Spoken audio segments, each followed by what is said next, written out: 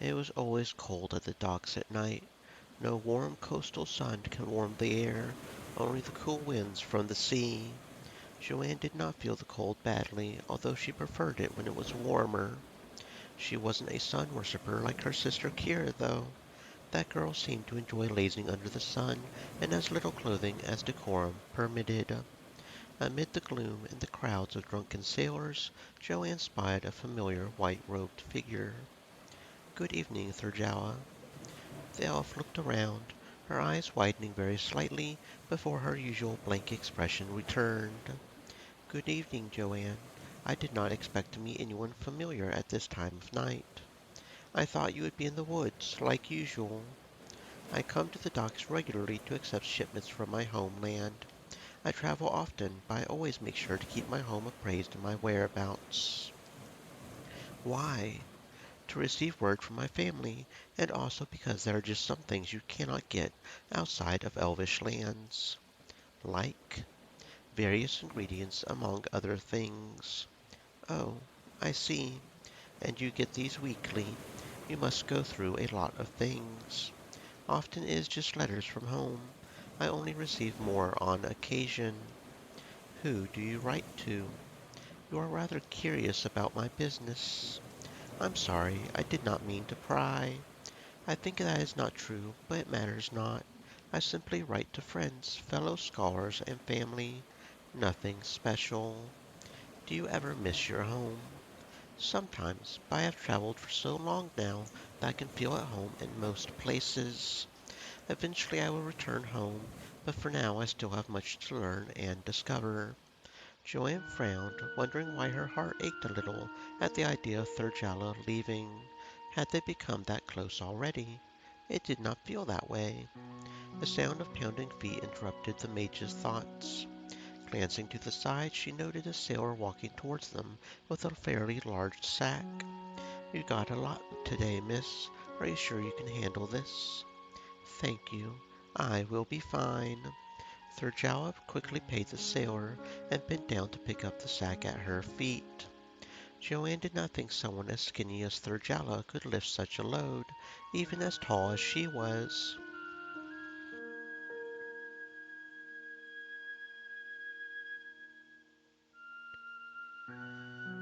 "Your backside looks magnificent when you bend over like that. I'm not sure you should do that with all these drunken sailors about." To Joanne's surprise, Thurjalla suddenly stood bolt upright. "Excuse me? I was just saying that you're so beautiful that I thought you would be in danger here." "I see." This time she crouched down before picking up the sack and standing up straight again. "Thank you for your concern, Joanne." "Do you need some help with that? It looks very heavy." Okay, not the best one. "Here, let me help you." Despite being an elf and obviously faster, Joanne somehow manages to grab the sack and pick it up before Thurjalla could react. "What are you doing? Please give that to me." "I told you I'm helping. Now, where are we going?" The elf sighed. "I lodge at the temple if you insist on carrying this burden." "Let's go, then." The two of them walked out of the docks and onto the street leading to the temple in silence. "Have you thought more about teaching me?" "A little. I may be I may, but I am extremely busy between my research and my temporary duties as a town healer. My predecessor clearly exploited his talents to earn a substantial living in this town. There are many who require my care who were mistreated or ignored by that man. It takes up much of my time." "I'm sorry to hear that. Did your family suffer because of him?" Joanne paused for a moment, considering on how best to answer. It did not feel like admitting she was fairly new to town, too, would be an issue, but there was always the worry of giving away anything, especially with what she and her sisters were up to. "We only moved here recently to take up the vacant shop near the market. We have probably been here longer than I have." "I see." The mage grimaced. Perhaps she should not have said so much. It is difficult to be a stranger in a small town. You are inherently distrusted. It does not help when there is a plague of thievery amongst the nobility. They are distrustful of outsiders, perhaps even more than the ordinary citizens. There aren't many elves in this part of the world. No, there are not. Becoming the hero has led to some acceptance, however. It allows me to continue my research in peace. What do you actually research? The applications of different plants and other substances unique to each land I visit. I also study any formal magic systems established in an area.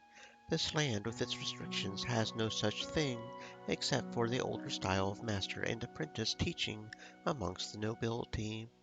So my studies in this land are purely on the different unique flora and minerals available here. Truthfully, I would be moving on soon if it were not for my responsibilities as healer. I think it would be a shame if you were leaving so soon. Why? Joanna felt her face growing a little warm. She was sure it was not the tiredness of hauling this heavy load across the town. I enjoy talking to you. I have little chance to talk to someone who understands things the way I do. Perhaps you should travel to my homeland. You could find many like me there. She bit her lip. That was not what she meant. Maybe. I feel like being the only human amongst elves would be pretty difficult. Our kind are not that insular. We have plenty of humans there for study or just to visit. I see. The pair paused outside of the temple gates. If you would give me the sack now, the priest will throw you out if you enter during this time of night. Joanne laughed nervously and quickly passed the sack to the elf. While doing so, her hand brushed against Thurjala's. Her heart skipped a beat. The elf's skin was so soft and warm. She had wanted to feel more, but that would have been awkward. Instead, she did as she was asked and stepped away. Did you tire yourself out? Well, why? Your face is flushed with color. Oh, yes, that is probably it. I should go home and get something to drink to help cool me down. Thurjala nodded. That is wise.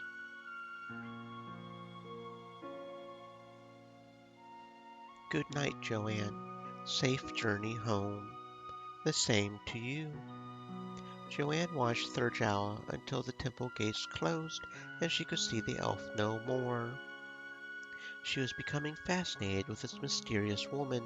She was unlike anyone she had ever encountered before. Looking at her hand, she briefly wondered what it would be like to take Thurjala's hand with her own.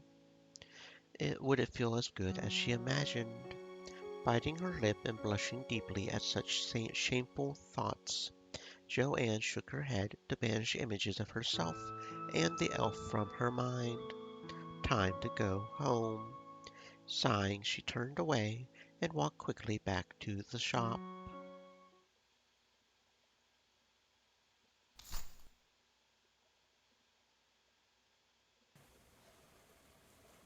The docks at night was a surprisingly quiet place, although it could be quite intimidating at times. Drunken sailors would lurch around in groups, leering at passing women and offering the occasional compliment. Joanne was not particularly fond of that. While she did like the idea of attracting another's gaze, it was a little different when it was drunk sailors with little respect for the rights of others.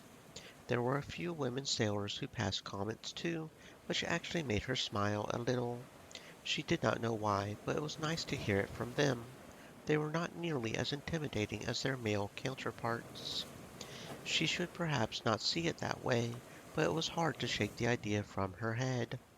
After all, Thalia was just as aggressive and promiscuous as male sailors had a reputation for being. As she passed by a raucous tavern echoing loudly with laughter and sea chanties, she spied a familiar blonde figure ducking into a narrow alley next to the old wooden building. Her curiosity getting the better of her, Joanne followed and found Melvin talking to a mysterious cloaked figure. Something passed between them before the cloaked figure walked down and out the opposite end of the alleyway.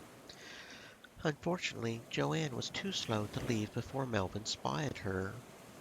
Joanne, What brings you to a place like this at night? I don't think this is a good place for a woman. I'm perfectly capable of taking care of myself.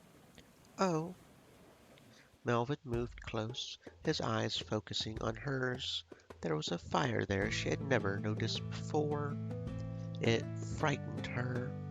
Perhaps you're following me. If you just wanted to get my attention, you could have just asked. One of his hands moved to rest on her shoulder as the other moved to take her chin. You have my attention. I, I, not like you to be lost for words. Perhaps you really are interested. He started leaning in closer, his lips moving towards her own. Joanne felt panic rise in her. She had not been expecting this, and she really was not sure if she wanted it. She knew she should stop him, but what would he do if she did? Would he grow angry? It would not be wise to insult a noble. His lips were so close now that she could feel his breath on her face. She had to act now.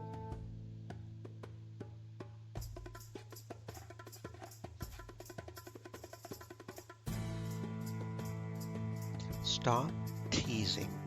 Get on with it. Melvin burst out laughing and stepped back. You are a poor liar, Joanne. Well, what do you mean?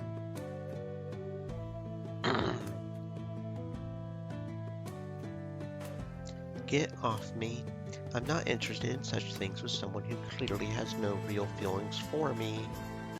Melvin stopped and pulled back, although his hands remained on her. What makes you think that? You barely know me.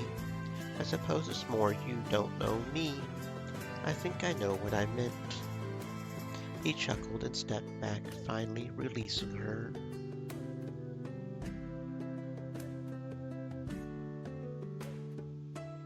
Yes, I suppose you think you do. She narrowed her eyes. You're starting to annoy me. I crave your pardon. Fine, let's just pretend this never happened. Perhaps that is for the best. If you ever change your mind, then I am more than happy to oblige. I'm not really interested in casual relations. That's fair enough. Although I know a few gods or goddesses that frown upon such things. I do, though. He shrugged.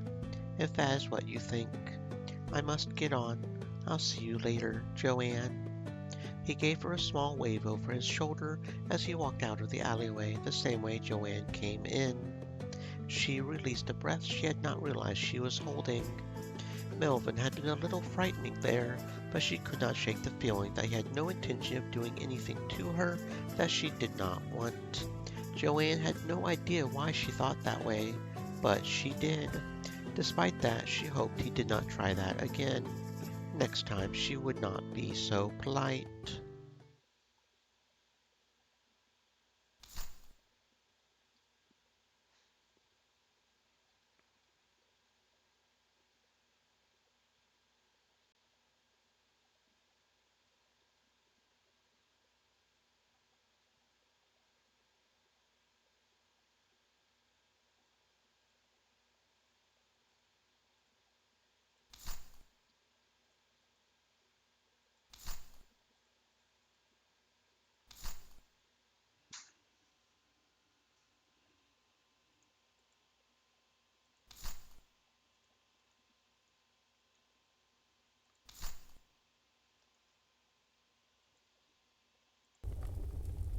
Kira stepped aside as a customer left.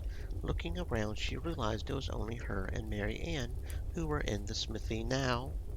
Alone again. I think the gods are telling us we're supposed to be together. Kira rolled her eyes. Or that business is bad. Business is fine. I think you just scare off customers. Maybe I should chain you up in my house to keep you out of the way. She winked. Don't worry, it would be to the bed. Kira blushed slightly and shook her head. Don't do that. Mary Ann laughed. I think secretly you would like it. I wouldn't. The smith laughed and shook her head. You're so pretty when you're trying to control yourself. I can see the blush on your cheeks." Kira grumbled and ran her hands down her cheeks. She could feel the heat in them. "Can we talk about something else?" Mary Ann chuckled and nodded. "Of course. In fact, there was something I wanted to talk to you about." "What?" "Remember I told you I wanted to be a warrior?" "Yes. I really want you to help me become better. I'm not going to be running the smithy forever. When the time comes for me to hand it on to someone, I want to be ready to start working as a soldier or a traveling mercenary." "Are you really sure? It's not all that great. You're putting your life on the line all the time. Have you ever killed someone?" "No." "Do you think you could?" "I don't know. Can anyone know until it's you and them?" Kira shrugged. "There's nothing wrong with being a smith. You're obviously really good at it. But it's so boring. You want to be a warrior for fun." Mary Ann sighed. "No, but I can tell you enjoy your life. Don't you enjoy your life? Only if you or Thalia are here." Kira felt a pang of jealousy at the mention of her younger sibling. Had Thalia been spending time here too? Were they kissing like they had done the first time they met? "The only other times I'm happy are when I'm working on weapons or special projects." She sighed again. "But I'm just a smith in the middle of town.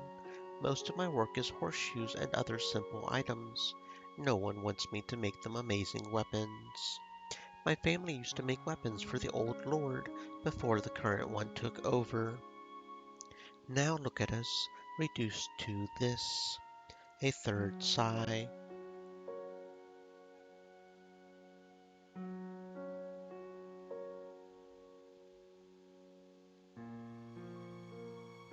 "I think you would look good in armor, something tight and in leather."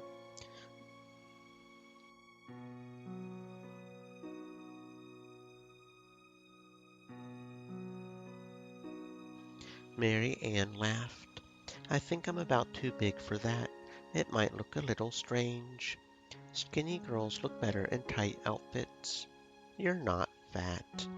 "No, but I have muscles and a big chest." She winked. "I'm sure you've noticed." Mary Ann laughed as Kira blushed. "Well, anyway, will you help me?" "Not right now, but I promise I will when I can." "That's good enough for me." She winked again. "Maybe I'll see about wearing something nice and tight for you." Kira rolled her eyes. Marianne shook her head and sighed. "I should get back to work. Those horseshoes won't make themselves." "Maybe I should ask your older sister if she can enchant the forge to do it for me." "She would say no. She doesn't think you should use magic for things like that." Mary Ann smirked. Sounds like her favorite word. Kira found it hard to disagree, but decided it was best not to say it out loud. "I'll see you later, Kira. Just think about what I asked, okay?" "I promise." Alright, now we're starting to get into the three hearts for a lot of people. So I guess it was just a matter of figuring out that I needed to end the turn in order to get to the, I guess. Joanne sat at a table in the corner with her back to the wall. It gave her a good view of the whole room as well as those who came in and out. She was not feeling particularly paranoid, but seemed like a good idea considering the trouble she had been causing of late. A small smile touched her lips when she saw Morgane flitting between tables and carrying orders. It had felt like an age since she had seen her new friend, and the mage rather hoped they would get a chance to talk a little later tonight. She knew Morgane was working, but a brief chat between orders would not upset the landlord too much, would it? Eventually the waitress noticed her and quickly hurried over. "I'm sorry, Joanne, I didn't see you there." "Don't worry, I didn't exactly make an entrance and I didn't ask for service." "Oh, so you don't want anything? Actually, I'll have some water since you don't serve tea at night." Morgane blushed a little and bit her lip. Actually, after you came, I persuaded the landlord to allow it. Seems you are not the only one who missed the tea in the evenings. Joanne's face instantly lit up. Then I shall have your tavern's famous tea. The waitress curtsied and smiled. Very good, miss. I'll bring it to you shortly. I told you not to call me miss. I know. The maid chuckled and shook her head. It looked like a little of her sense of humor had rubbed off on Morgane. A minute or so later, Morgane arrived with a small pot of tea. You might want to wait a little for the best taste. Thank you. Joanne glanced about the room for a moment before she realized that Morgane was still standing nearby. Something wrong, Morgane? Oh, it's just... Are your sisters not with you tonight? They're all adults. I'm not in charge of them. I see. I guess that's a good thing since I wanted to tell you something. Joanne was a little confused, but oddly excited too. What could Morgane possibly want to say that she did not want to say in front of Kira and Thalia? Tell me what? I just wanted to say I admire you. Why? I know what it's like to be the oldest child. You're supposed to help support your parents and siblings. You're supposed to help raise them. Your two sisters are amazing, and that could only be thanks to you. I don't know what exactly happened, but I know you have no mother now. Joanne winced, frightened about what Morgane might know, or even how she knew it. So you must have helped your father a lot when you were all young. I admire how hard that must have been for you. Things could have gone so badly, but all three of you are amazing people. So I just wanted to say I admire you for that. I wish I could be half as good as an example for my younger brother. My father died recently after a long illness. It has been just my mother and I. I do the best I can. I hope my brother can grow up to be like your sisters. Joanne stared at Morgane, genuinely confused by what the waitress had just said to her. Morgane admired her? Why? They barely knew each other. It was obvious from how she imagined her childhood with her father and two sisters. She was not sure what to say to Morgane, so she decided it would be best just to say the first thing that came to mind.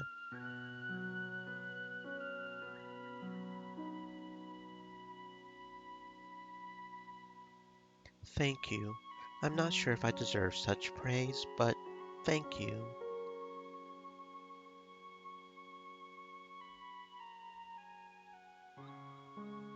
I don't deserve that kind of admiration. You obviously don't really know what it was like. Okay, yeah, that didn't seem like a good thing. Are we talking about Kira and Thalia, or do I have two sisters I don't know about? Morgane giggled a little behind her hand before blushing as she realized she had done so. Are you sure I'm a good sister now? Yes, I still am, but you just made me laugh there. I'm glad. Joanne sighed. Honestly, I don't know if I deserve the praise you've just given me, but I appreciate it. I'm fairly sure my sisters would tell you anything I've done or have been to harm them rather than help them. I'm sure they wouldn't say that. I'm pretty sure they would, even if they were probably joking. Well, I think you're great. Don't let your sisters tease you too much. I try not to. Anyway, I should go. I don't want to get shouted at again. Thank you, Morgane.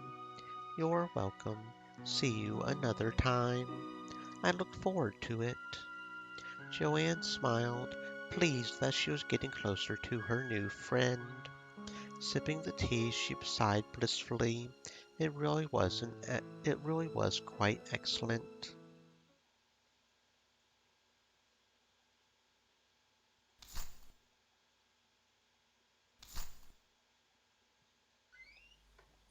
Kira was sick of waiting.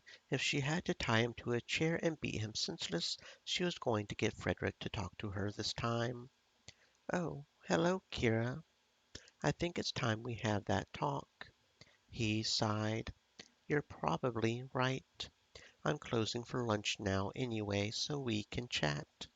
Just don't tell anyone that I'm letting you into my shop out of hours. Afraid people will talk? No, I'm afraid people will think we're up to something.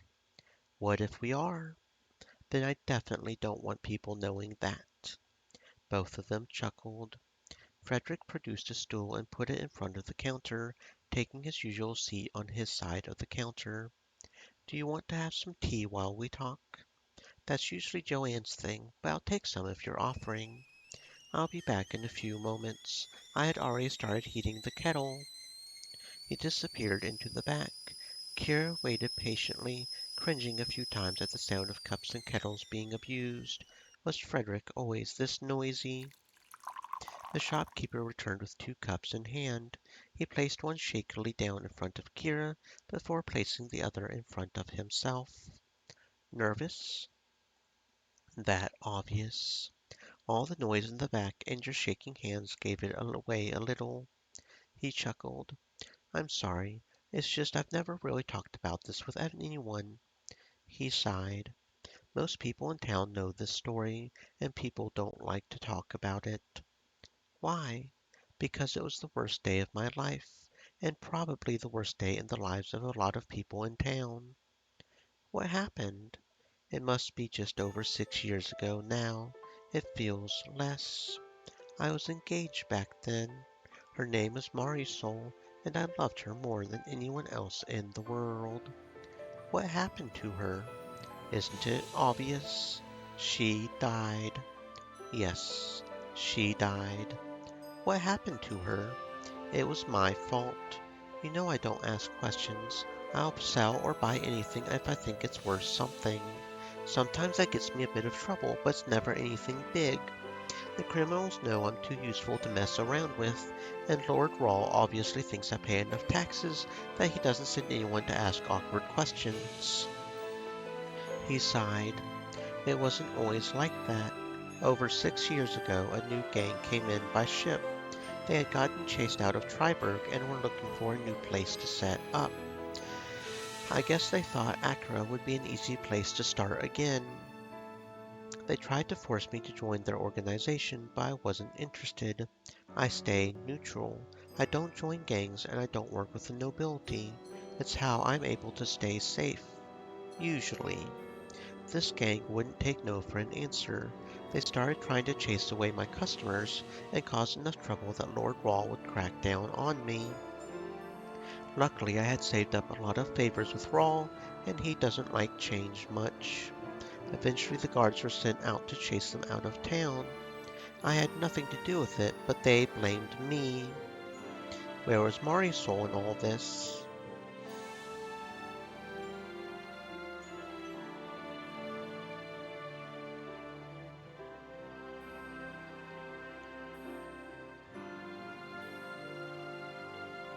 She was with me the whole time. We had been seeing each other for a long time. The gang turned up while we were planning our wedding. She wanted us to leave, to take my money and go somewhere else.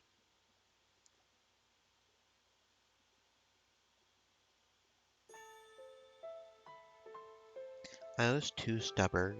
This was our home. Why should we leave for a bunch of thugs?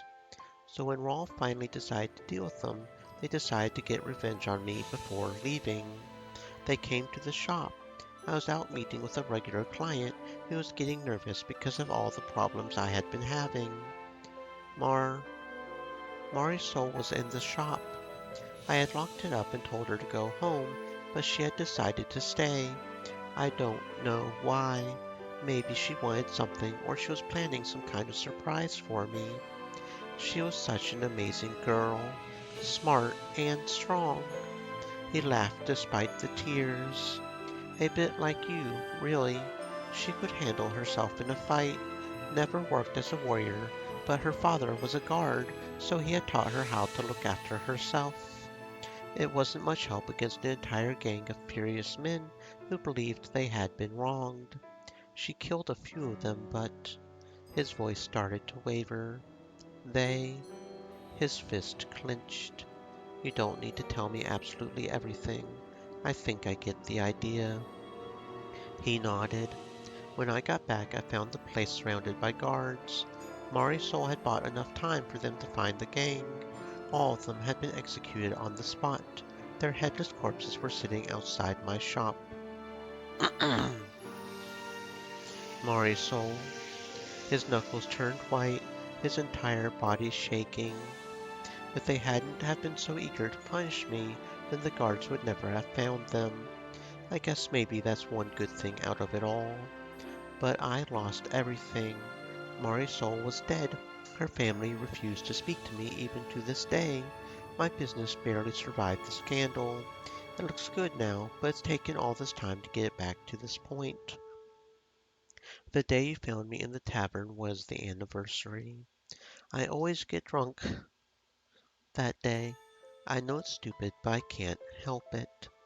Every time I think what those animals did to her because I wouldn't do what they said. I should have listened to her, but she stayed because of me. His fist slammed down on the counter. That's why I would be bad for you, Kira. Do you really want to be with someone who will get you? I can't even say it. Death was a mercy for Marisol in the end. I know you can fight, Kira, but so could Marisol. That didn't help in the end.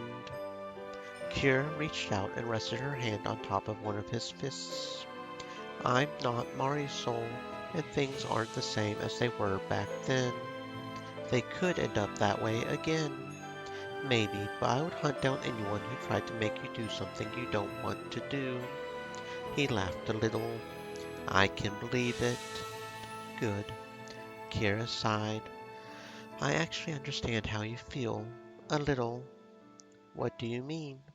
I guess I owe you a story, too, about why you and your sisters are robbing all of Rawl's friends. Kira laughed nervously. I thought you had figured that out. You are the one we sell the really valuable stuff to. It was pretty obvious. You're lucky I'm good at getting rid of stuff like that. So why do you do it?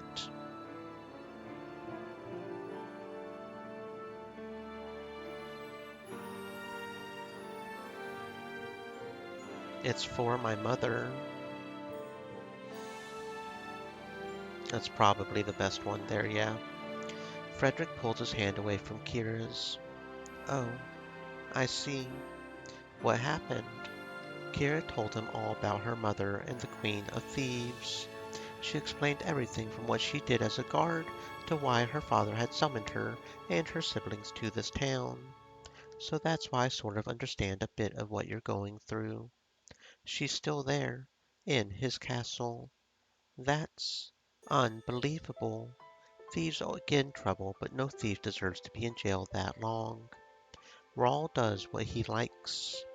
Yes, I understand what you mean. Someone precious to you was taken away. You thought she was dead all this time. For all we know, Rawl has done just as bad or worse to her. We don't know. We just know she's alive. I'm sorry, Kira. I'm sorry too. It looks like we both have our burdens. She took his hand again, unclenching his fist and lacing his fingers with hers. You don't need to avoid me now, right? He nodded. She leaned over and kissed his cheek. Good. Yeah, so that's probably the right one there, and then the last one will get the full heart, right? That's probably what happens there. It was another one of those days when Kira felt like praying at the temple. She had made sure not to tell Thalia that was where she was going, though. The last thing she wanted was another argument with her sister over whether the gods existed or not. Kira knew why her sister felt that way and respected it, but she wished Thalia did not always get so angry that others did not agree with her. Then again, the priest and others who got angry because Thalia did not believe were just as bad. It was as busy as it usually was on this day. Most chose to stay to pray to the gods. To her surprise, she saw Tiberius emerge with yet another woman at his side. This was different, however. Kira knew this woman was married. She had seen her waving goodbye to her husband while she had been walking through town one day.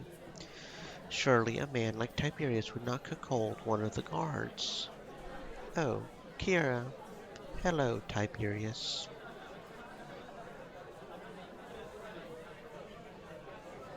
Another woman, Tiberius. You really are quite shameless. Hello. It's nice to meet you. You're married to one of Tiberius's guards, yes? Yes, my husband has been friends with Tiberius for many years. So Tiberius is like a brother to me. Oh, I see.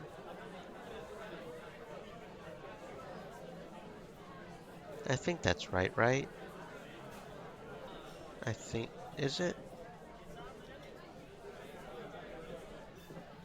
No, it should be a full heart, shouldn't it? Hmm.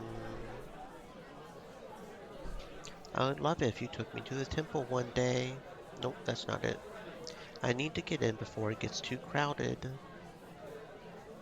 Nope, that's not it. Okay, so it is, this one. Okay.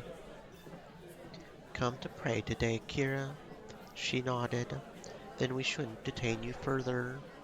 Kira smiled, giving them both a small wave before walking past them into the temple proper. She was glad to find out that Tiberius had not been up to anything he should not. She had begun to admire his virtuous behavior, and it would be disappointing to find out he was not as good a man as she had thought. It appeared he was just as good as she thought, and that made her happy. Still, it was hard to shake the feeling that the story was just a little too good to be true. In her life she had never known a genuinely good man apart from her father. She sighed. Kira did not know how to feel about it all. Perhaps a prayer could sort it out for her.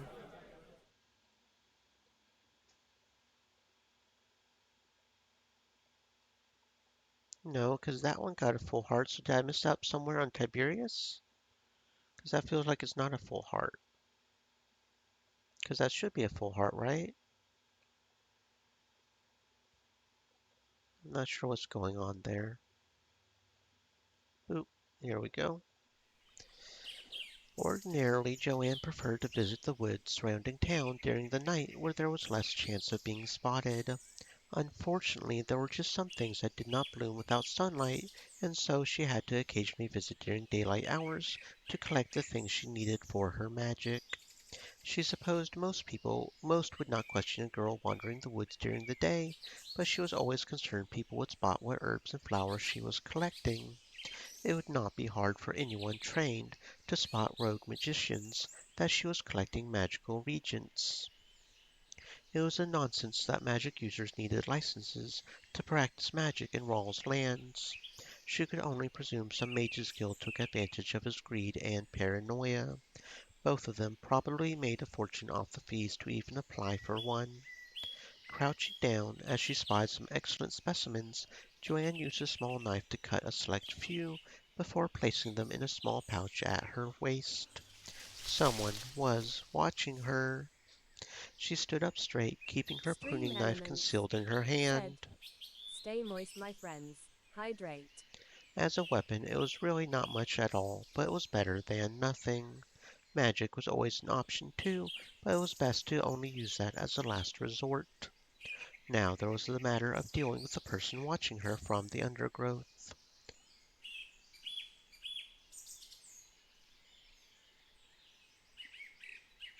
Does it make you feel special following people around in the woods? It's really quite warm today. Joanne removed the additional wrap she used to give herself a bit of modesty and warmth with her dress. She crouched down again, the absence of the wrap allowing the skirt of her dress to hang down to show the full length of her leg to almost flashing part of her backside. A figure suddenly lurched out of the undergrowth. Joanne stood up straight and smirked. She held her knife at the ready, unwilling to take risk even in her moment of triumph. Trying to get a closer look, the figure laughed a familiar laugh. It was Melvin who had been watching her. What was a noble doing skulking about the woods? Okay, so that one didn't quite get all the way to a full heart either.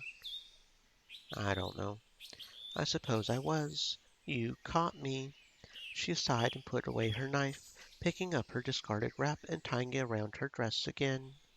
I've always been good at baiting traps. So I see. I didn't think it would be you, Melvin, if I'm being honest.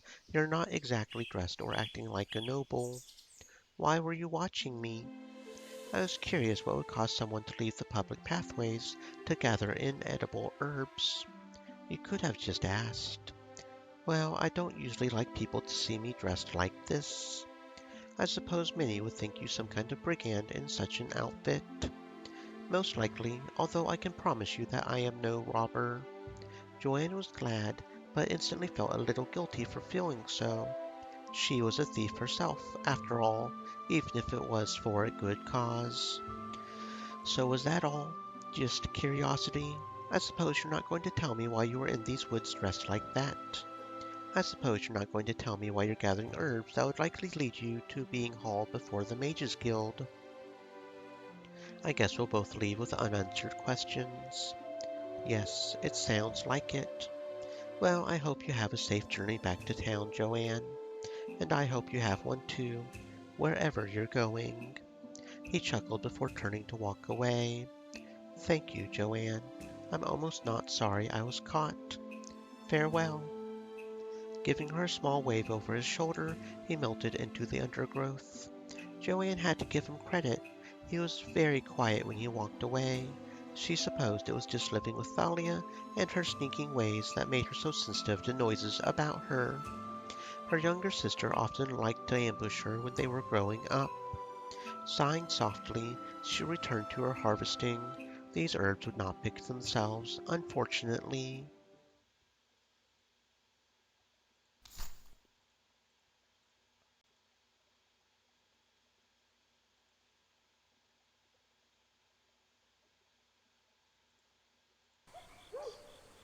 Joanne was starting to think visiting the woods at night was not the best of ideas.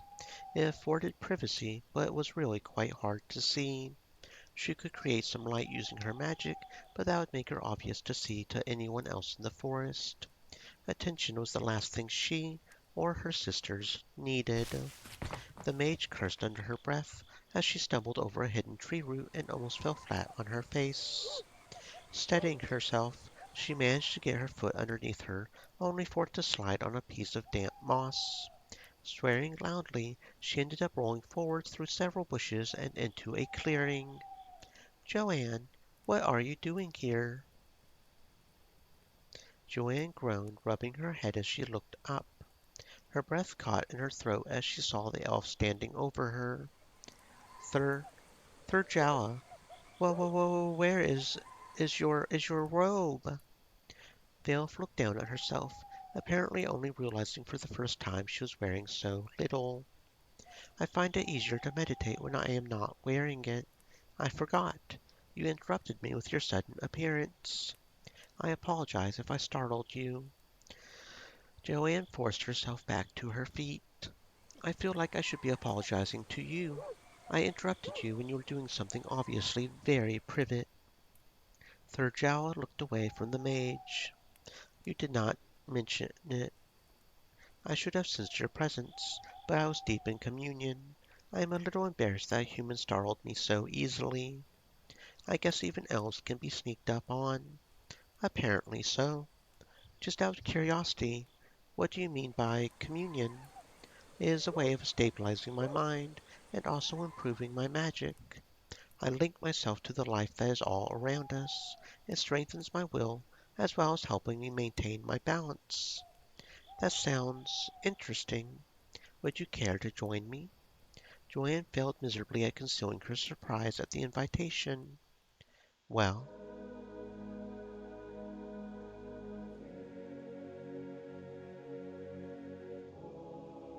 I would love to. Just one thing. Yes? Do I have to take off my clothes? Only if you wish to. I just find my link is stronger the more my natural body is in contact with nature itself. Have have you ever done it naked? That is a rather forward question. I'm sorry. You don't have to answer. Thurjala shook her head. I will simply tell you that I would not do so in a public area. perhaps in a privet garden. Joanne tried to push the image that popped into her head away. She really wished Thurjala had not said that. Come, sit on the ground and I'll tell you what you need to do. Joanne sat on the ground in front of Thurjala. She raised her eyes, thinking it was going to be impossible to concentrate while looking at the elf wearing so little clothing. Now slow your breathing and clear your mind. Joanne did her best to slow her breathing, but clearing her mind was a very difficult task. Images images of Thurjala kept flooding in the moment she stopped actively concentrating on anything else. Sense the magic around you. It is all around you. Do not try to control it. Simply let it drift around you. Joanne felt a slight tingling. It reminded her a lot of the feeling she got as she readied her spells, but it was different. It felt more natural, less chaotic and dangerous. Let your mind drift on the currents you can feel around you. Allow yourself to release control. The mage could feel her body relaxing as the currents around her started to flow through her. Her mind felt like it was drifting away.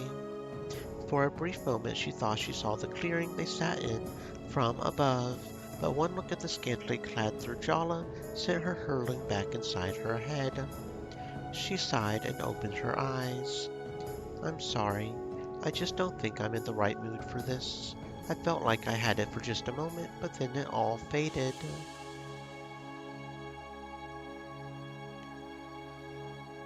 Thurjala opened her eyes and smiled. It was the first time Joanne had seen such an obvious warmth in her expression.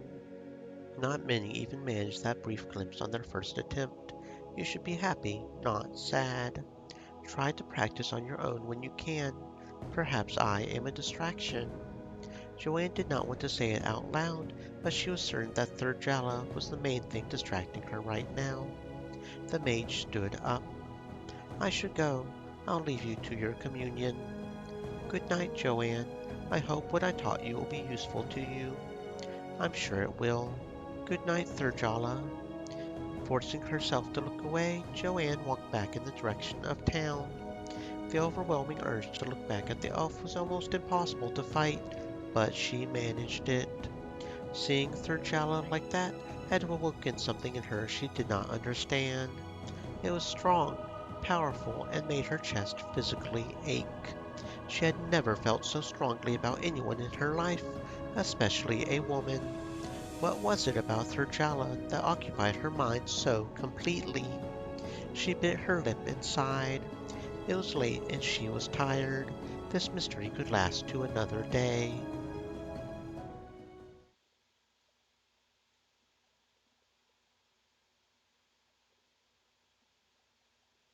Was that the right answer? No, we need to go a little bit further, don't we? Sure, just let me undress. I confessed myself surprised. I was starting to think you couldn't be surprised. I am often surprised. I'm just not good at showing it. Joanne did little to hide her surprise when she realized that Thurjala was smiling. That got us a little bit more right. I think it did. Now, shall we begin? I do not see how you gain anything from standing before me in your undergarments otherwise. Joanne blushed before moving to sit cross-legged on the ground. She felt a little uncomfortable wearing so little in front of a woman she knew so little about.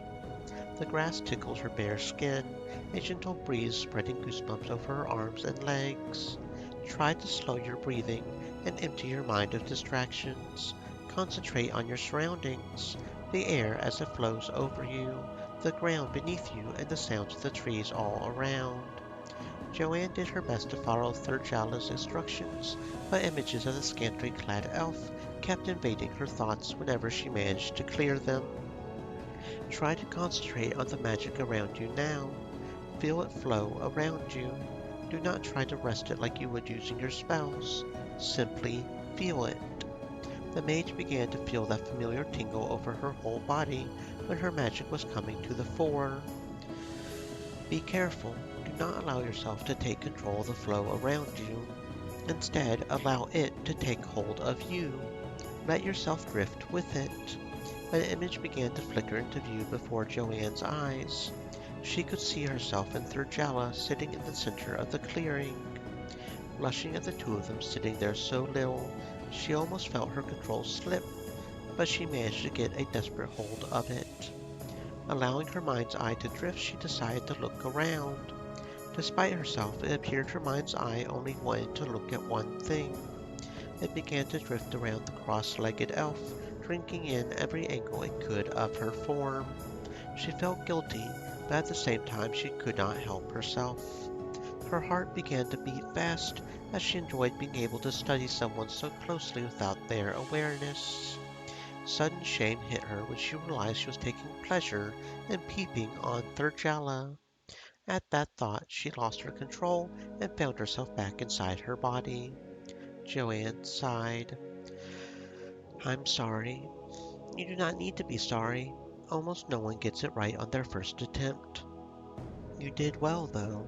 Keep practicing, and I'm sure you can do it. Joanne swallowed. She probably could figure it out, but she silently promised herself not to.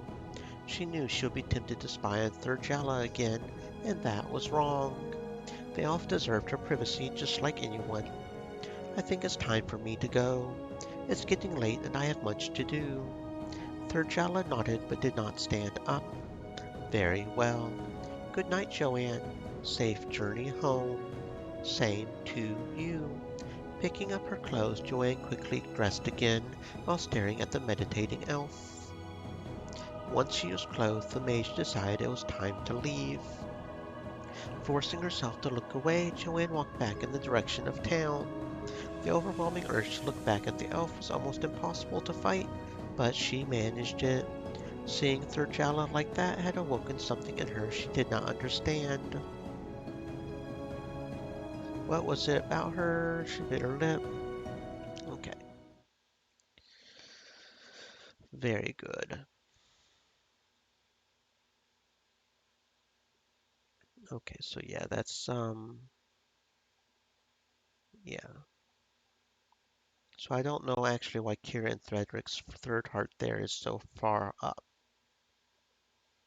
because the third heart normally is just a little bit end, right?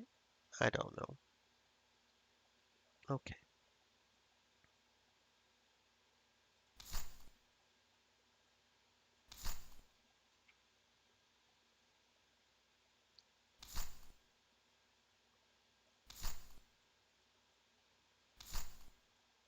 kind of annoying how this does it though. Kind of annoying how this does it. Okay. It was very quiet on the docks today. A fog had descended which had forced most of the ships to remain at port instead of going out to sea. Naturally, the sailors did not want to hang around the docks all day, so most of them had either gone home or taken up residence at the tavern. Joanne found it a little strange walking alongside the sea when it was so quiet. There was only the creaking of ships and waves lapping at the shore below. The maid suspected her visit here was a waste of time. No one was around, and she could not get the things she needed while the weather was like this. Eventually she saw a familiar shape emerging from the fog in front of her. Oh, hello, Joanne. What brings you to the docks today? With the fog this bad, there will be nothing to do here. Does that include you? Morgane laughed a little. Yes, Albert sent me home since it looks like there's nothing to do today. Obviously, he's a little worried about getting his shipments in and out on time, but there's nothing to be done about this weather. Do you mind if I walk you home? The clerk looked uncertain for a moment before nodding. Why not? We haven't had a chance to talk like this before. I'm glad. The two women left the docks area and began walking through the town towards Morgane's home. Do you mind if I ask you something? What do you want to ask me? Why do you work two jobs? Morgane stopped walking, her head bowed as if deep in thought. After what felt like an eternity, she looked up and nodded grimly at the mage. I'll tell you. The clerk sighed. A few years ago, my father used to work the docks as a sailor. One of his legs was crippled, and so he could not work on the ships again. His old captain paid him off, and so he decided to open a shop near the market. The pay was enough to get a shop, but nothing to sell. She sighed again. So we borrowed from one of the merchants on the docks. He had goods to sell and decided to loan us some to get us started. It went well at first, but then my father grew ill. We don't really know what happened, but we think it was something to do with his bad leg.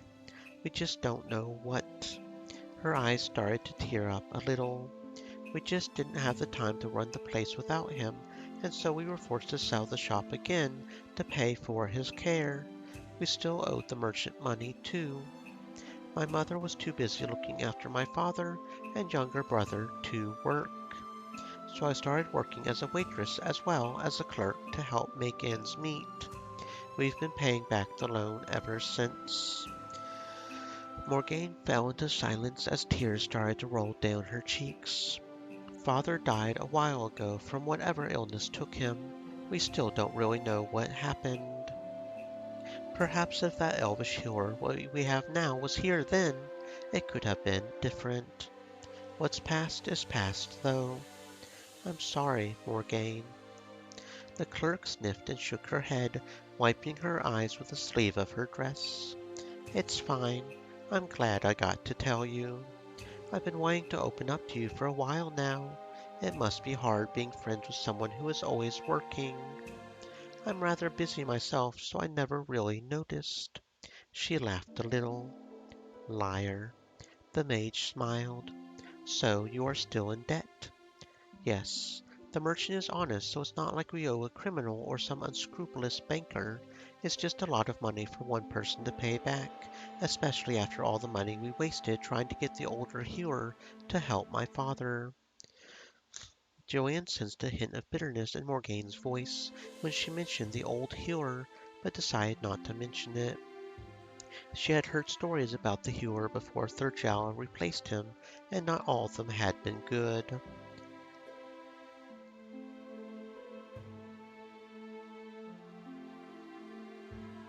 I don't like seeing a frown on such a beautiful face. No.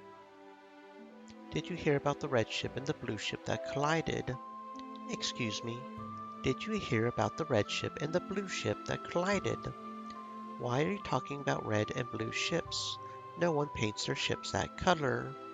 Both crews were maroon.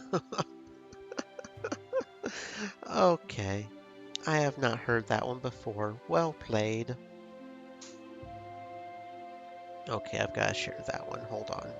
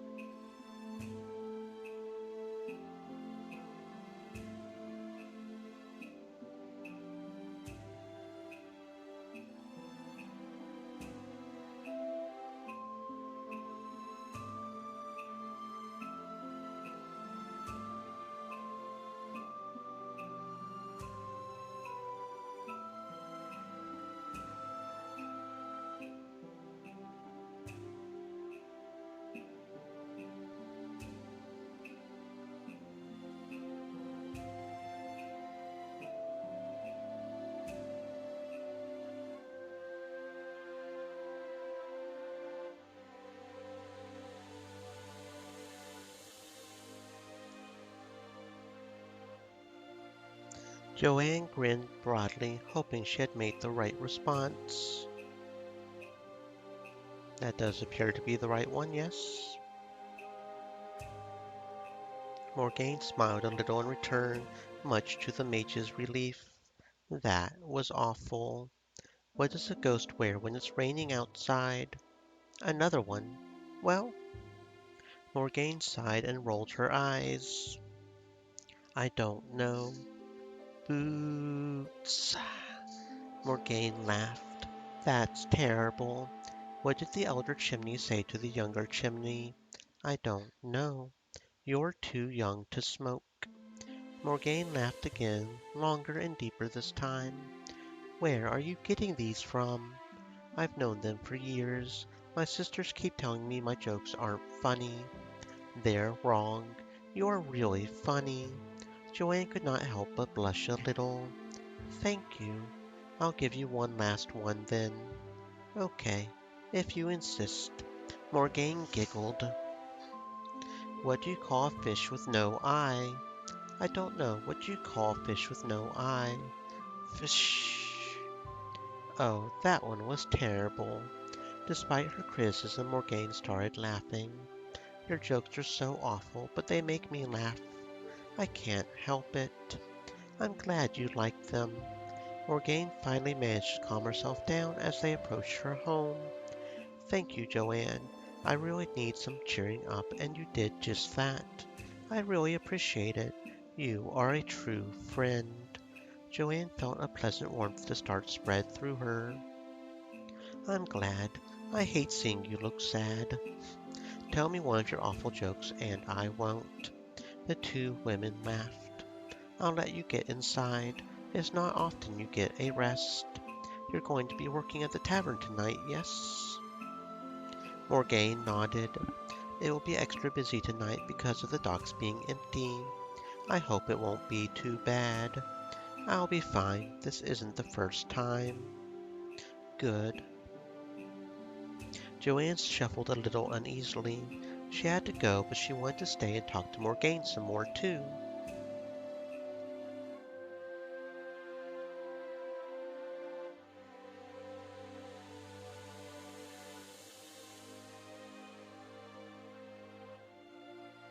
She sighed. I should go. I'll see you at the tavern or the docks sometime. I'm sure we will. I look forward to it. Farewell. Goodbye, Joanne. Hmm. So yeah, we're slowly getting there on a lot of these. And I don't know if Thalia is getting a little jilted. I mean, I'm assuming we can expand the relationship with everybody, right? Up to like almost max. I don't know. Because I haven't seen any screens yet saying we can't.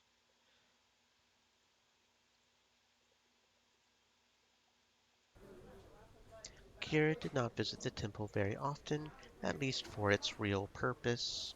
She was not an atheist like Thalia, but she did find her relationship with the gods strained. If they could truly help her, then why had her mother been taken away so long ago? Still, she found herself from time to time visiting the temple to pray for her mother. As she entered the mini area of the temple, she was surprised to see a familiar face kneeling before one of the altars. It was Mary Ann, and she appeared to be very deep in prayer. She honestly had not seen the smith as particularly devout. Approaching quietly, she stood there waiting until her friend stood up. Oh, Kira, I didn't take you as the praying kind. Sometimes. I'm not really. I come here every Saturday night. Who are you praying for? My parents. And for me, I guess. The smith tried to chuckle, but it faded quickly into a sigh. I guess I'll try anything, and sometimes it's nice to be somewhere quiet. What about you? My mother. We lost her a long time ago. I'm sorry. You don't need to be sorry. Mary Ann placed a hand on Kira's shoulder. Actually, there was something else I was praying about. Maybe you standing there behind me is an answer. Kira looked at the hand and then back at her friend. Were you praying about me? Sort of. She looked around. Can we go out into the grounds? I want to talk more in privet. Of course. The pair left the main worship area, exiting the building into the surrounding gardens. Mary Ann sighed. You know I'm a flirt, right? I would be blind and deaf not to. She chuckled. Well, to be honest, it's more than just flirting when it comes to you, Kira. Kira's heart skipped a beat. I really like you, Kira. You're fun to spend time with, and we seem to have a lot in common. I'm not really one to settle down, but I would like to see if maybe there can be something more serious between us. I get it if you're not interested, but I'm pretty sure you are. What do you think?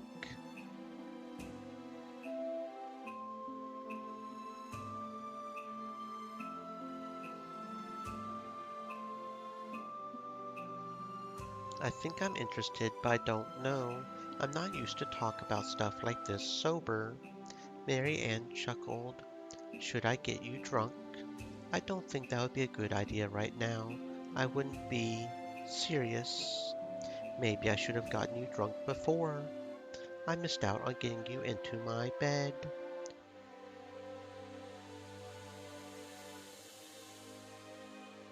I almost feel like that's not quite the best we can do. I feel like we can maybe go a little bit further than that.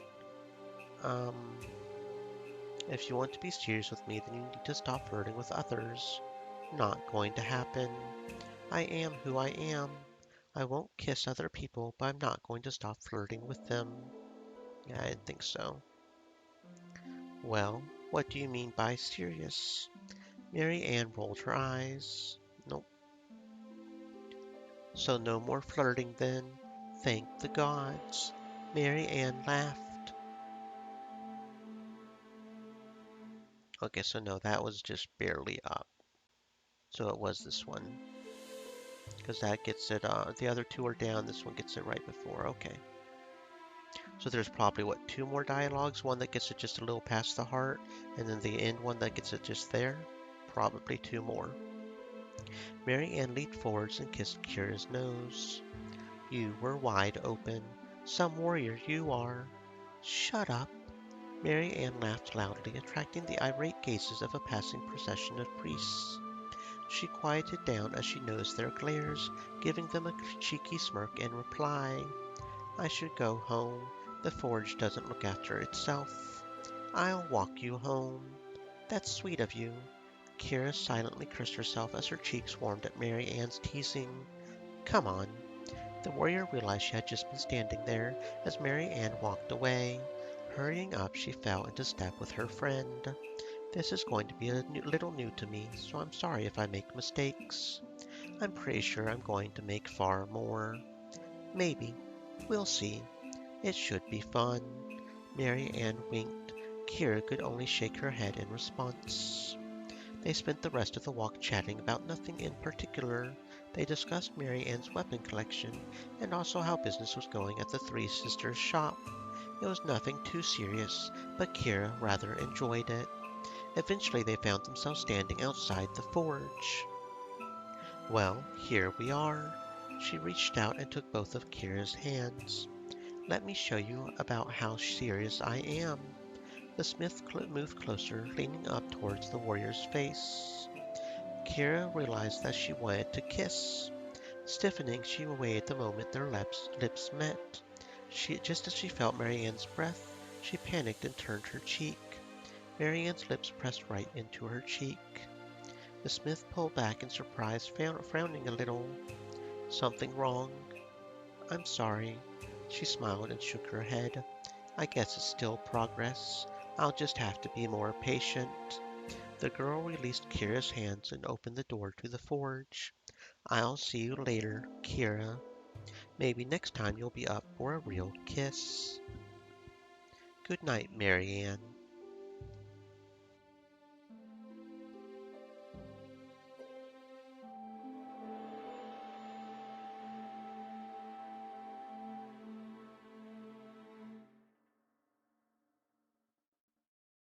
Kira stood stiffly until the door closed. As soon as she was sure Marianne was not peeking, she released the breath she had been holding. Her entire body relaxed, but her chest still felt stiff. She had never felt so tense with anyone in her life, even with those trying to disembowel her. Shaking her head, Kira decided to go home via the tavern. She really needed a drink.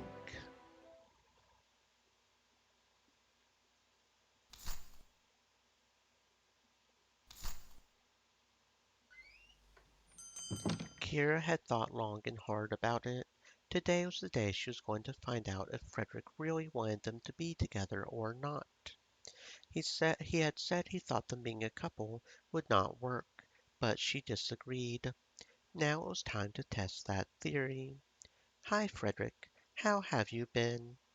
Fine, I guess. Staying away from drink. You? I'm good, although I'm not so good at staying away from ale. The young man chuckled. So, what brings you here today? Got something to sell? Actually, I wanted to talk to you about something. What? Kira took a deep breath. It was now or never.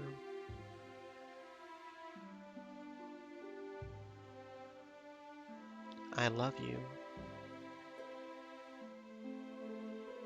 Okay, so I feel like maybe that would get it all the way up. So it's very privet. I'll need to whisper it. Kira grabbed the front of Frederick's shirt and pulled him forward so she could lean over the counter. She made sure he got a good look down her shirt before leaning up to press her lips to his ear.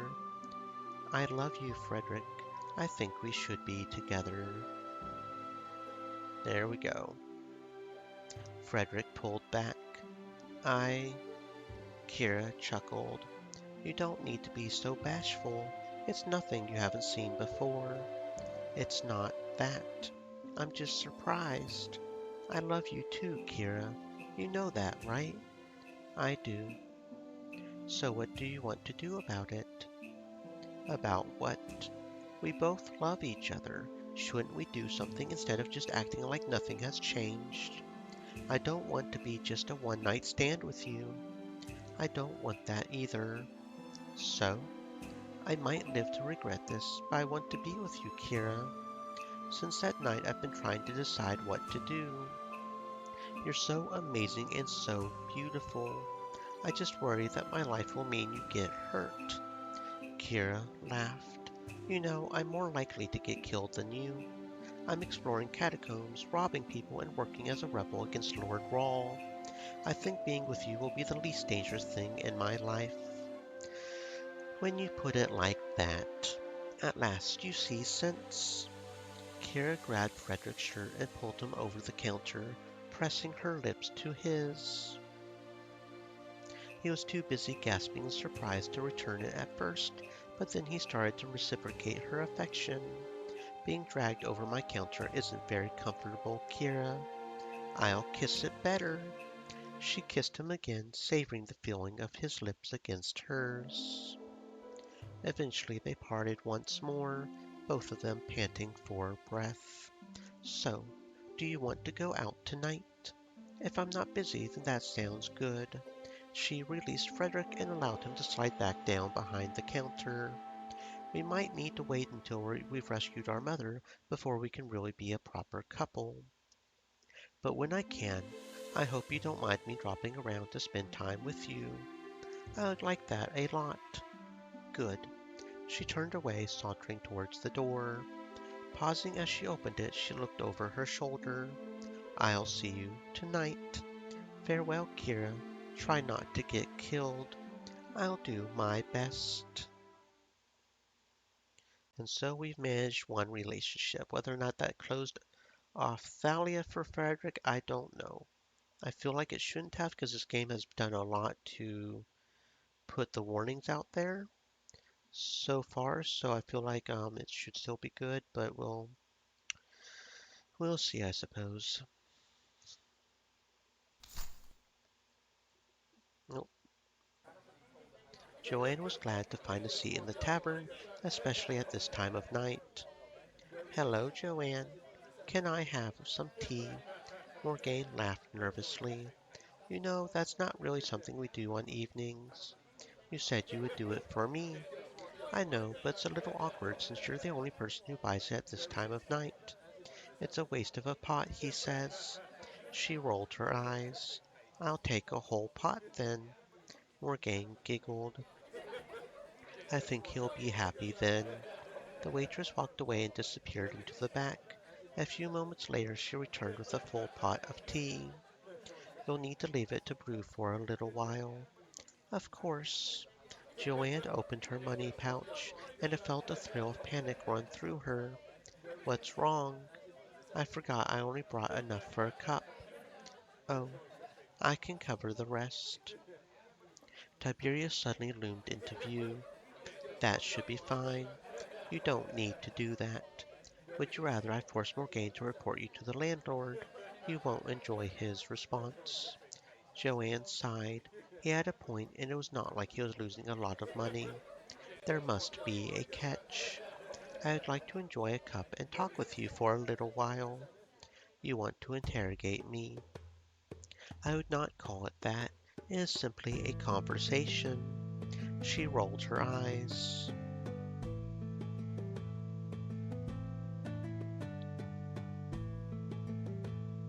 Are you trying to bribe me, Captain Tiberius?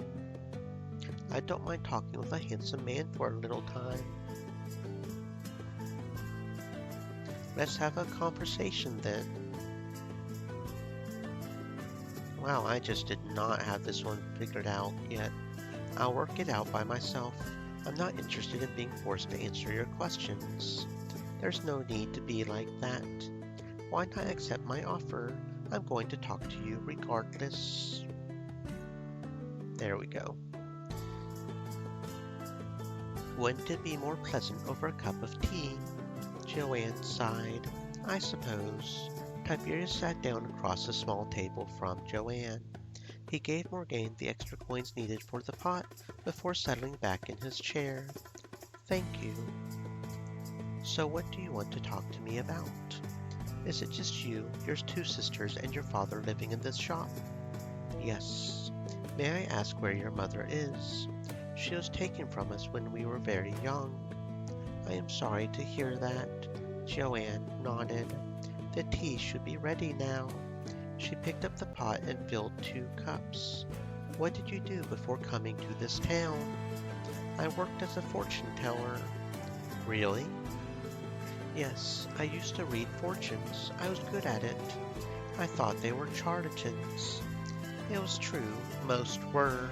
She used magic to make real predictions, which had not been illegal where she had lived before, but it was here. Joanne held the cup of tea up to her lips for a few moments before setting it down. She felt like it would be too dangerous to admit she was a mage, even if she claimed to have given up the practice of magic. It's not hard to calculate the odds and work out roughly what is going to happen.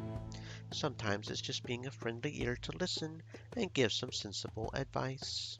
She often did that instead of using magic, but sometimes it was useful to catch a few glimpses of the future through her magic. I see. That sounds reasonable. Still, I am glad to see you participating in something more legitimate. Tiberius drained his cup. Thank you for the cup of tea, miss. Joanne, please. You make me feel old saying that. She could hear Thalia laughing in the back of her mind. Very well. He bowed slightly. Farewell, Joanne. Enjoy the rest of your evening and your tea. She smiled. I shall. Thank you again. Of course. Watching the guard leave, she sighed in relief once he was out of sight. Joanne did not like lying much, even if she knew it came with her nighttime occupation. She hoped the gods would forgive her for her indiscretions. It was all for a good cause. Finishing her cup, she poured herself another and savored this one. Eventually she would have to go home, but for now she would enjoy some time drinking tea without being bothered by her sisters or her father.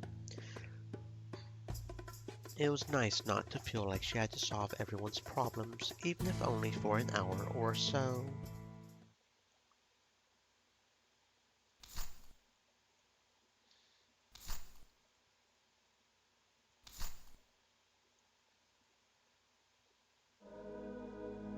The temple was a comforting place to Joanne. She could commune with the gods and goddesses without having to worry about her younger sister starting a fight, or to be interrupted by duties at the shop.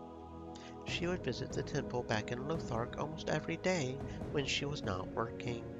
Her visits were less frequent now, but she still did her best to pay her devotions, even if could not physically attend their affairs. Kneeling before the altar of Torza, she prayed quietly to herself for aid in deciding the best path to take to strengthen herself.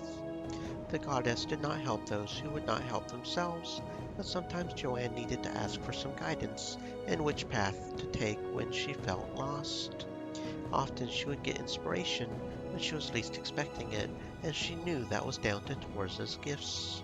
She hoped that she would acquire greater favor as time went on, but she knew that would only come if she worked for it. Her prayer finished, she stood up and turned around to leave. To her surprise, she found Melvin standing near the exit to outside.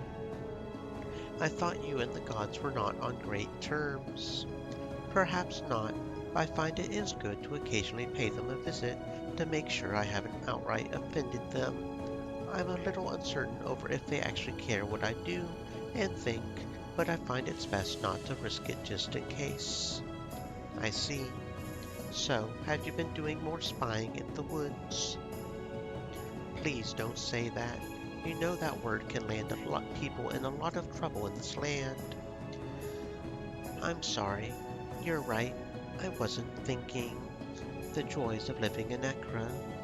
Joanne nodded. So, have you finished in the temple? Yes, I don't pray as long as you do, so even though I arrived after, I finished before. I have a lot on my mind and I enjoy the time. It's nice to have a sympathetic ear. Depends on which god or goddess you're praying to, I think. Torza is sympathetic, I find. She is one of the kinder ones. Are you ever going to tell me what you're really up to in the woods? Maybe sometime.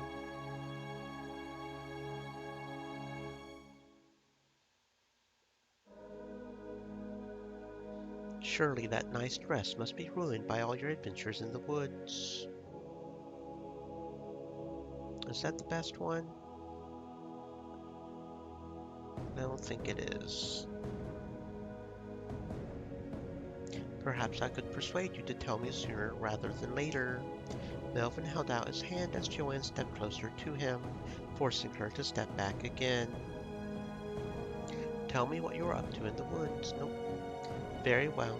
It was nice to see you again, but I really need to get back to the shop. Very well. It was nice to see you again. Do you see me more often than I see you? It looks like maybe it's a little bit. I'm not sure. Was that a little bit higher? Because I almost feel like it goes a little bit over this way too, to the start of the first one. Which that one doesn't quite do.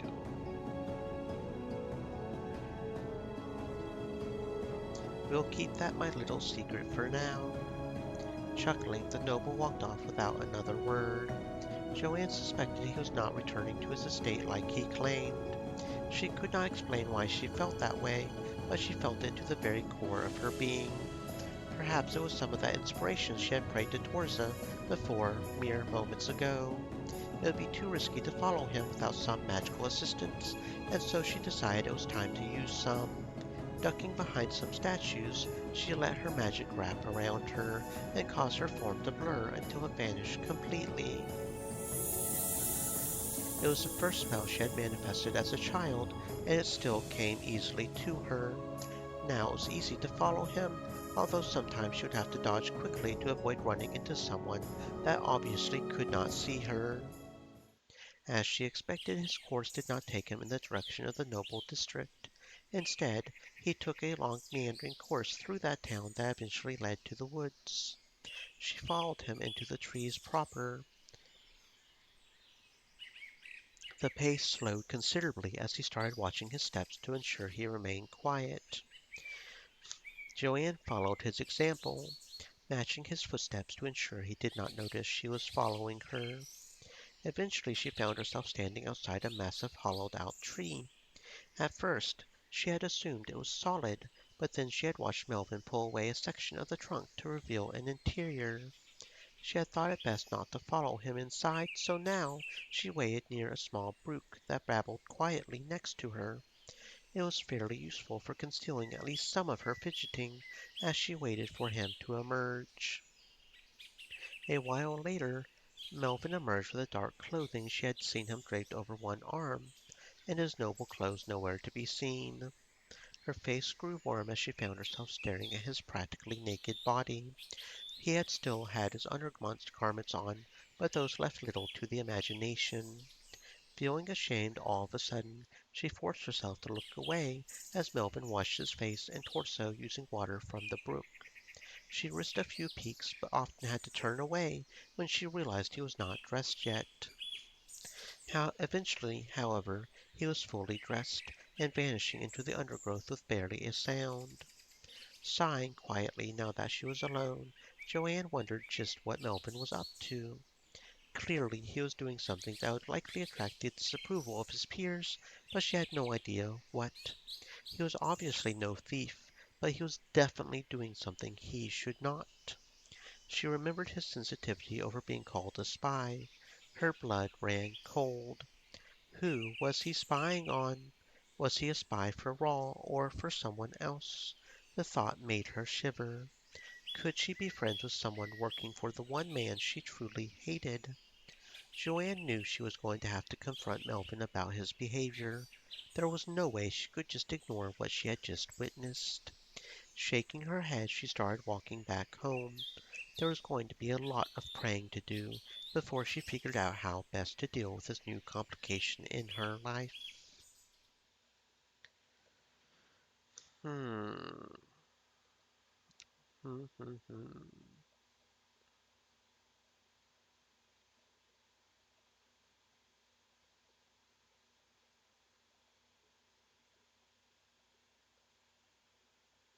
What is Melvin up to? Joanne had come to the docks again. It was a Saturday night, and Third Jala was supposed to visit the docks every Saturday. She looked around, searching for the familiar white-robed figure. Eventually she spied the elf, but she was not dressed in her usual robes. Joanne swallowed. Third Jala looked amazing. She wore an elegant dress unlike anything she had ever seen before. There was actual gold woven into it. Just how rich was Third Jala? Joanne? The mage blushed deeply, realizing she had been staring. Hello. It is good you came. I had been hoping to contact you, but I was unsure how to do so. I suppose I could have visited your shop, but I have so little time during the day. The elf shook her head. Regardless, I am glad you are here. Were you looking for me? I was hoping to invite you to attend a gathering tonight. What kind of gathering? Some of my kind came in by ship yesterday. They asked me to spend an evening with them before they go back out to sea. I feel like I'm not really dressed for the occasion. You are dressed well enough. Dragon Pay it Sakata no mind. said, Sup, chuckle nuts. Sup, Dragon Cicada, welcome to the stream. I hope you're having a fantastic existence. But you are wearing such a fine dress. How could I look suitable as I am? Trust me, no one will think ill of you. Most of the sailors will be dressed in their work clothes. Oh, I see. She wondered why Thurjalla was dressed like she was, if that was the case. Perhaps it was some kind of elf society rule she did not understand. Come, the party starts soon and we cannot be late. Okay, I guess I can go. That is good. Thurjalla began walking down the pier she had been standing next to. Joanne took the opportunity to look at the ship moored next to them. It was unlike any she had seen before. All elegant lines and sails so white they practically glowed. This had to be an elvish ship. It was just too beautiful to be something built by humans. How are you with walking on ships? I've been on them before. I was fine then, and we're docked here. Good. I brought something in case you feel ill, but it is better if you do not need it. Joanne blinked. Thurjalla clearly meant what she said, then this invite was not spontaneous. She wondered why the elf was suddenly being so proactive. Since the first they met, the mage had been the one who initiated conversations and practically forced them to spend time together. It did not feel like Third Jala was avoiding her, but simply her mind was on other things. What had changed to make the elf reach out to her now? Joanne was happy that Third Jala wanted to spend time with her, but she could not shake the feeling that something else was going on than a simple invite to a party. Are you coming, Joanne? Joanne looked up and realized Third Jala had climbed the gangplank. Yes, I'm sorry. I was just admiring the ship. I suppose this is the first time you have seen an elvish ship. It is. I did not mean to interrupt you then. The mage laughed a little. You don't have to be sorry or anything.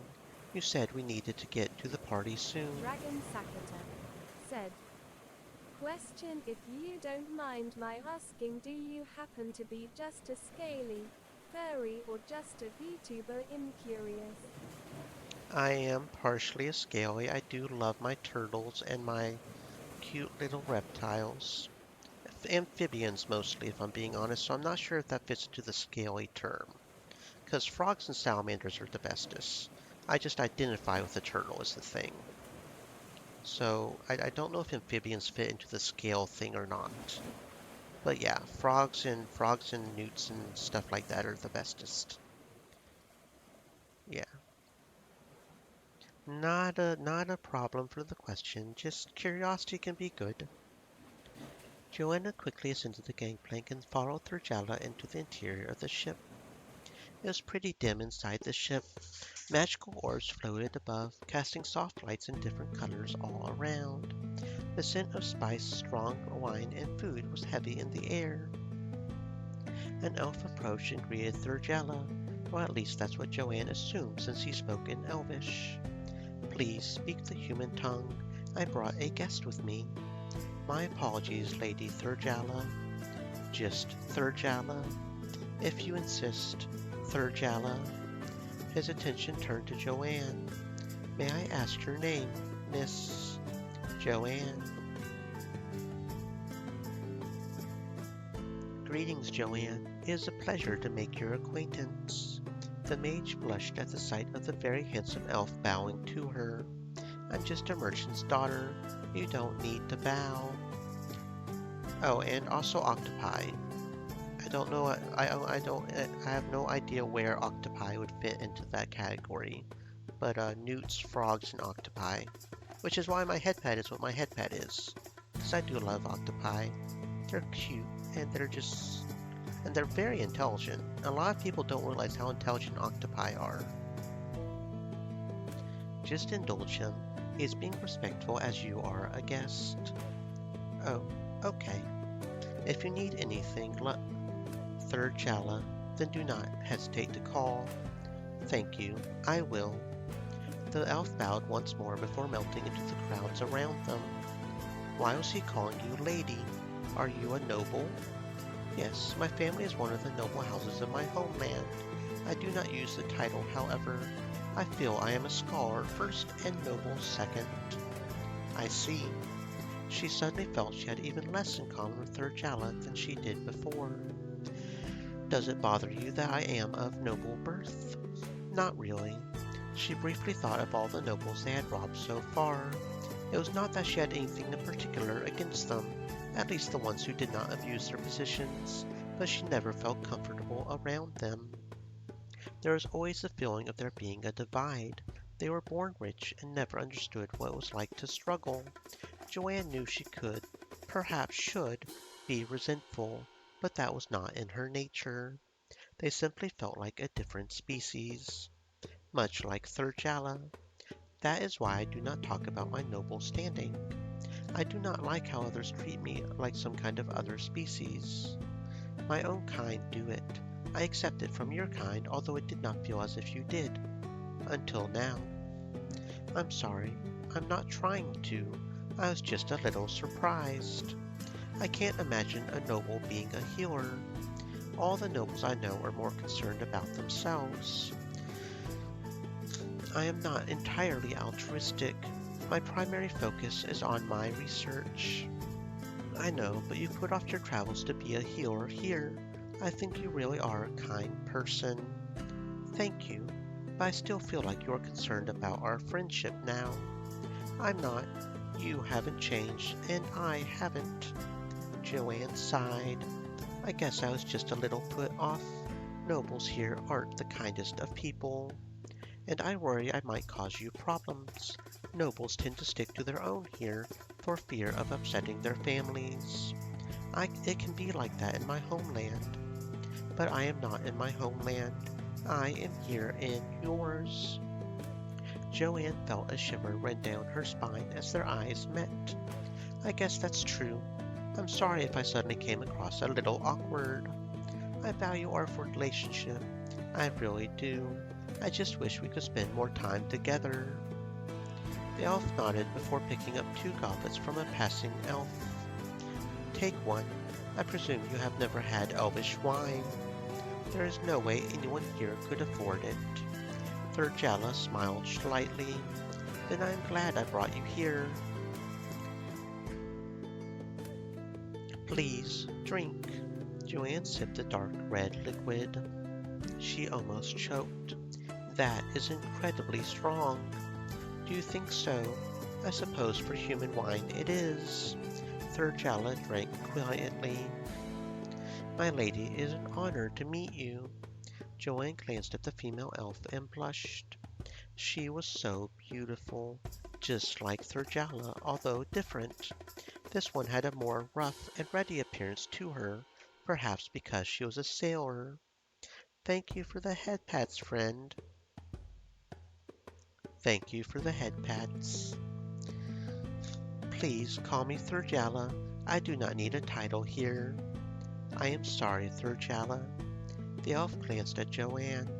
You brought a human with you. I did. Can I ask why? She is a friend, and I thought she might enjoy spending some time here. I see. She turned her attention to Joanne. Are you enjoying the party? So far. I suppose it's hard when everyone around you speaks a different language. Yeah. I guess you know how we feel. You mean when you come to human lands? Yes, I guess, although all the elves I've met know our language. We have a lot of time to learn them, and your kind don't seem interested in learning other languages.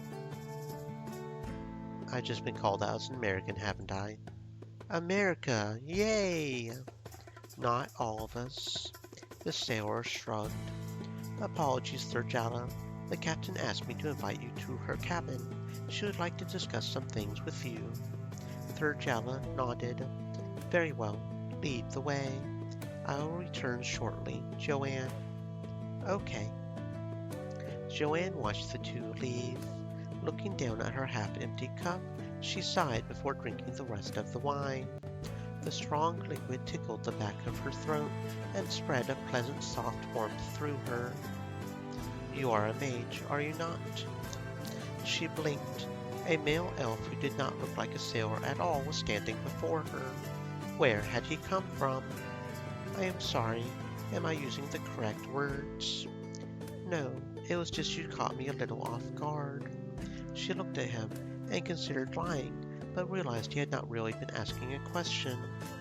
Yes, I study magic, as best as I can in this land anyway. Stream elements. Said. Stay moist, my friends. Hydrate. I see. I was rather hoping to speak to Lady Thurjalla, as she is a well-known magician amongst our people, but she has been called away. Would you mind indulging me desire to talk of magic with a fellow practitioner? I thought all of your kind were magic users. There's a difference between being born with magic and studying it. Most of my talents are instinct.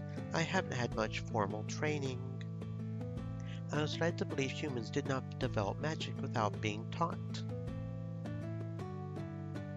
Most don't. I'm different.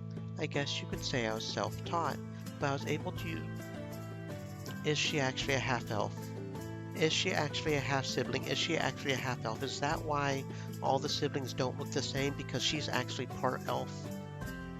Did her mama cheat on her father? Fascinating. Come, let me get you another drink and we can talk. Joanne blushed as the extremely handsome elf smiled at her. I suppose we can do that. Excellent. The mage took 2 cups from a passing server and gave one to Joanne. Tell me about what you could do from a young age.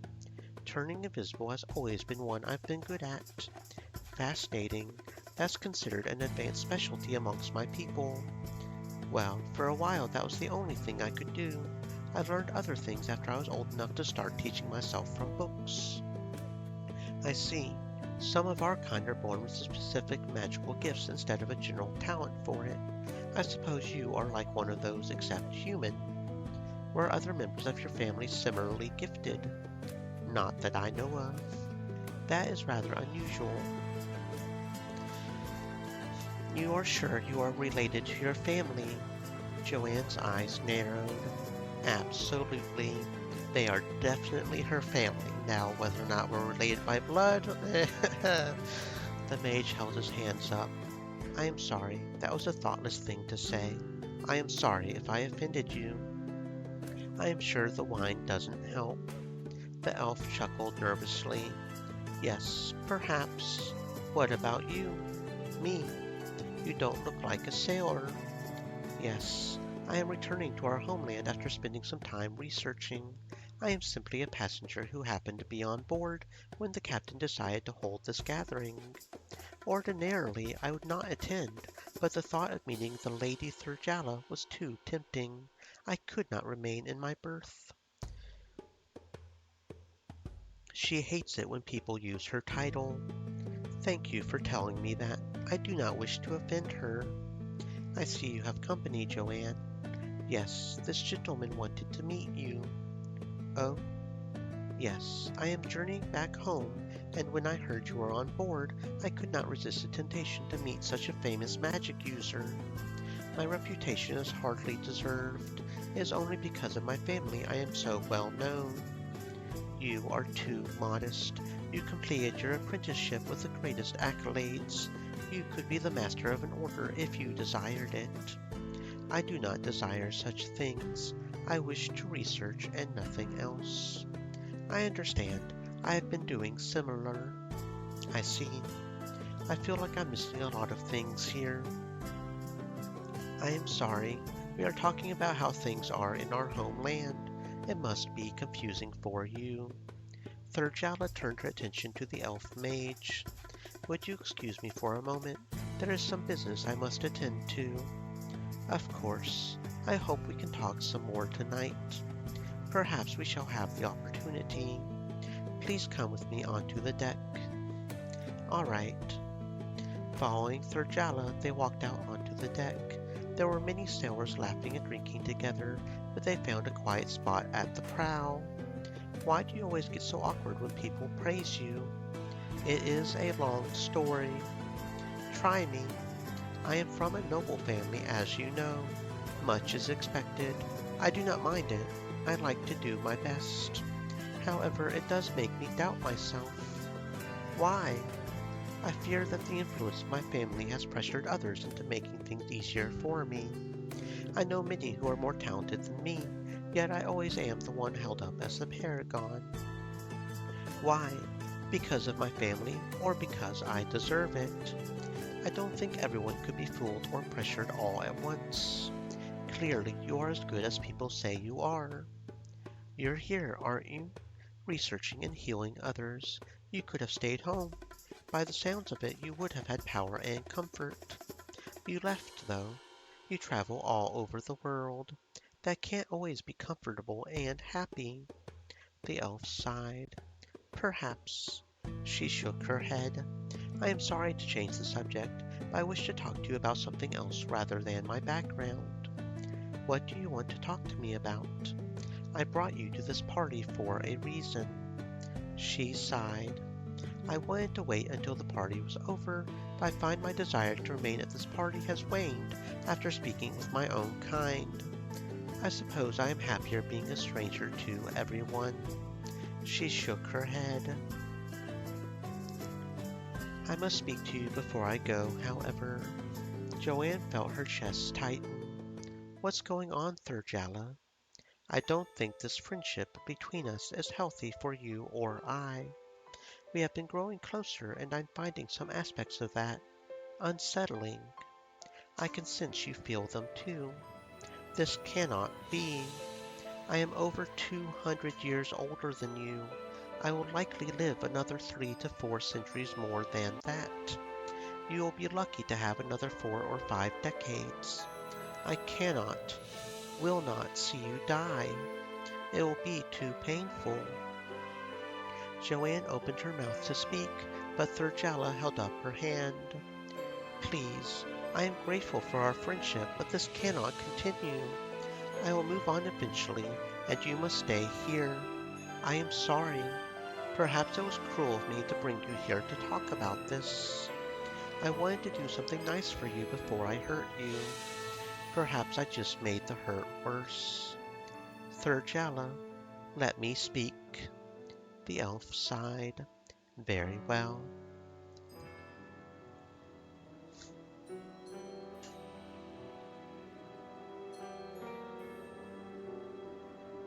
You don't really believe that. We know how we feel about each other. It can work. Nope, I understand. I don't want to force you to do something you don't want to do.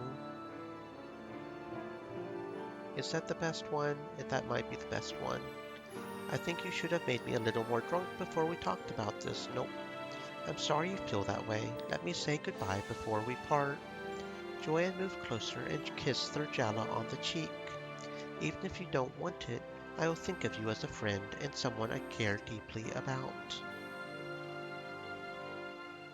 Yeah, see, that one got a little bit more. If you see the line right there, just a little bit more over into that heart right there. Despite the pain, the mage looked into the other girl's eyes and smiled warmly. Don't ever forget that.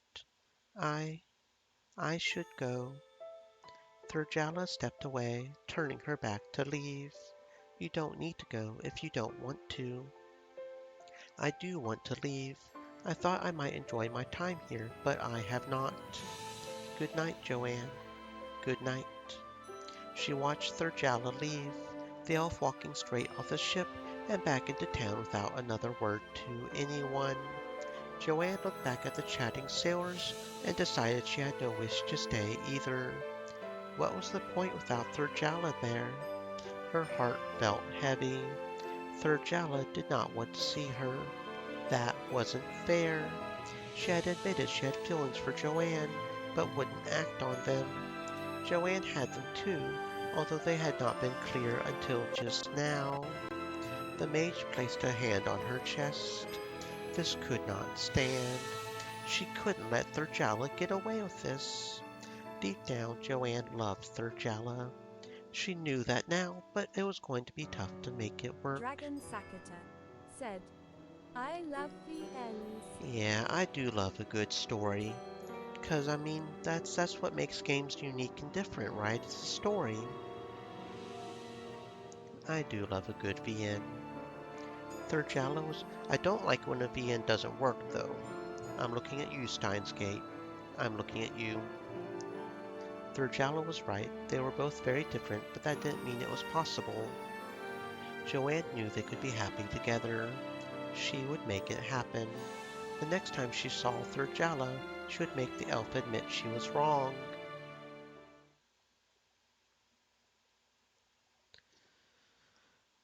Okay, so we're almost on max for her and Thurjalla, I think.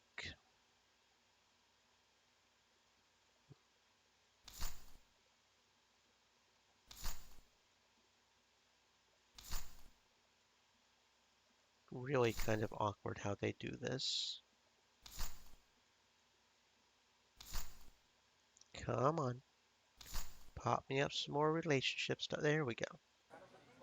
Joanne found the tavern quieter than usual tonight. She spied Morgane near a table in the back talking to an older woman and a young boy. Catching the waitress's eye, she waved at her. To the mage's surprise, the girl beckoned her over to join her. Shrugging her shoulders, Joanne approached the group. Mother, that is a face and a half. Okay. Mother, this is the friend I was telling you about. Joanne stiffened. This was her family. She looked at the two of them more closely. It should have been obvious now that she looked. My daughter has been telling me all about you, Joanne. The mage's cheeks warmed slightly. I didn't realize I was quite so famous. She laughed a little, although the lack of amusement from the three before her made it sound far more awkward than she had intended. It is nice to meet you, miss. Please, just call me Igene. And this is my son, Uter. Say hello.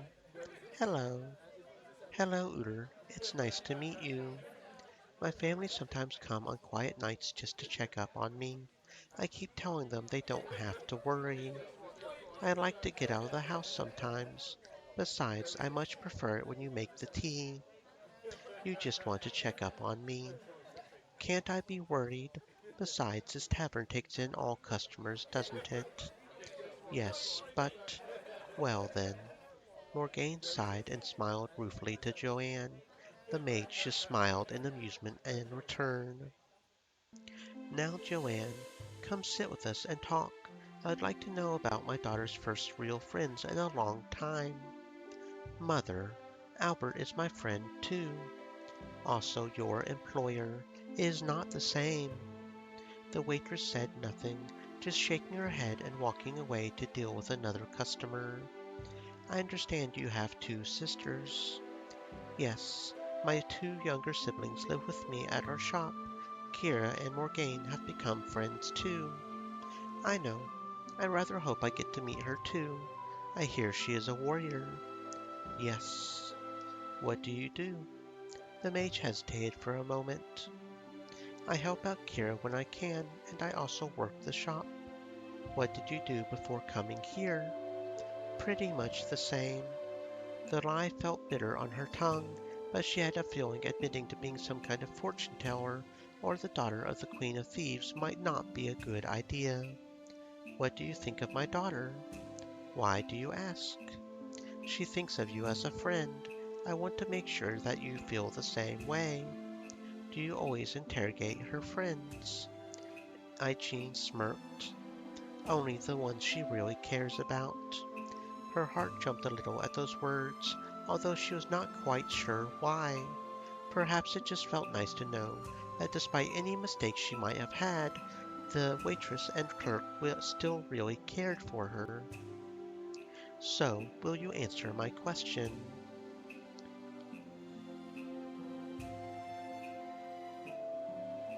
Morgane is one of the most beautiful and kind women I know.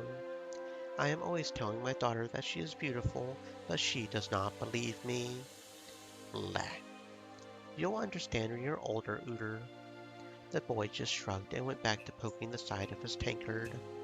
I'm happy to know her, and I really enjoy being around her. I wish I could spend more time with her.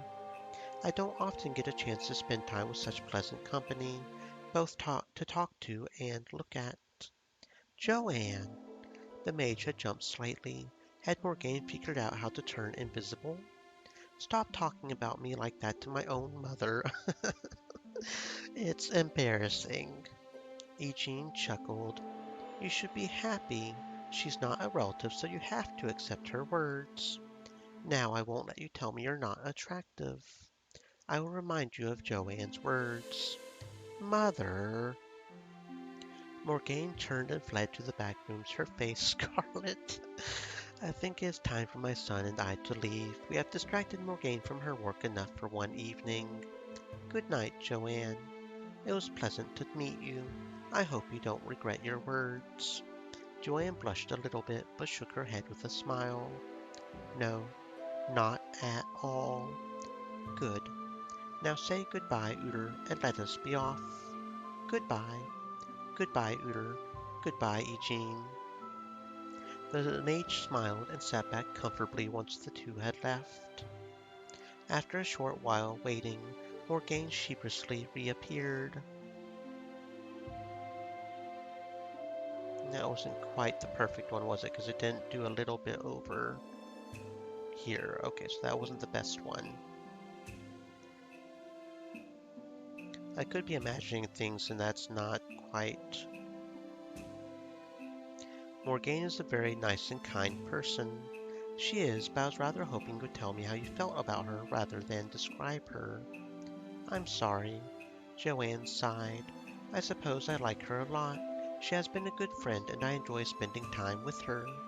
I wish she was not so busy so we could spend more time together, but I understand why she has to work so hard. I have to work hard too, so it often feels like we only see each other for a few fleeting moments every few days. Maybe someday we can actually spend a proper amount of time together, like real friends. That moment may come sooner than you think, but I am happy you wish it. The waitress reappeared. Her cheeks were a little red. Had she been listening in? It looks like you've been eavesdropping, Morgane. Morgane's cheeks turned bright red. I I just happened to be nearby. Eugene chuckled. No need to get so flustered. I thought you would listen in. She looked down at her son. Time to go and get you to bed, young man. I want to stay here. Tough. We're leaving now. The boy nodded sullenly. Say good night. Good night. Farewell, Joanne. I hope we meet again soon. It was nice to talk to you, Eugene. Stay safe. Safe journey home. It is only a short walk, but thank you. The mother kissed her daughter on the cheek. You be good now and come home when you can. Of course, mother. Now go before my brother ties himself to his chair. Chuckling, Eugene grabbed her son's hand and dragged him out of the tavern. Joanne, the mage looked back at the waitress, realizing it was just the two of them now for the first time. Yeah, see, that just went a little bit over, just a little over there. Thank you for being so nice and polite. I was worried you would try to tell some of your jokes or blame them for how much I have to work. It ain't their fault. Life's just rough like that sometimes, man. I'm glad you didn't. I think they really like you, and that makes me happy. I would hate to have them hate you. I'm glad they don't. But even if they did, it wouldn't matter to me so long as we stayed friends. Morgane smiled brightly. I should get back to work. Enjoy your evening. You too, Morgane.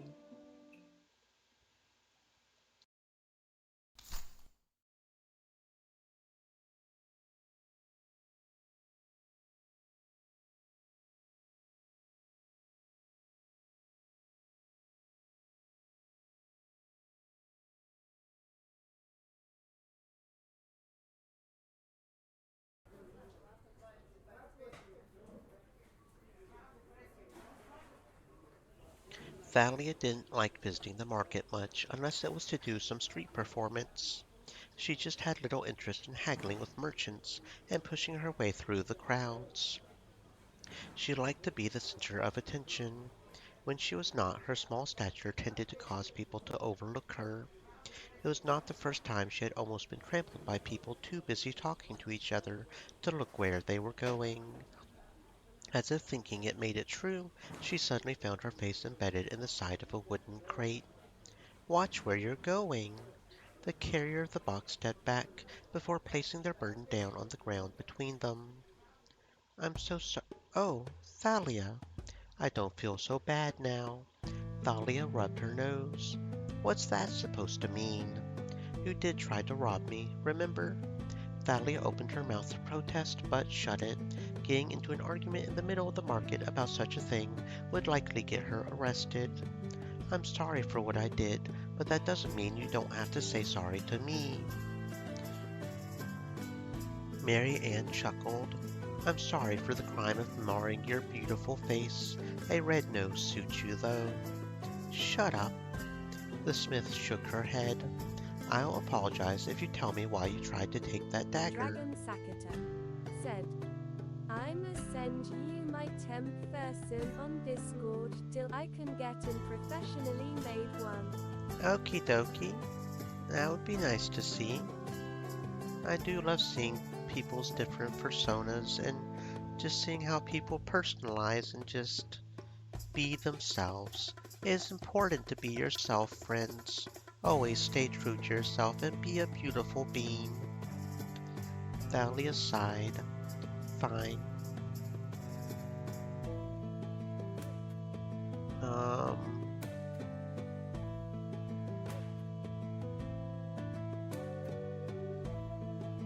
I like it when you're mad at me. You tend to get aggressive, and I like that. Thalia moved close, resting her hands on Mary Ann's shoulders as she leaned up on her tiptoes. Mary Ann sighed and gently pushed her back. Nope, I needed it. It doesn't matter why. It was important. Mary Ann laughed. Is that the best one? I'm not sure. I was just trying to mess with you. Of course, I completely believe you. Mary Ann picked up her crate. Nope. It looked useful. I would have paid you for it eventually. I find it hard to believe you, but it wasn't for sale anyway. But anyway, I'm sorry for running into you. Mary Ann leaned in and kissed Thalia's nose. Okay, so see, that's a little bit less than the full heart there. So that's Dragon probably not the Sakata best one. said, sent it to you. Okie dokie, I'll look at it after stream. I kinda don't want to pause stream, so. But I will look at it after stream, I promise. I saw the notification on my phone too, so. Um, this one I think was the one right? Yeah, there we go, okay. Aren't we being forceful? The smith shook her head. Whatever your reasons, I think you'll manage without it. I'm sorry for running into you. I should have been paying more attention, but you're so short that you're easy to miss. She laughed. I guess you don't like people talking about your height. Mary Ann patted Thalia on the head before picking up her crate. I'll see you later, Thalia. Don't ever change, except for the thieving bit. Change that. Thalia stuck her tongue out at Mary Ann as she passed, eliciting another Dragon laugh from the Sakata smith. said, I also sent an explanation with it, so keep that in mind. Okie dokie. Thank you for the head pat, friend. Sighing to herself, Thalia shook her head and got back to what brought her to the market in the first place.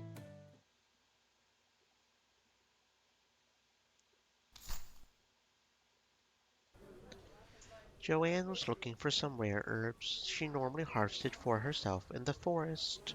Unfortunately, she had been unable to find any, and so had come to visit the market. She was tired after wandering through the woods, but the mage was determined to get the regents she needed for her spells. Tiberius. Joanne turned around to see the captain of the guard and a woman looking up at him.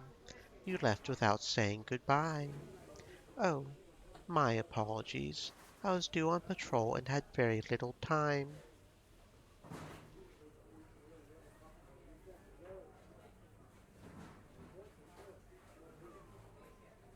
The woman rolled her eyes before leaning up and kissing his cheek. Be safe and farewell. The guard bowed slightly before walking away with a small wave to the woman. Hello, Captain. Greetings. Saying goodbye to your wife there. No, not at all. She is not my wife. Are you in a relationship with her? No, she is someone I helped out a short while ago. She was rather familiar. No more than others in this town. So all the women in this town kiss men they barely know on the cheek. They do in my experience. I'm pretty sure that's just you, Captain. I do not think so. He really is just an oblivious dude. He really is. If those other women don't interest you, then perhaps I do. What's wrong? Nothing. I was just unsure how to respond to that. I find yes or no works quite well. I do not know. I will have to think about it. Joanne laughed. Well, I suppose that's better than a no. I really should return to patrolling the market. It is always busy on a Saturday evening. Oh, of course. Joanne had things to do too, but she had enjoying talking with the guard. He could be an enemy, but it was hard to actively dislike him. How Thalia managed it, she did not know. She probably doesn't actually see him, That's usually how it works. She just sees the guard uniform. She doesn't actually see him as a person. Is this what's going on there? The captain bowed slightly. Farewell, Joanne. She smirked and gave him a bow in return. Farewell, Tiberius. Good luck with your patrol. Thank you. I hope you have an enjoyable evening. I shall certainly try. Joanne watched the man leave before returning her attention to what had brought her here in the first place. Now where would I get some fennel? Dragon Sakata said, I'm a head out and listen to ASMR while playing Fallout 4. Okay, friend, thank you for coming. I wish you good luck in Fallout 4, and I hope you do not die too often. May you slaughter all the ghouls and girls and guys. And thank you for the head pat. Just cycling through, finding the relationships. Oh, there we go. Over in the woods again. Dragon Joanne had Sakata felt. said, and the children as well, always kill the children. Oh my, you just killing everything in sight, aren't you? Joanne had felt Melvin's silent observation the last few times she had visited the woods. So, are you going to use a little boy on a little boy? Is that what you're saying? You're going to nuke a kid? I think that's what one of the bombs was called. I'm going to Google that just to make sure I'm not just losing my mind here.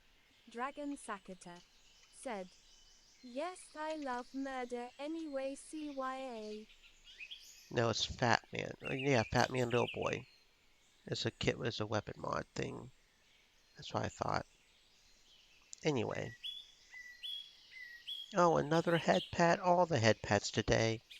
Thank you very much. Joanne had felt Melvin's silent observation the last few times she had visited the woods. It was starting to annoy her, and she found it impossible to ignore this latest time.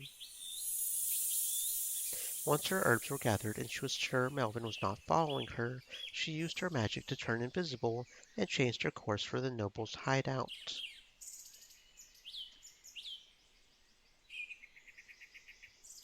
To her surprise, she had somehow managed to overtake him. It rather pleased her, since now she could ambush him. Pulling open the concealed door, she found herself standing in what could only be described as a small office built inside the massive tree. A small cot in the corner was the only thing that did not fit the office look. Did he sleep here sometimes? She closed the door behind her and sat down on the edge of the cot, letting her magic fade as she waited for him to return. It was surprisingly comfortable, although she much preferred a real bed. The door suddenly swung open and Melvin appeared. She barely had time to open her mouth before she was forced to fall to her side to avoid the thrown knife. Joanne, what are you doing here? I could ask you the same thing. What does a noble need with a place like this? I asked first. I followed you here a while ago. I was curious why a noble like you would be skulking about the woods in such an outfit. And I've felt you watching me several times since I first bumped into you. I'm tired of it, so I want to know what you're up to. I have my reasons. I want you to share them with me. No. Are you a spy for Raw? Absolutely not. I would never spy for that man.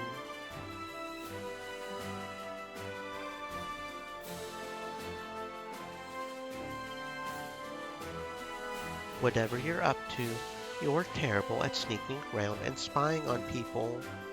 I can count on the fingers of one hand how many times I've been spotted. I suppose you just have unusually good hearing. Is that the best one? I'm not sure.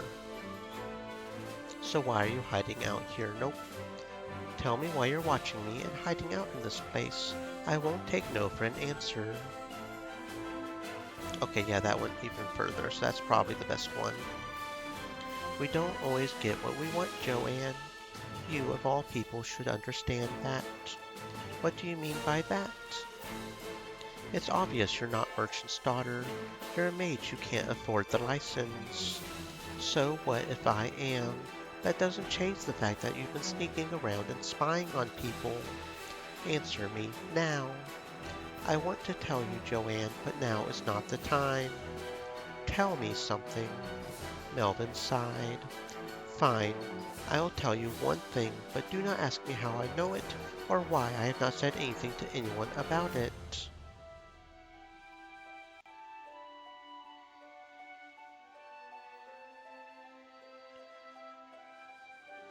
Dooba dooba doop. Really, it's amazing no one else has noticed. I can only presume it's thanks to your magic, or else Rawls spies have really lost their touch. I suppose it has been 20 years and everyone thinks you're dead. What are you talking about? You are Joanne Spiros, daughter of Lysander Spiros and Ariana Spiros, the Queen of Thieves. How? I can't tell you that yet, but just trust that I'm on your side. I do not mean you harm. Now you should go. It's best you've never seen talking to me while we're in the woods. Some might take it the wrong way. Joanne walked past him to the door. She paused at the threshold. You better finish this story. I will. I promise I will, Joanne. She nodded before walking away without another word. When she thought about it, it was rather foolish all of them had been walking around using their original names and only changing their family name. Still, her concealing magic did seem to be working a treat concerning that. As she left the clearing, she thought about the way Melvin had spoken to her just then. There had been an edge to her voice she had never sensed before. Gone was the arrogance. Instead, she had felt a vulnerability in his words she had never sensed before. She especially noticed it when he mentioned her mother. Just how did he know those things? He was around the same age as her. How could he possibly have such an intimate knowledge of her family? Thinking back over their conversation, she had noticed how his eyes had lingered on her before looking away guiltily whenever he thought she spied his attentions. The thought of having him look so shyly at her like that pleased her. While she was not used to attracting the gaze of men, it was different when it was not a hungry, impersonal gaze. He was afraid, and that thrilled her in a way she could not explain. He was not the same arrogant man who had tried to seduce her at the docks a while ago. What had changed? Had his feelings for her changed, or had her own without realizing it? It was all so confusing. Neither of them were being particularly honest whenever they spoke, so perhaps she should not be surprised that nothing about their friendship made sense. Were they even friends? Joanne shook her head. She would ensure she found out the answers to those questions the next time they met. We are slowly getting there. There are so many relationships here. It is a little crazy, but we are getting there slowly but surely. Joanne had waited long enough. She had visited the temple before, but Thurjala had never been available. This time the mage was not going to take no for an answer. Even after this little while, her feelings for Thurjala were as strong as ever. She just knew the healer felt the same way, but did not want to admit it. Joanne understood it was frightening. They were different species, different station. Most would not understand their love. She didn't care about what others thought. All she wanted was to be with Thurjala. Joanne stood in front of the healer's door. There was no one else here. It had taken some doing, but she had figured out when Thurjala took one of her rare breaks from working. Knocking on the door, she waited for a response. I am occupied. I will be with you in a short while. Ignoring Thurjala's instructions, she pushed open the door. The elf looked up from her book, a brief flash of annoyance on her face before it melted to one of shock. Joanne, you should not be here. Well, I am here. I'm sick of you avoiding me, Thurjala. We already discussed this. There cannot be a friendship between us. Now please, leave. We didn't discuss this. You told me what you were going to do and didn't even stop to think about my feelings. I did. Besides, it requires two sides to create a relationship. Even if you truly desire one, I do not, and so it cannot be. The elf got up from her chair and walked towards the door. I am going to summon the priest to escort you from the temple. Thurjala was moving very quickly. Joanne had only a few moments to say something that would change the elf's mind. Hmm. With you always running like this, I wonder maybe you like me chasing you. Nope, I'm not going to let you go, Thurjala. Joanne grabbed the elf's hand, refusing to let her get to the door. Stop running. It will not work. Stop trying to pretend it will. It won't if you keep running. So stop. Let's be friends. Maybe even more than that. Thurjala looked down at the ground. That's probably the best one, but I'm going to double check. Fine, I'll leave. Thurjala stopped walking. Nope. Let me show you just how I feel about you. Joanne moved fast, grabbing Thurjala's arms and shoving her against the wall next to the door. Resting her forearm against the other's torso, her other cupped the elf's cheek and forced her to look at her in the eye. I know you love me. You practically admitted it to me on the ship. I love you too, Thurjala. There we go, that was a little bit better. We can be together. It doesn't have to end with us being apart. I know we're almost as different as can be, but that doesn't matter to me. All I know is how I feel about you and how much it hurts when you're not near. Leaning up on her tiptoes, she kissed the healer on the forehead. Just think about it. Next time we meet, I want to hear if you really are ready to throw our love away. Joanne released Thurjala, stepping back and folding her arms. Will you think about it? Yes. Good. I guess I'll see you later then. Yes. Giving the elf a small smile, Joanne walked out without another word.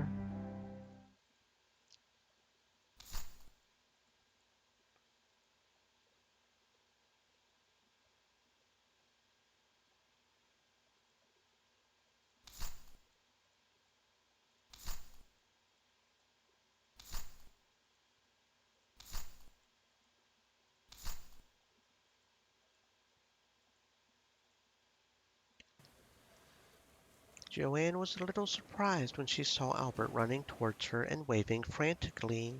What's wrong, Albert? The man tried to answer a few times, but he was too out of breath. After a few moments, he was finally able to answer. I've been looking for Morgane everywhere. Is she missing? He shook his head. Nothing like that. She has gone to pay off her debts. Then why are you worried? She went on her own with all that money. The docks are no place for a woman on her own, carrying coin, especially that much. I'm sure she will be fine. Perhaps, but I would be happier if she were accompanied. Could you help me look for her? If you find her, please go with her to pay back her family's debt. Of course. What about you? I'll keep looking. The docks are large, so we can go in opposite directions. Joanne nodded. We better not waste time, then. Indeed, I will be off. The mage watched the large man dash off into the crowds before resuming her journey. She did not share his worry for Morgane, but regardless, it will be good for her to be there. It was going to be a big step paying off her family's debts. She wanted to make sure her friend had someone there to talk to if she needed it. She was almost at the opposite end of the docks when she spied the familiar sight of Morgane's uniform. Morgane. The clerk looked back. a small smile touching both their lips when their eyes met. Joanne, what are you doing here? Joanne hurried over to join her friend. I ran into Albert running up the docks like the god's fury was chasing him. Morgane shook her head. He's worried about me, isn't he? I left without a word to make sure he didn't try to follow me. I've worked hard to get all this done, and I wanted to finish it alone. I don't need help to deliver something. I deliver things all the time on his behalf. Would you mind if I walked with you?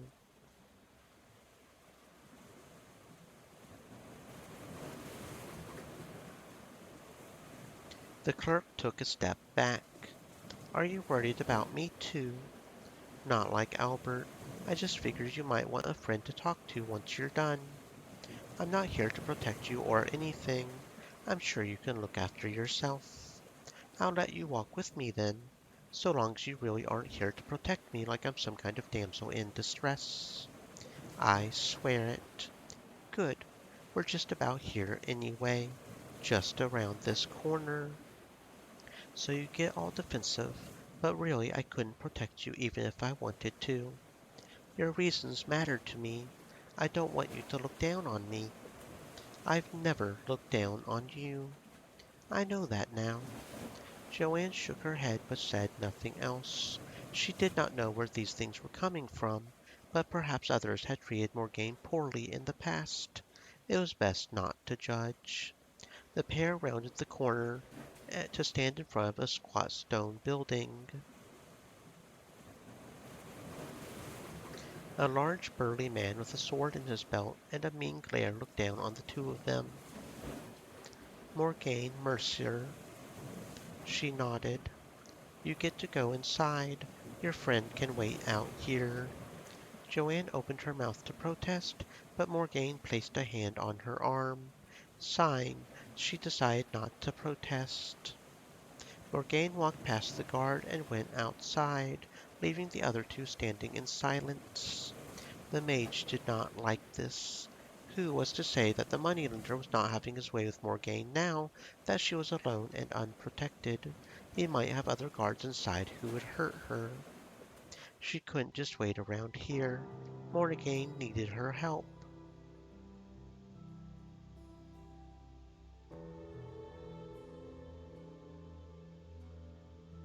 Did you hear about the magic farmer? The man did not even blink. He turned into a field. Stop talking. Joanne sighed and lapsed into silence. She was a little mad that the bodyguard didn't even pretend to laugh at her joke. She really hated being ignored. After a minute of silence, Joanne could not take it. She was going to make this man crack a smile if it killed her. Why are all the frogs around here so dead? Because they keep croaking. Joanne sighed. He didn't even blink again. Was this man actually human? What do you call a pony's cough? A little hoarse.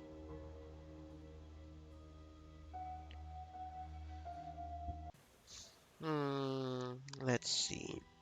Could you help me with something? Joanne shifted her clothing to reveal her boot and most of her lower left leg. My laces have come undone and I hurt my back earlier. Think I was born yesterday, girl. The mage sighed. No, but she would have preferred if it had worked. She reached up to touch his face. The man stepped back, but not quickly enough to stop her fingers brushing over his forehead. Don't. Smirking, Joanne watched as the man collapsed to the ground. You could have enjoyed my legs a little more and fell asleep while you were crouched down. Less to fall. Giggling, she stepped over the unconscious bodyguard and into the building. Walking down the corridor, she smiled when she saw Morgane standing just outside a closed door. Morgane, how did you get past the guard? Joanne blushed a little. I distracted him, then knocked him out. Really? The mage laughed nervously. Yeah, Kira isn't the only fighter. I guess not. I wanted to be there for you. I didn't want to leave you alone. It's probably the best one, but I'm going to double check.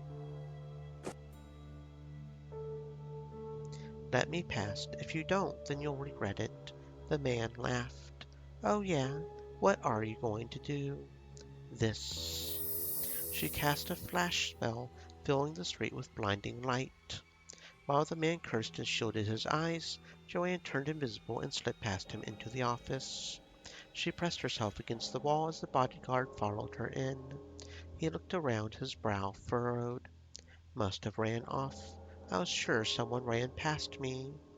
Shaking his head, the bodyguard went outside again.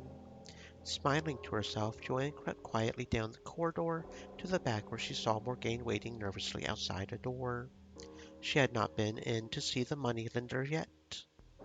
Morgane, the clerk visibly jumped. Joanne, where are you? Right next to you. How? I probably should have told you before, but I'm a mage as well as a shopkeeper. Oh, you must be a really good one. I like to think so. Now you best stop talking to yourself, or else the man inside might start to think there's a crazy woman outside his door. The clerk blushed and nodded. After a few minutes of silence, the door opened and a man walked out. He looked at Morgane once before scurrying off. Next.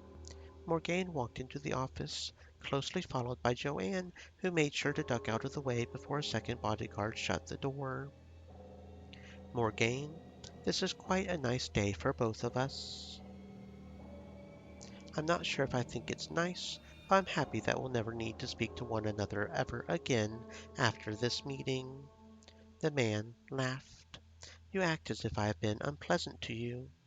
She shook her head. You haven't, but still, I don't ever want to be in debt again. A wise decision. Morgane removed the pouch that had been tied to her waist and placed it on the table. The final payment. You want to count it? The moneylender took the pouch and dumped out the coins. Joanne's eyes widened in surprise. They were all gold. It explained how she could pay back so much in such a little pouch. All looks in order. Our business is concluded, Morgane. Your family is free of their debt. Goodbye. The clerk made immediately for the door, catching Joanne by surprise at her sudden haste. She barely managed to make it through the door before the second bodyguard shut it again. Are you still here, Joanne? Yes. The clerk reached out and unerringly grabbed the invisible mage's hand. Joanne looked down in surprise. How had she managed to get her hand the first time? In fact, why was she taking her hand in the first place? Thank you, Joanne. I'm going back home now. Can you stay invisible until we leave the docks? Why? Okay, so yeah, that one was slightly better. I thought we could get a little bit further there. Because I couldn't hold your hand like this if people could see you. Joanne blushed. Oh. The two walked hand in hand in silence. It was hard for Joanne to keep a grip on her friend's hand while they walked. Being invisible, people did not naturally make room for her, and a few times she had to practically turn sideways to get through without barging through someone. Once they were outside the docks, Joanne released Morgane's hand and allowed herself to reappear. You made that pretty hard. You know people don't get out of the way when I'm invisible. I'm sorry. The mage smiled and shook her head. It's fine. I kind of enjoyed it. A thought popped into Joanne's mind, and she could not ignore it. Reaching out, she took Morgane's hand and held it tightly. The clerk blushed. What are you doing? I want to hold your hand. What will people think? That we're good friends. Good friends link arms, not hands. Well, maybe I am comforting my friend. That, that could work. The mage's heart leaped. That's good. Now let's get you home. Well, I'm home now. You can let go of my hand. Joanne smiled and held their linked hands up between them before drawing the back of the clerk's hand to her lips to plant a gentle kiss on the warm skin. She finally released Morgane's hand. I suppose you can spend time with me at the tavern now without getting shouted at. Morgane nodded, her face bright red. I'm glad. I'll see you then, Morgane. With a little wink, she walked off. The mage had never felt as good as she did now. She did not know how, but she could feel Morgane staring at her, and she knew it was not the sort of look a friend gives another friend. Thalia hummed happily to herself. Visiting Mary Ann cheered her up a lot. She was so welcoming, and there was lots of kissing and hugs to get from the beautiful Smith. She did not understand why her older siblings disapproved of it all. What was wrong with having fun with people? It was not like she was doing anything wrong. Opening the door to enter, she instinctively sidestepped as a large shadow hurtled towards her. A man flew past her and hit the ground hard, groaning as he rolled over onto his back. If I see your face again, I'll take my hammer to it. Struggling to his feet, the man spat at the ground in front of the smith before staggering off. You almost hit me. Mary Ann looked at Thalia as if she was noticing the smaller girl for the first time. Oh, hello, Thalia. I didn't see you there. Maybe because you almost threw a man on top of me. Oh, sorry. She sighed. I just get angry when people think they can just take from me. It's like they think I'm weak. Have they looked at those arms of yours? Mary Ann shrugged. I think they just see I'm a woman and assume. Hmm. I think you hurt my face a little. You need to kiss it better. The smith rolled her eyes in before kissing Thalia on the forehead. Better. Thalia shook her head. Mary Ann kissed her cheeks this time. Now, Thalia jumped into Mary Ann's arms, kissing the other girl hungrily on the lips. It's going to take much more than that. So forward. So forward. I think that was the best option, because the second best gives only a little bit, right?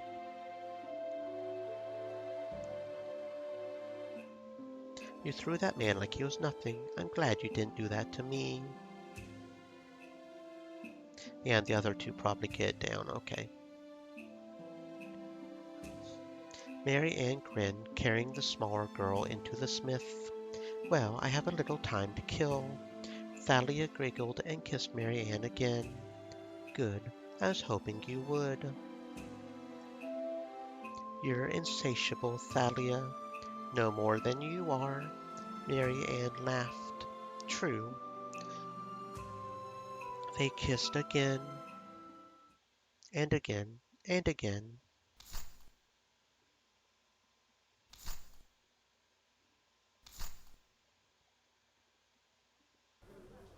Joanne was not happy that the black marketer she was to meet had set their meeting place in the market. Surely buying contraband in the heavily patrolled marketplace was a foolish choice. Still, her protest had fallen on deaf ears, and she really needed the magical tome being offered to her. In any other land this would not be an issue, but it was in this town. Rawl did seem determined to ruin everything in her life, including magic.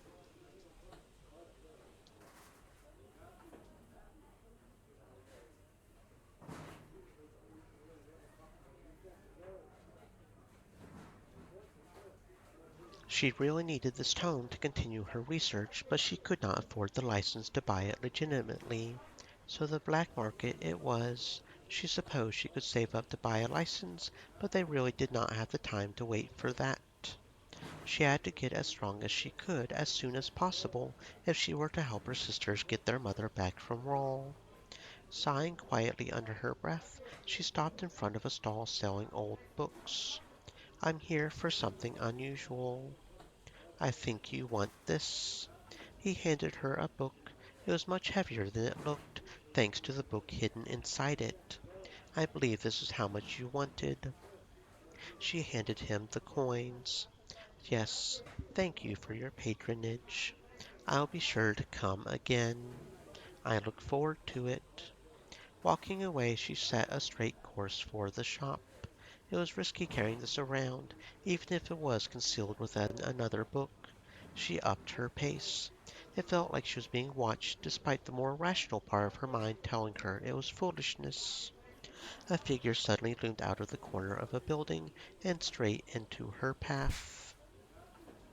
Joanne fell backwards and landed hard on her backside. The book fell from her hands and landed open between her and the man she collided with. Watch where you're going. My apologies, miss. Oh, hello, Tiberius. The captain held out a hand and helped her to her feet. I am sorry I did not see you. You are dressed rather strangely. It's what I used to wear when I was working as a fortune teller. That makes sense. He crouched down to pick up the book. Joanne looked down and felt her heart skip a beat. The larger book had fallen open, and the tome had been bounced out of its compartment to sit open on top. This looks like a magical tome to me. He picked up both and closed them. Why are you carrying a magical tome around? Are you a licensed mage?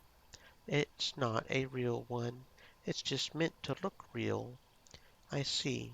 And why would you need this? For my act, of course. I thought you had given that up to work as a merchant. I'm considering doing it again at nights to earn a little extra money. We're just starting up and could use all the help we can get. I see. Joanne swallowed. It was obvious Tiberius did not really believe her. Why did she have to run into the one guard in the town who had a brain?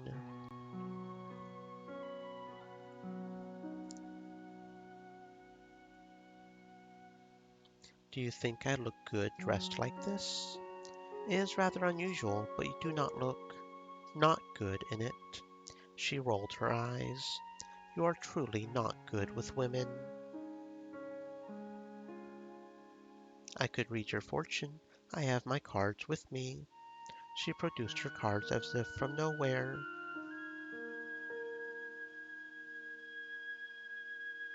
Is that the best one? I'm not completely sure. Do you think I would be wandering around dressed like this if I wasn't telling the truth? He looked her up and down. I suppose not. You strike me as someone too sensible to dress so outlandishly without a good reason. Joanne could not decide whether to take that as a compliment or not. She was quite fond of her fortune teller costume. Could I have my books back? Of course. Why is the larger one hollow?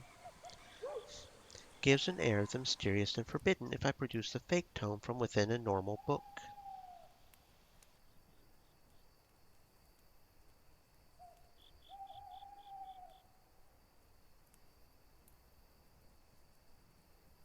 I thought you said you did not swindle people. I don't, but people like the showmanship. It's all about the performance and pleasing them enough that they want to pay you for the entertainment. Okay, yeah, because that's the less good one is one right there. Okay. It just feels weird that it gives so little. That's why I just keep thinking the other one would give more, but that was that one. That was the best one, right? Yeah, that. Okay. It just feels weird that it stops right there. It was a simple trick, but it was amazing how many were impressed by some sleight of hand. Let's sit somewhere and I can tell you your fortune. I do not think that will be necessary. He handed her the books back. I am sorry for walking into you. I hope your act goes well. Stream elements. Said. Stay moist, my friends. Hydrate. Just ensure it is legal. She resisted the urge to roll her eyes. Of course, Tiberius, I wouldn't have it any other way. The captain bowed slightly. Farewell, Joanne. Goodbye, Tiberius. She watched him walk away, the fear in her fading with every step he took. Once he was out of sight, Joanne walked around the corner of the building and letting out a long, slow breath. That had been too close. Had she been arrested for unlicensed magic, they would make her family's job even harder than it was before. That was assuming Rawl did not recognize her and immediately moved to take out the others once he realized what was going on. In the future, she would not take this risk again. She would have to rely on teaching herself like before. She wished she could afford to get a license, but they did not have the time to save their mother and get her what she needed. They would not stay in this land once they got her back. Sighing quietly to herself, she clutched the books to her chest and hurried on.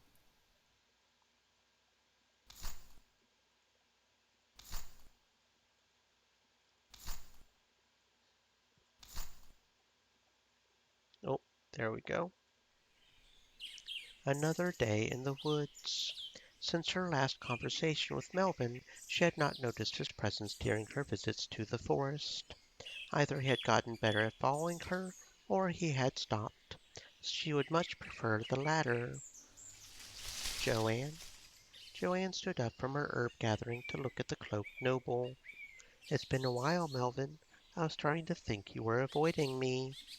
He laughed nervously. I was, a little. I've been busy, but during my rare moments of free time, I thought it was best to give you your space. I appreciate that, but you're allowed to talk to me like a normal person. I just don't want you following me. I feared the more time we spent together, the harder it would make it for either of us to do our work. I suppose I should have known you would know what I and my sisters were up to. You do know who we really are, after all. Yes, and I appreciate you did not kill me when you found out. Mother would never forgive us if we killed for anything but the most dire circumstances. Melvin sighed. Yes, I know. The Queen of Thieves never killed a soul, at least not by her own hand.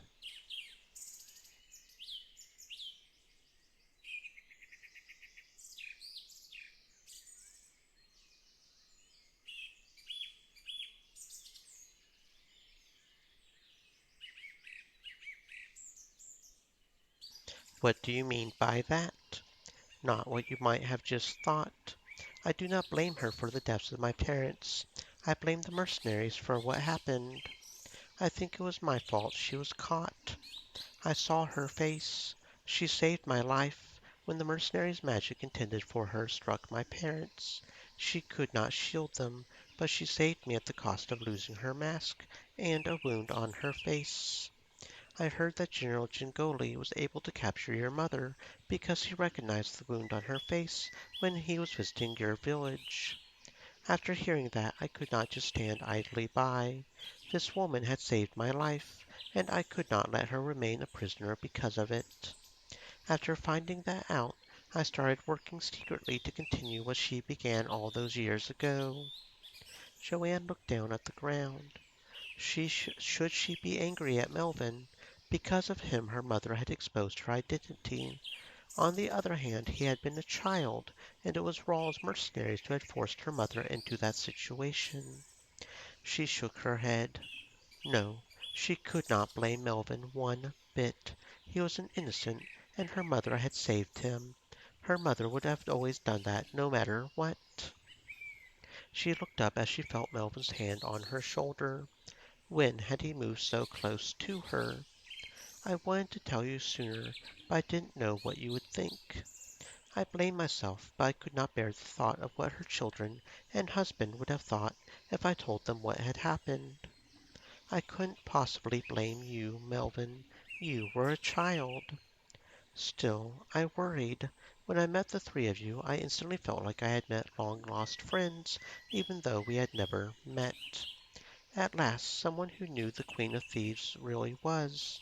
But I was afraid that we would hurt each other if we spent too much time together. Why? I'm a spy and you're a thief.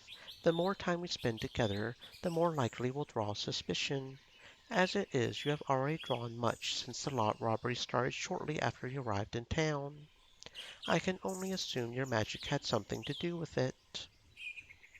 We conceal ourselves in a cloak of magic. Those we fight really only see three shapes and nothing more.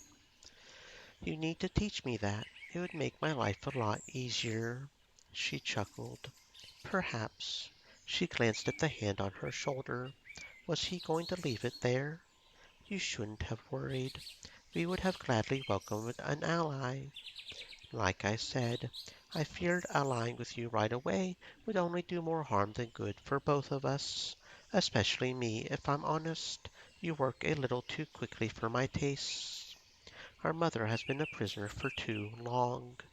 Actually, about the Ariana who is married to Rawl. Is it our mother? Melvin's hand fell from her shoulder. Honestly, I don't know. She doesn't have a scar, and she shows no recognition of me. Not to mention she looks around the same age as you do, if not a little younger. She felt relief flutter. Thank the gods. I feared something had been done to my mother. It is quite a coincidence, though. She looks so similar to the woman who saved my life. She didn't have a fourth daughter, did she? If she did, then she should either be older than me or still in her teenage years, since mother was not with the child before her capture. Then I do not know how this came about. Another mystery surrounding Lord Rawl's odd behavior, I suspect. Perhaps we can solve that one together. It is definitely one I want to understand as soon as possible. He sighed. There was something else I wanted to talk to you about, too. What? About us. What about us? Are we friends? Honestly, I don't know. Then I really don't understand this feeling. What are you talking about? Joanne, I think I'm in love with you. Well, what? But we barely know each other. I know, but I can't not help it. I just see you and you're perfect. Oh, no one has ever said that to me before. I've wanted to be with you ever since we met, but then I foolishly tried to seduce you at the docks. I was so stupid. I saw how it upset you, and now I've been afraid you think so little of me that there's no chance. I want you, Joanne. Not just once, but forever. Joanne felt her body growing warm. I... You're so bold. You've never been with anyone, have you? No, more than perhaps a few meals or a walk. Nothing really serious. I thought as such. In my line of work, I've been with people, but I've never felt like I have for you. But I know we barely know each other. I wish I could have been more honest sooner.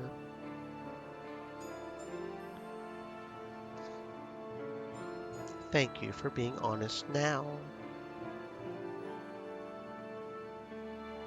You can have me now if you like. Nope. This isn't another attempt to seduce me, is it? Nope. You should have been honest with me from the start. I know. I'm sorry. I understand your reasons. I really do. It's not the spying part that bothers me, really. No one knows I'm a thief apart from you and my family.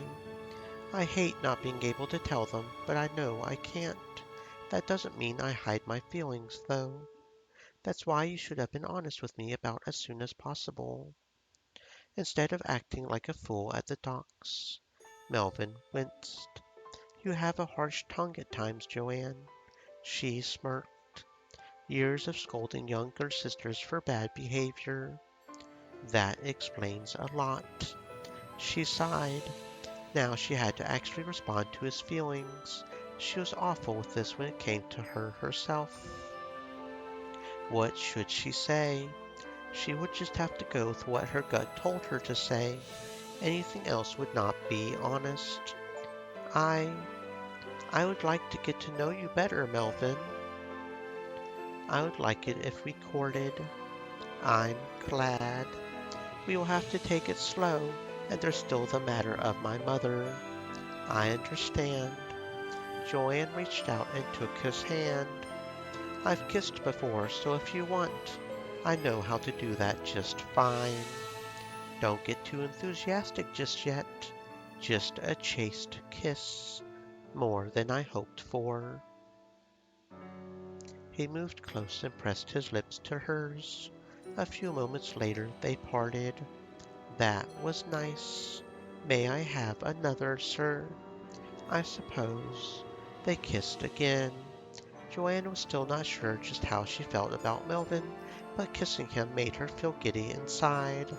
They would have to take it slow while she tried to figure out exactly how she felt, but she knew she could trust Melvin to be understanding. She prayed silently she would come to a conclusion quickly. It would be cruel to him otherwise. Joanne finally pulled away again. I really need to return to the shop. Call on me when you can. Melvin nodded. I will. You'll have to tell me what you like. Perhaps I could take tea at your estate. I suppose that would work. Just don't steal anything, okay? Joanne laughed. I promise.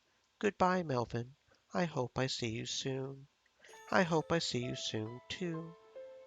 Joanne gave Melvin a small wave before leaving the clearing in the direction of the road back to Ekra. While their meeting had gone in a direction she had not expected, Joanne found it hard not to grin like a fool as she walked. Her and Melvin, she had certainly not seen that coming. Some fortune teller you are, she laughed. Sometimes it was nice to be surprised. Aww.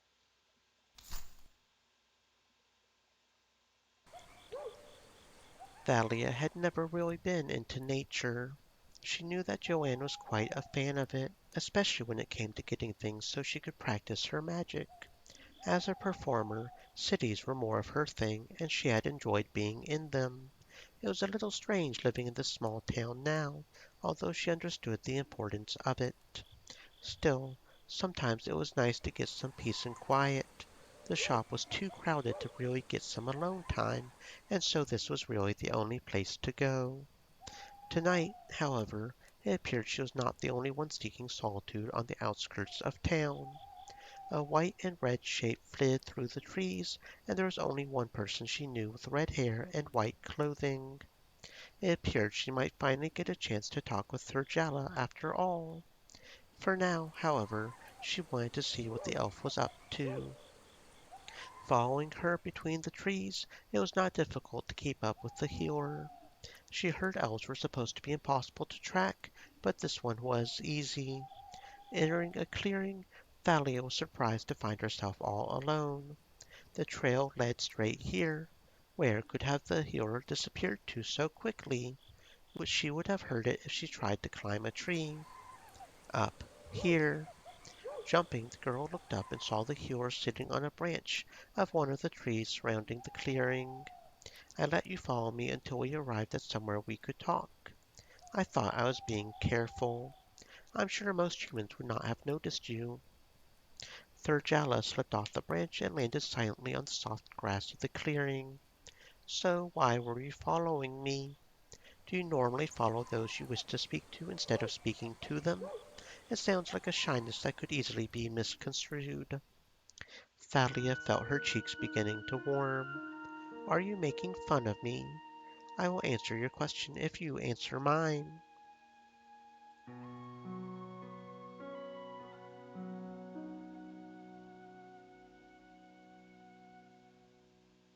I was just playing around. I thought it might be fun to see if I could surprise an elf.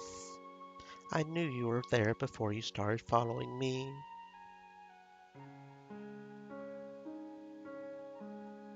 You are quiet for a human, but rather loud for an elf. Is that the best one? I keep getting. This is the one where it's. I keep getting mixed up on this one, I think. Well, you see, I saw you in the distance, but you were just so fast. Then I get distracted by this really pretty flower, and then I realized you were gone. So I followed your trail and ended up here. Then you surprised me. Then you said mean things about me. I'm quite hurt, actually. Yeah, that's the one where it's a little weird. Okay.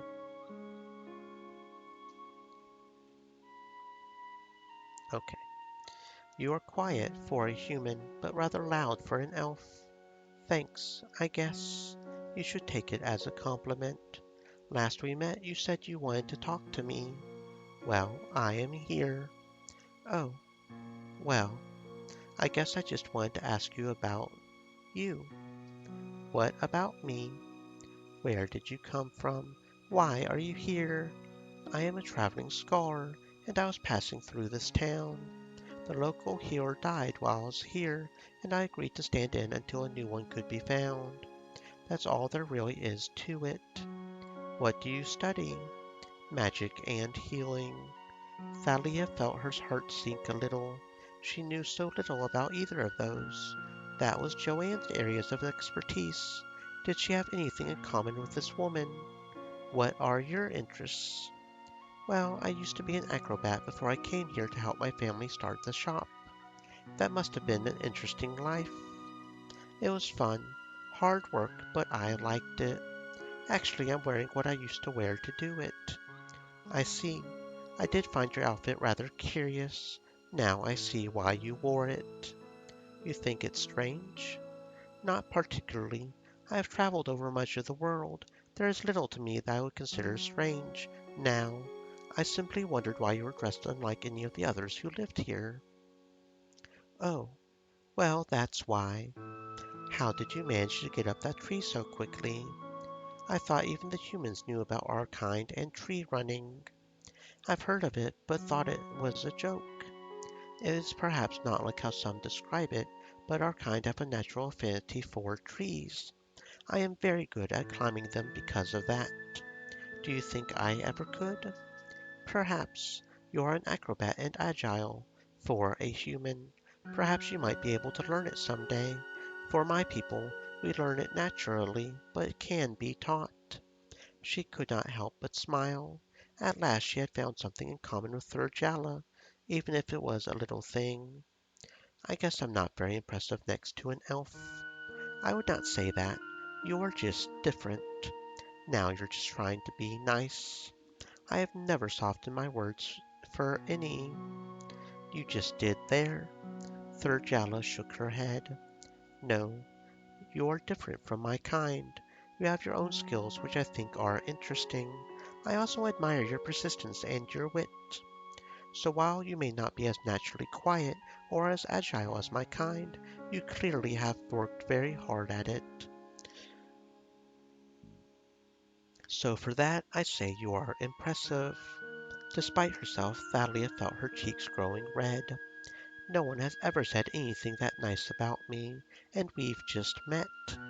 I am sorry to hear that. Don't be. I bring a lot of it on myself. I cause trouble. A lot.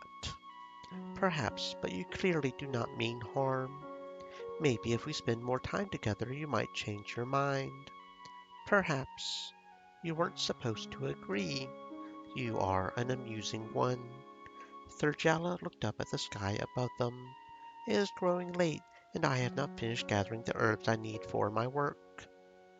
She bowed her head slightly. It was nice to have this short chance to speak. Perhaps we will meet again in circumstances where we can talk with each other. I would like that. I could help you, you know. I am used to working alone. Thank you for the offer, though. Good night. Good night. The elf melted into the trees without another word. Thalia sighed. They had barely got a chance to speak. Maybe next time they would get to talk longer. For now, however, it really was late and time to go home before Joanne shouted at her. As she walked home, Thalia realized she had never gotten that solitary time she wanted. She shrugged to herself. It felt like spending time with Thurjala more than made up for it.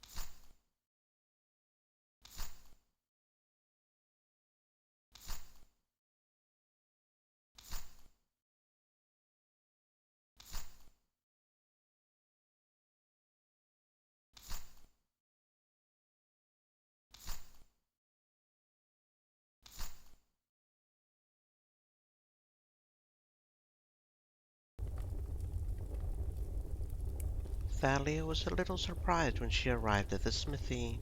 It was deathly silent inside except for the sound of the forge itself. No hammering, no sound of Mary Ann joking or laughing.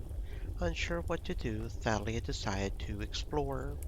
A few items which she could easily take were scattered about, but she thought better about taking them.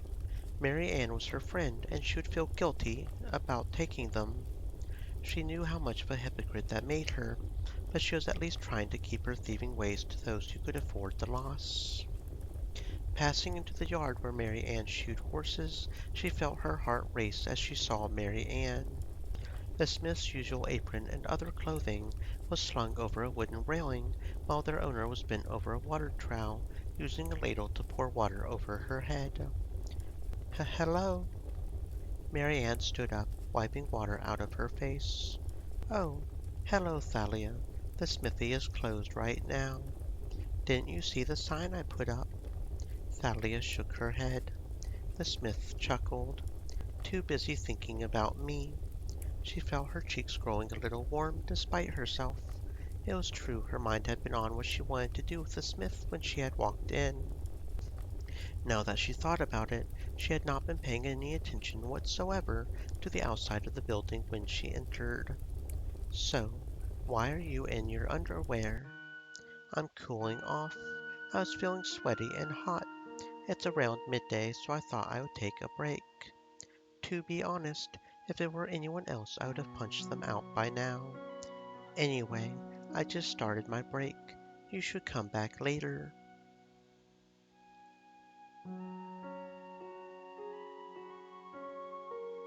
It is pretty hot today. Do you mind if I cool off with you? Mary Ann chuckled. Are you really going to cool off, or you just want to show off? Well, why should I be the only one that gets a good view? The smith laughed. I think that's the best one we can do. Anyone would think you would have planned for this for my coming. Mary Ann laughed. Nope, I came here to see you, so I'm staying. Mary Ann shrugged. Yeah, 'cause it's not as good as that one. Yeah, you seem a little fond of yourself. Thalia stuck out her tongue. Do what you like. I'm going to lie down. Mary Ann walked over to a pile of straw covered in a blanket. With a contented sigh, she laid down and stretched out over the uneven pile. It might not be a pile of cushions, but I do like this. The smith looked up and laughed as she saw Thalia. What are you laughing at? Thalia had just finished removing her clothes, draping them over the railing next to the smith's. You have such an adorable undergarments. It's like a little girl's. No, they're not. Mary Ann laughed. Thalia growled, leaping onto the straw and straddling Mary Ann. I could throw you off easily. Do you want to wrestle? No. What do you want to do? This. Thalia leaned in and kissed Mary Ann on the mouth. It's different with you wearing so little. Never done it in our underwear before. I don't really want to take it further than kissing you, Thalia.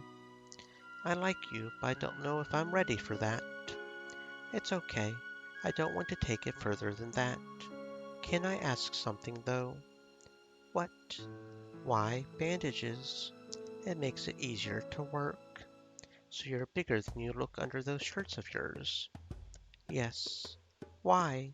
Feeling even more jealous. Thalia seized the bandages and tossed them aside. Thalia! Mary Ann moved to cover herself, throwing off Thalia's hands on her wrists. You're always making fun of me for being small. I want revenge.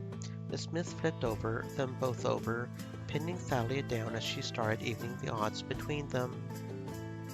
Thalia blushed deeply, moving to shield herself like Mary Ann had done previously. You know I can see yours, right? Mary Ann blushed before sitting up to cover herself. Thalia sat up too, keeping herself shielded with her hands. You're really heavy. The smith leaned in and kissed Thalia gently. I don't blush often, but you managed it, Thalia.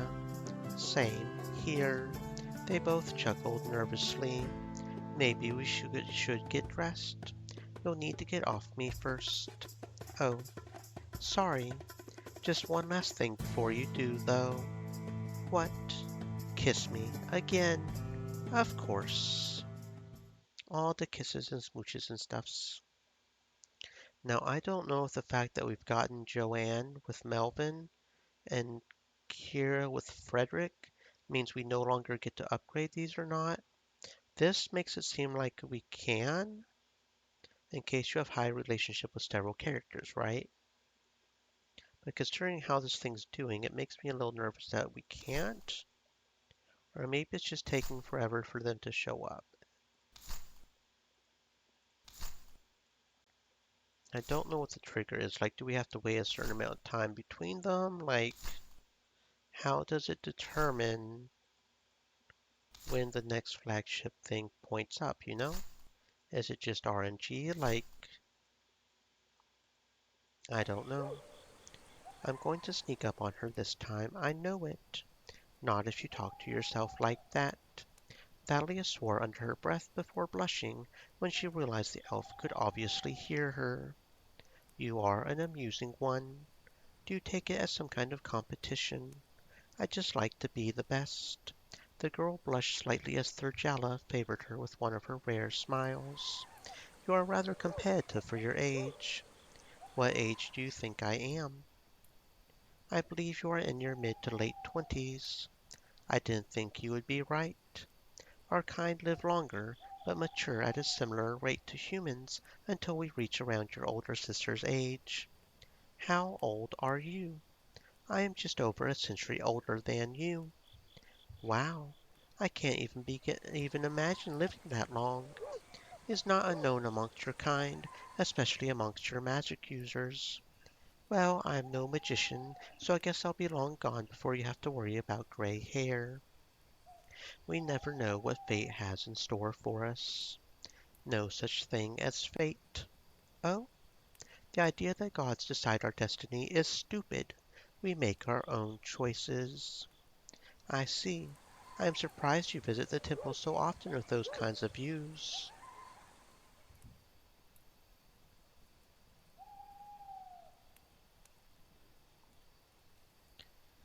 Well, I really only came to see you. I see. I do not believe in your people's gods either, if that makes you feel any better. Don't elves have their own gods? Yes, that depends on how you see them, however. At least amongst my kingdom, there are more just aspects of nature and magic.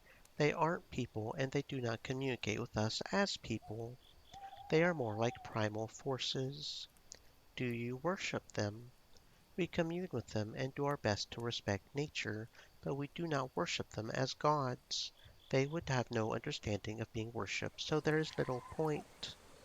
If they don't talk, then why do you commune with them?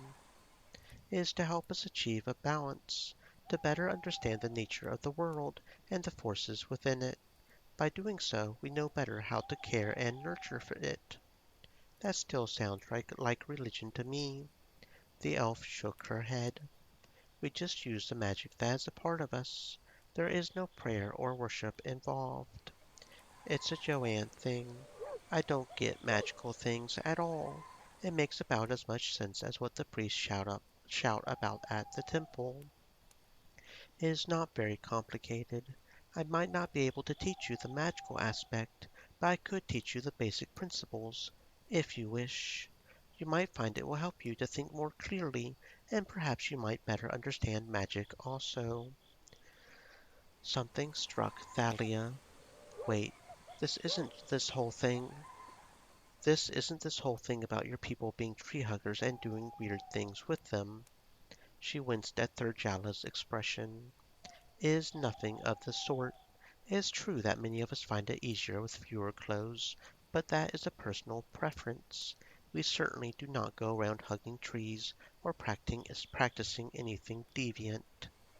Sorry, I just figured I should ask. I understand. Your people get easily taken in by the stories told by those who dislike our kind. Thalia winced again. She felt like Thurjala had just slapped her with that one. Regardless, do you wish to try? You may find it beneficial.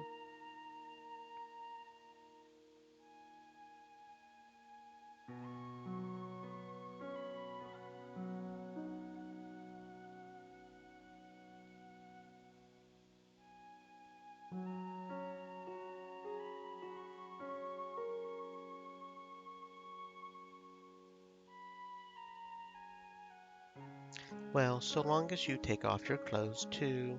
Nope, I guess I'll try. I think that's the best one. I don't think I would be very good at it. Why not? I told you, when it comes to magic stuff, I'm pretty dumb. I always call Kira the dumb one, but I can be pretty dumb too. I guess my brains are on the street rather than in books and strange rituals. This is very simple. We are taught how to do it as children. Are you saying I'm dumber than a child? Okay, that's probably the better one actually, yeah. Doop doop, let's see. So that was, I guess I'll try, right? Yeah, because that doesn't give us the full heart, so that would be that one. There we go. We have spoken enough that I know when you're pretending to be insulted. Thalia giggled. You caught me. Well, I guess I'll do it if you think I can. Very well. Let us begin. Thurjala started to remove her robe. Wait, you were serious about taking off your clothes? Yes, I find it easier to commune if more of my body is in contact with nature. You're not going to get naked, are you? No, not in this place. You mean you do sometimes. If I were alone in a privet garden with no chance of interruption. Oh, I guess it makes sense then.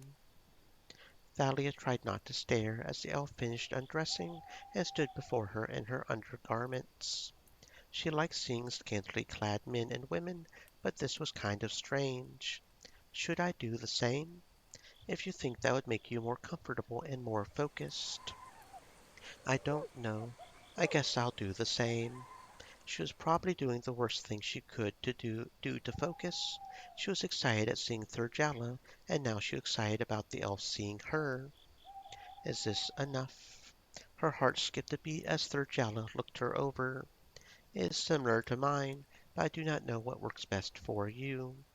She tried hard not to pout at the elf appearing unmoved by her lack of clothing. Come, sit with me and I will teach you. Thaddeus sat down cross-legged on the ground, matching the elf's pose. Now close your eyes and concentrate. Slow your breathing and calm your heart. I can hear it racing. You need to be less nervous. Her face flushed. She wasn't nervous. She was horny. I don't think I can. Just slow your breathing in and out. That phrasing was not helping her concentration at all. No, I'm sorry. I guess my head isn't in the right place at the moment. The elf opened her eyes. Perhaps not. We can try again some other time. I don't know. Maybe. I guess it's just so different from anything I've done before. You do not have to worry. I understand. As Thalia looked at the scantily clad elf, she was pretty certain that Thurjala did not understand at all what the girl's problem was. I'm going to go. I shall stay. I would like to spend some time communing. Oh, okay. Thanks for trying. I'm sorry I messed up. You made no mistake. Thalia quickly pulled her clothes back on, keeping her back to Thurjala so she did not end up staring. Once she was ready, she was turning around, but immediately regretted it. Well, good night. Farewell, Thalia. Resisting the urge, the girl left the clearing in the direction of town.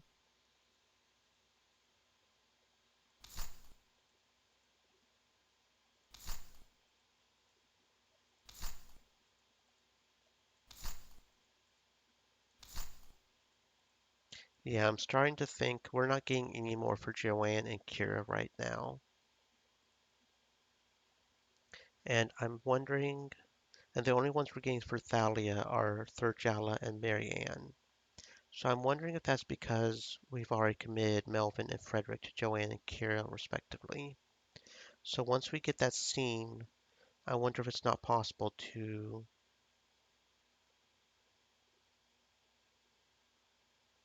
So I guess we pretty much have to focus on getting each one individually, I guess. That is somewhat annoying, but I think we can figure this out.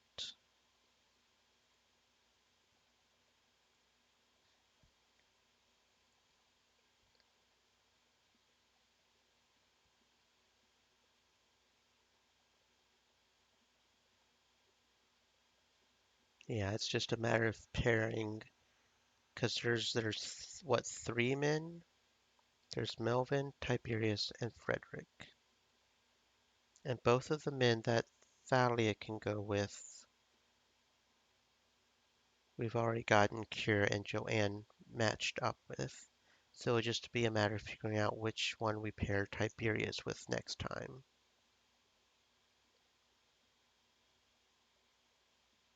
So Morgaine is the one that's not shared with Thalia. Thurjala and Marianne are. Okay. The market was quiet tonight, even by the standards of late evening trading. Thalia liked it uncrowded, fewer people getting in her way, and easier to beat the traders down into giving her a bargain. It also meant she could spot Mary Ann before she trampled her under a certain crate again. Mary Ann. The smith stopped, placing the crate down at her feet. Oh, hello. I guess I didn't walk over you this time. She winked at Thalia before chuckling. So, what brings you here tonight? Just the usual. Got to get things for the shop or my sisters will whine. You're lucky to have sisters. I'd love to have a sibling to help me look after the smithy. So long as they're like you and not mine. Mary Ann chuckled. Your sisters are fine, Thalia. Joanne could relax a little, but apart from that, I like them. So, how have you been? Good. You? Well, actually, there was something I was wondering. What? Why didn't you throw me out onto the street after I tried to steal from you? I already told you that you were different. You didn't try to rob me by threatening to beat me. Why are you thinking about that anyway? We've already said our apologies. I don't really want to think about it. I just feel like you're not being honest with me. Since when have you cared about stuff like that? That was actually a good question. When had she started caring about Mary Ann's motives? Weren't they just friends who kiss? I guess I'd just like to know what you think about me. You can't always be that forgiving. That man was obviously just as bad as me. Mary Ann sighed and shook her head. Why do you think it was different?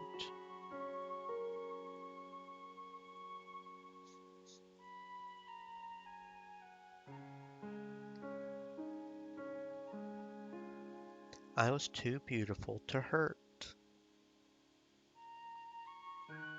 Mary Ann laughed loudly. Oh, yes, I was terrified of bruising that pretty face of yours. You're an acrobat. Bruises are your thing. No one would have noticed a few more. Fine. What's the real reason then? I already told you.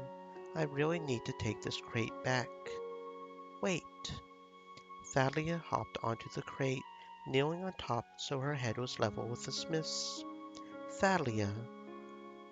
Thalia leaned in and kissed Mary Ann on the lips. It was 4-year kisses, right? Mary Ann chuckled softly, pressing her forehead to Thalia's. Maybe. Now will you get off my crate? Not strong enough to lift us both? I could, but I don't want to. Thalia giggled before getting off. Happy. Mary Ann picked up the crate. Yes. She gently bumped the smaller girl with her hip. I'll see you soon, Thalia. Definitely. Good night. Good night. So then what is the cutoff point if that is the case? Because if it's just until we get to that last heart maybe, or the final scene, then we can still sort of manipulate things, I think, here. But I guess we'll have to see.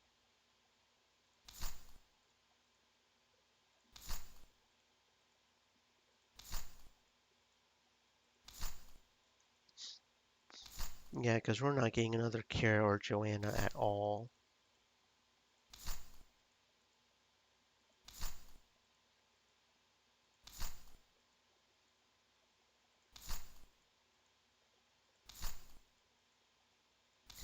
We're taking forever to get another Thalia. Come on now. Thank you. So yeah, we're still getting another Thurjala, even though we've gotten pretty far in Marianne. So I'm not completely sure when the cutoff is. As she was walking through the streets, Thalia could not help but overhear a couple of sailors walking by. You hear some elf ship came into the docks. No, didn't think the tree lovers would much like the sea. Why don't we go to the docks and see? I would much rather go to the tavern. It'll be there in the morning when the captain calls us back to the ship. If it's not there, then I'll toss you over the side. I'd like to see you try. An elf ship. Her curiosity was piqued. She had been growing more fascinated with these people since becoming friends with Thurjala. The idea of seeing one of their ships, and perhaps even more of them, was too good to miss. Following the path the sailors had been taken, the girl quickly found herself at the docks. Thalia tended not to spend too much time down this way. Little to do, and acrobats tended to have little demand on the waterfront. Sure enough, it was hard not to spot the large ship at the end of the docks. It was unlike anything she had ever seen before. All gentle curves and glowing white sails. It felt more grown than built. Thalia, what are you doing here? Thalia turned around to look at the elf. Her greeting died in her throat when she saw what the woman was wearing. Something wrong? No, no. I was just surprised. It is perhaps fortunate you are here. I wanted to invite you to join me tonight, but I did not know how to contact you. I am so often busy during the day that I cannot visit your shop to find you. Oh, so why did you need me?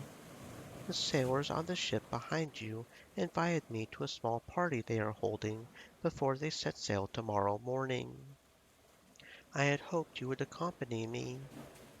Oh, well, I'm not exactly in a fancy dress like you. Most of the sailors will be dressed in their work clothing. It should matter little. Why did you dress like that?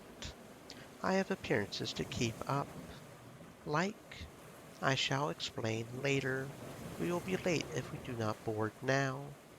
Thalia was not surprised if Thurjala was a stickler for time when it came to life outside of her job as a healer. I guess I'll go then. That is good.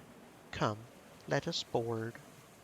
Joanne had heard rumors of an elf ship visiting the town. She had rushed down to the docks and was happy to see they were true. Less happy, however, was when she noticed Thalia and Thurjala walking up the gangplank. She saw the way her youngest sister looked at the healer. The mage sighed.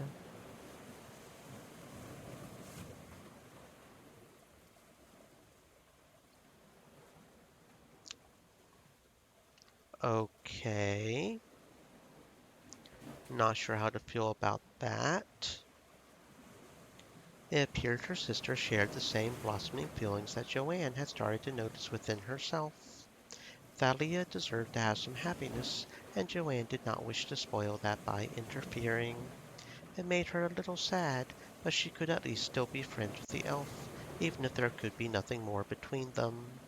For all she knew, Thurjala did not feel anything like she felt anyway. Joanne sighed. Perhaps this time she would indulge in a little alcohol. Not too much, but enough to soften the blow a little. She was sure Kira would be willing to keep her company, assuming she was not drunk already. Turning away, she walked back to town. It had been nice to see the ship at least. This is quite a place. I didn't think it would be so big inside. This is the general crew quarters. They just cleared the hammocks and belongings out of the way. Oh, I see. Lady Thurjala, thank you for coming to our ship. Please, just Thurjala. Very well, Thurjala. This is Thalia. I hope you do not mind me bringing a guest. It is no trouble. Greetings, Thalia. Hello. The elf was really quite handsome. Looking around, all of them were beautiful. Thalia rather wished she could play around with all of them, perhaps all at once. Her cheeks grew warm. She always had unseemly thoughts around Thurjala nowadays. Enjoy the party, both of you. I must see to the food. Farewell. Thalia took a wooden goblet from a tray held by a passing sailor. Drinking from it, the surprising strength of the wine made her cough.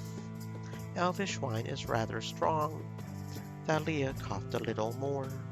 You're telling me. I'll sip it from now on. That is perhaps wise. A female elf approached, barely glancing at Thalia as she started speaking in Elvish to Thurjala. Speak in the human tongue, please. It is rude to exclude a guest. I am sorry, my lady. Thurjala, please. Thurjala. This is my friend, Thalia. Hello. It is unusual to meet a human who is friends with one of our kind. Why? Many find we are too different. You seem a lot like us, except you have pointy ears and live longer. There is more than that. Nothing too different. Except your wine is really, really strong. You are an unusual human. I'll take that as a compliment, or else I'll have to embarrass Thurjala. The female sailor sniffed. The captain would like to see you. Would you mind visiting her cabin for a few minutes? Very well. I hope you don't mind, Thalia. I will be back shortly. It's no problem. I'm sure I'll keep myself amused. I suspect you will. Thalia watched the two women leave before sighing. She felt a little awkward. Most parties she had gone to before involved everyone being drunk and stupid. Even if these were sailors, they were far more dignified than she had ever been. The sound of a loud clunk caught her attention. Straining to see over the shoulders of the much taller elves, her eyes lit up when she saw they were throwing knives into a target. Now that was something she could do. Hey, let me join in. Her heart skipped a beat when the assembled crowd of sailors turned to look at her as one, but she held her ground. I like to throw knives. Why don't you try then? We are taking bets on to see who can land the most bullseyes in a row. When you land one, you drain a cup of wine. If you miss, then you are out. We keep taking it in turns until only one is left. This sounds like an excuse to get really drunk. Sounds fun. She drained her cup, ignoring the urge to cough. My turn? With a deft toss, she hit the center of the target. The gathered sailors clapped politely. Where's my cup? Here. Thalia drained another one. She grimaced slightly, but was still fairly sober despite the strength. She watched as half a dozen elves easily hit the center and then drank a cup. Her second throw was a little harder since her head was starting to ache, but she hit the center once more. You are skilled for a human. Don't look down on me. Just give me a drink. Her third cup made her head fuzzy. She had a stupid smile on her face, and she could not help but stare at the handsome male sailors and the beautiful female ones. She felt so lucky to be in such beautiful company. Thalia, it's your turn. Thalia shook her head, realizing she had been dreaming about being surrounded by beautiful elves. The reality was similar, although more clothing was involved. Her third throw was successful, although she fell over in the process. The crowd cheered, clearly impressed she had managed despite falling in the middle of the throw. Taking the proffered cup of wine, she drained it, and this time it really was getting to her.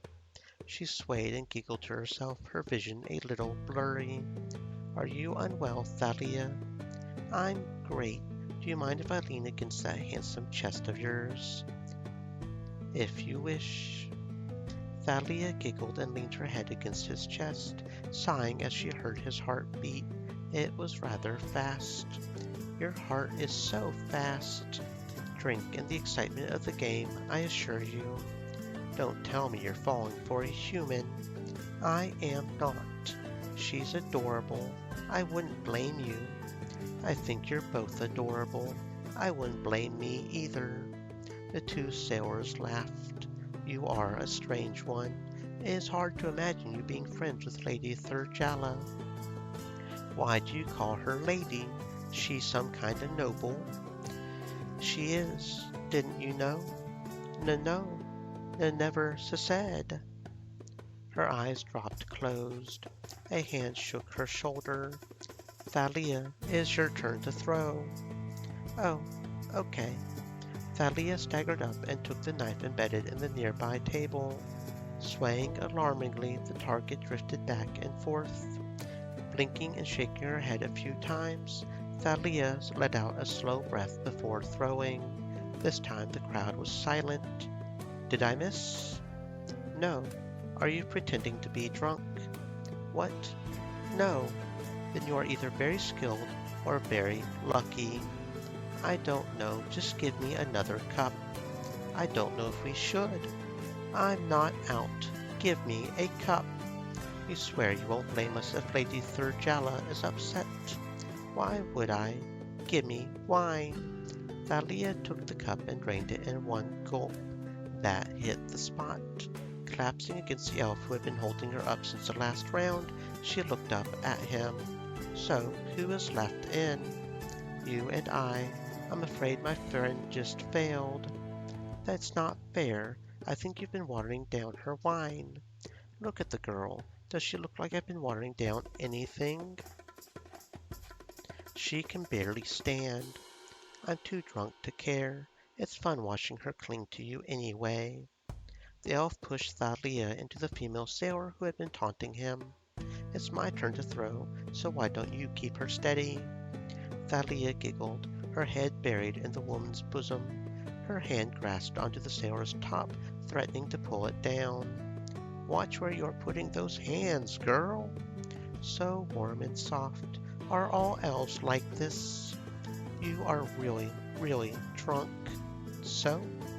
Thalia looked up at the sailor, her eyes clearly. Can I get a kiss? I want to kiss an elf. The sailor blinked in surprise. Kiss me. Would you not prefer a male of your kind? I like men. I like women. I like elves. So, kiss me. The woman shrugged. Very well. It wouldn't hurt to try. Thalia purred as the sailor pressed her lips to hers. Enjoying the kiss for a moment, a hand on her shoulder broke her out of the embrace. It's your turn. I was kissing. You can do that later. Actually, I would like that. She is rather good. Sounds like maybe you are the one who is falling for her. Shut up. It's just a bit of fun. Thalia did not even make it to the table before she fell over. I think I'm out. The crowd cheered the victor as well as the gallant loser. She felt two sets of hands pulling her up by either arm. I think you need some fresh air. I think that would be best. I want kisses. Lots of kisses. The girl launched herself at the man, pressing her lips to his. The sailor hesitated for a moment before returning it. Thalia pulled back and grinned. Not bad for a human, right? Indeed. You both speak well for four drunks. The female sailor spoke in Elvish to her male counterpart. Don't speak that. I can't understand. Sorry. We are trying to... I do not remember the word. Decide what to. My head hurts. Cabin? What to put? Put me in a cabin? Sure, if you, both you, share. The two sailors talked to each other in Elvish again, clearly confused by Thalia's words. Drunken sailor. Thalia laughed. Thalia, Thalia, wake up.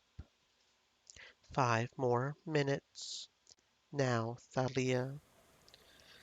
What happened? You were on your way to lay with a couple of the crew members when you were sick. They asked me to come to you. Thalia looked down at herself. She was sitting with her back to one of the walls. Her body was covered in sweat, and she could taste bile in her mouth. Where are my clothes? You vomited all over them. I asked someone to wash them for you. You must think me a fool. What you do is not my concern. You're supposed to be my friend. You're supposed to be concerned. She sighed. Although I should be concerned about Stream myself elements. too. Said, What happened to the stay moist, my friends. sailors? Hydrate. I am afraid they went ahead with you. The girl squirmed under Third Jala's gaze. I suppose the secret's out that I'm into boys and girls now. Yes, and elves, apparently. Am I at fault for this? Not at fault. I just want to be more than friends with you. Thalia could only assume she was still pretty drunk, or otherwise she would never have been able to say that to Third Jala. No, not like those sailors. I mean something real, not just for fun. I see. I was kinda expecting more than that. They all sighed, which worried Thalia greatly. Third Jala almost never sighed. I sensed it, but I had hoped I was wrong. What we have now, and what you would like it to become, cannot work. I will move on in a matter of weeks. On top of that, there is the matter of your short life. I cannot bear the thought of watching you age and die while I remain the same. You think I haven't thought about that? I don't care. I can come with you while you travel. I don't care if you get old. I mean, I'll still have your beautiful face to comfort me when I'm old and grumpy like my sisters. I would have a problem with seeing you grow old. It would be too sad. Another sigh. I think it best if, after tonight, we cease to spend time together unless you require healing. Thalia opened her mouth to speak, but coughed instead. She wanted to say something, but what should she say? She had basically admitted she was in love with Third Jala, but the healer's response was that they should never see each other again. Was there anything she could say that would change Third Jala's mind?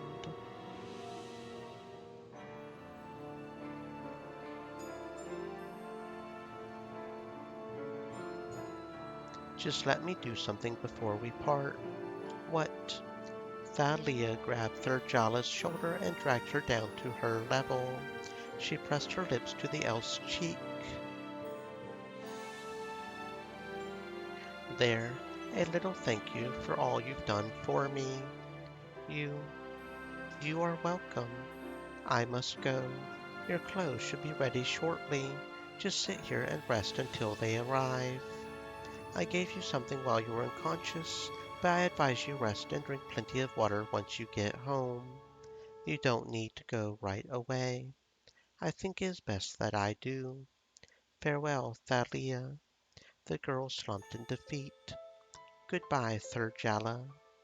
Third Jala walked away without another word, descending the gangplank and out of the view of the sitting Thalia. She sat there in dumb silence for what felt like forever. The girl knew she was supposed to cry in these situations, but no tears would come. She had been like this for a long time.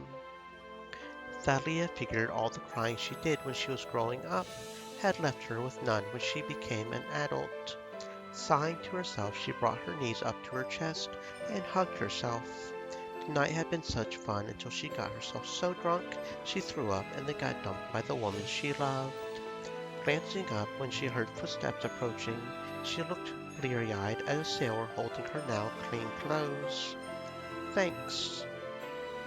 Getting dressed quickly, she glanced back at the door into the interior of the ship. The party was still going on. Maybe she could persuade those two elves to let her join in with whatever they were up to now. When she thought about it, however, she really did not feel like it. Thalia rarely turned down an opportunity with someone as good looking as those two had been, but her heart was just not in it tonight. Sighing, she decided to walk home. How could Thurjala do this to her? She knew the elf was lying to herself. She was just too scared, but too proud to admit it. Typical noble. They were all cowards at heart. She sighed. That was not fair. The healer was no more a coward than anyone. She clenched her fist. She knew it was painful, and it might do more harm than good, but she was not going to give up. Thalia knew that Thurjala liked her. She just needed to get the healer to admit it. The rest of the walk home was spent trying to figure out how to make the elf admit her lies. Overall, the journey home ended better than it started. Perhaps Thalia was being deluded, but she could feel a faint spark of hope in her as she entered the shop.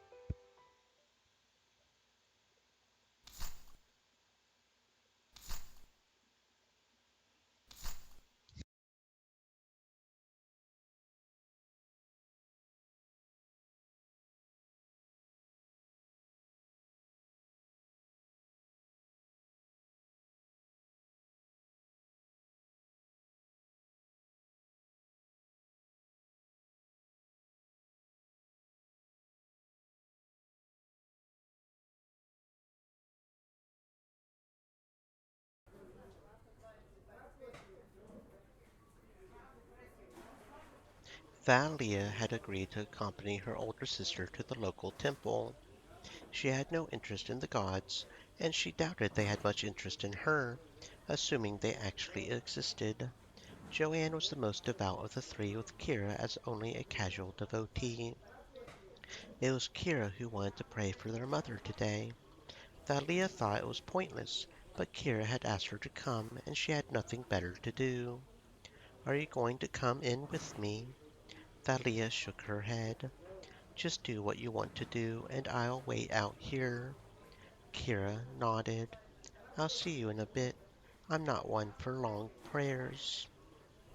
Giving her younger sibling a small smile, Kira turned and walked into the main temple where most devotees said their prayers.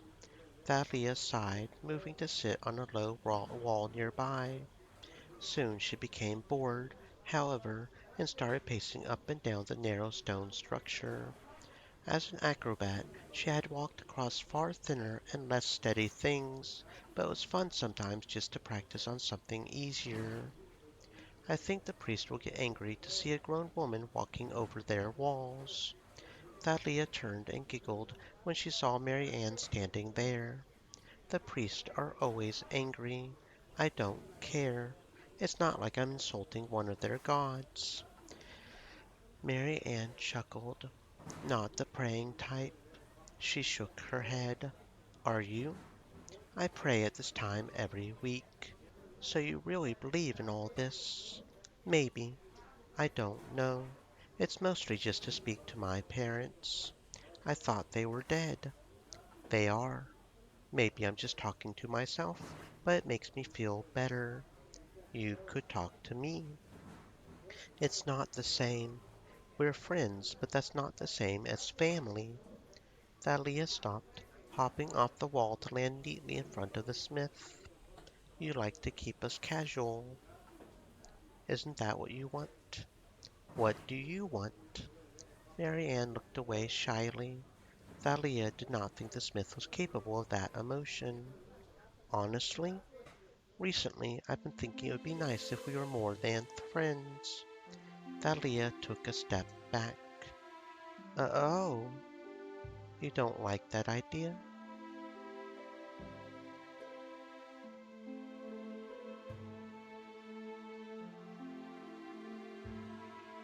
So you want us to be lovers?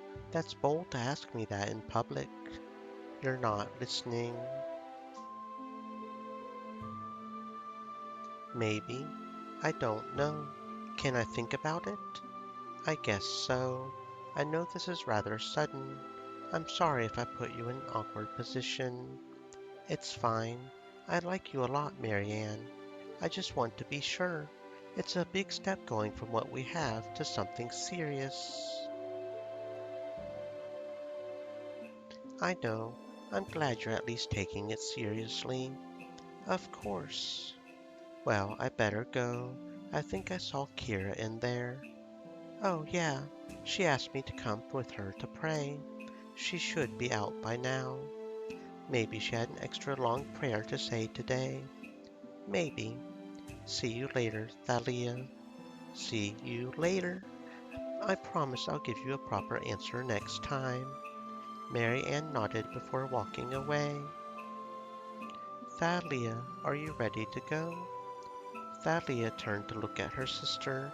She had been watching Mary Ann walking away and had not even noticed her sister's approach. What took you so long? I saw you were talking to Mary Ann, and I didn't want to interrupt. You're her friend, too. It looked serious. I guess it was. I heard some of it. Mary Ann wants you and her to be together. Yeah, to be honest, I kind of know you're into her, too. Kira sighed. I hoped you hadn't noticed. Is that why you said you would think about it? No, not really, but it does make it a little harder. I don't want to hurt you, Kira. Don't worry about me, Thalia. There's plenty of other people in the world. But just think about what you want, Thalia. I'll take my sword to that silly French of yours if you turn down Mary Ann because of me. Thalia's hand instinctively leaped to the piece of hair that covered her eye. Don't threaten my hair. Promise me you won't worry about me. The youngest sibling sighed. Fine. Now apologize for threatening my beautiful hair. I'm sorry, Thalia's hair. She ruffled Thalia's hair, much to the smaller girl's anger. Kira, I was just petting it. It was affectionate. You just wanted to mess it up. Maybe.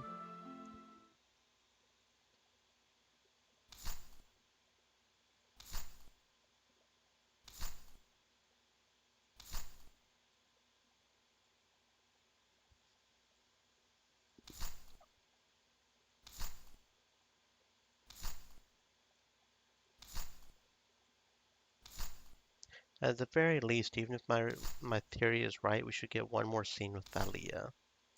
If it'll proc already, that would be fantastic.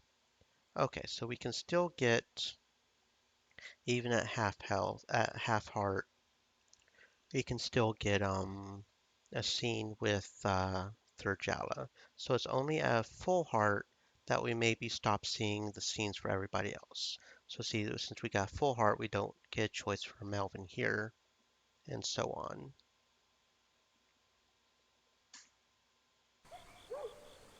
Attempts to corner Thurjala at the temple had all failed.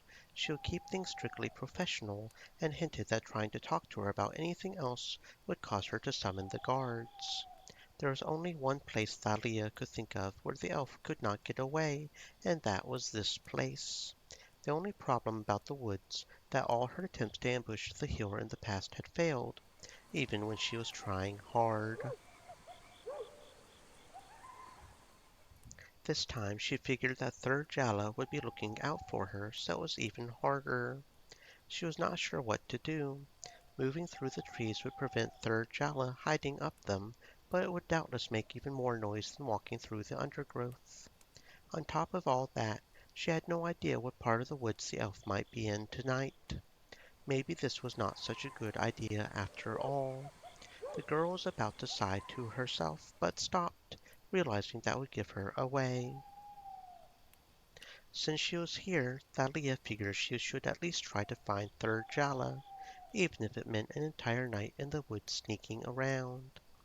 Moving slowly, the acrobat made sure to watch every footfall and ensure she did not disturb too much of the wildlife. It took an eternity to even arrive at the usual clearing where she would meet with Third Jala. To her surprise, she saw the elf there, although it was obvious she had once again been spotted. I can never sneak up on you. I was expecting you would try. You were much quieter this time. If I was about my usual routine, you may have succeeded. I guess that's good. You must stop this, Thalia. No, I'm not going to stop. I know you're just trying to run away. I'm not going to give up just because you're afraid. It is not your decision on how I feel, Thalia. Stop trying to force me. I'm not trying to force you. I just want you to try. You won't even do that. I know you like me. You think I haven't noticed the way you look at me? Even now I can feel your eyes. Third Jala looked away. I have made up my mind, Thalia. Nothing good can come from us, especially if you try to force us into a relationship. Lots of good will come of it. You make me happy.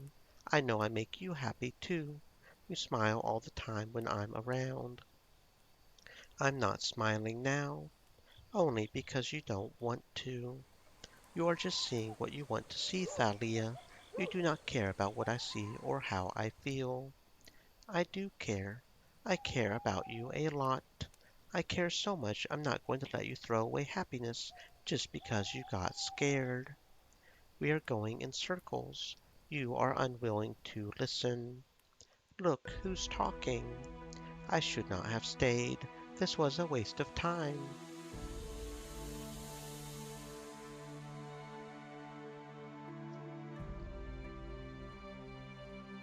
Leave if you want, but we both know how you really feel. No, you don't get to leave until you admit how you really feel. With speed that surprised herself as well as the elf, Thalia moved to block Third Jala's way. This is pointless, Thalia. Get out of my way. No, not until you admit everything. I have already told you everything. Liar. I do not lie. Another one. Stop it.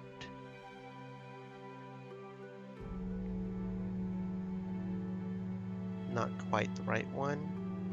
That was a good one, but not the perfect one. Sorry, I'm going to get one last hug before I let you go.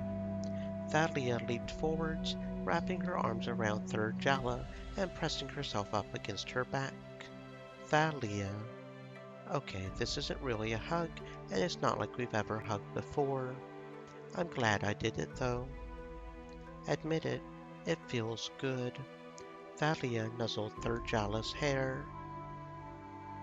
There we go. Thalia, stop. If you wanted to stop, then walk away. You're clinging to me. I cannot. Use your magic, then. I am not going to use my magic. Let me go, Thalia. No. She was doing her best not to overly smell Third Jala. She had an amazing scent. Thalia, stop being childish and accept how things are. I'm not the one running away because I got scared. Stop it, Thalia. Just stop it, please. Not until you admit how you really feel. I know you're enjoying this as much as I am. I imagine how good it would feel if you turned around. I cannot. Third Jala pulled away suddenly, leaving Thalia face down in the dirt. The elf stopped at the edge of the clearing. You confuse me, Thalia, and that frightens me. I didn't want to admit it. I am not used to it, and thought maybe something was wrong with me. Let me think, Thalia. Just let me think, and I will tell you how I feel next time we meet at this clearing. Third Jala sighed. And yes, you do feel good against me. With an uncharacteristic blush on her cheeks, the elf retreated into the surrounding tree line and out of sight. Thalia pushed herself to her feet, dusting herself off. If she had expected Third Jala to do that, she would have gripped a little tighter. At least she got Third Jala to admit some of the truth. Next time, maybe she could get Third Jala to finally agree to be with her. Maybe so.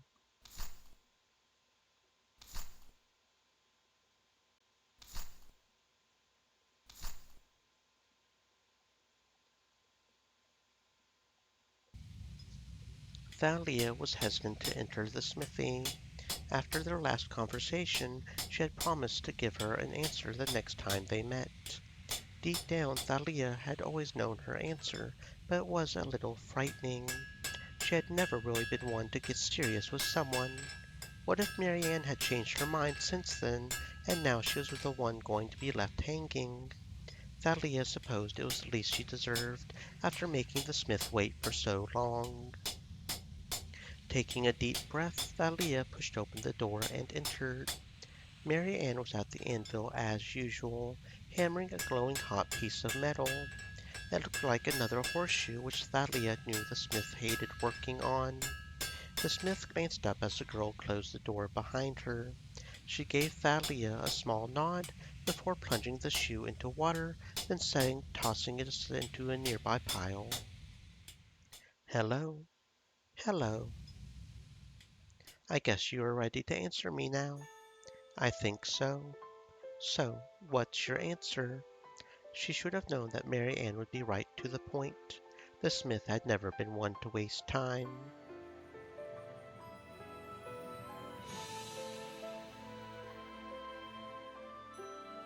I want to get serious with you. Nope, not quite. You've really messed with my mind, Mary Ann. I can't think straight because of you. Nope. Ever since we first met, I've known there was something different about you, Mary Ann. From you not killing me when you caught me stealing, you to when you let me ogle you in the yard. Mary Ann laughed. I've always known that there was more than just playing when it came to you. So, Mary Ann, I want to get serious with you. Mary Ann laughed again. That was quite a speech. Thank you. So I guess this is it. I guess. Mary Ann grabbed Thalia's hand and started dragging her towards the back. Don't you have a shop to run? Oh, yeah. She stopped, moving to a desk in the corner and removing a sign. Remember this? It's a sign you missed when I was taking a break. She opened the door and hung it up on a small nail protruding from it. There we go. We've got an hour. The smith raced over and grabbed Thalia's hand. I wasn't quite expecting you to go this fast. Problem? Thalia giggled. Nope. She jumped up into Mary Ann's arms, wrapping her legs around the taller woman's torso. Just carry me like this. Leaning in, she kissed Mary Ann tenderly on the lips. Now take me where it was you wanted me to go. My bed. You are a bad girl, Mary Ann. No worse than you.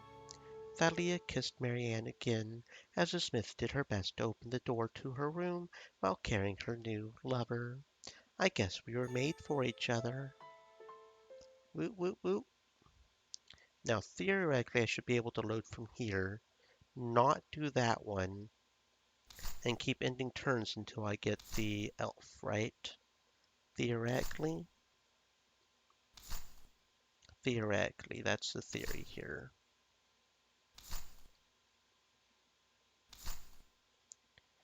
Because we shouldn't be logged into the elf. Or Marianne. We shouldn't be. Because it definitely looks like Kira and Joanne are locked. But maybe because she was the first one we got to. Nope, there we go. Okay. So the half heart is where it locks onto.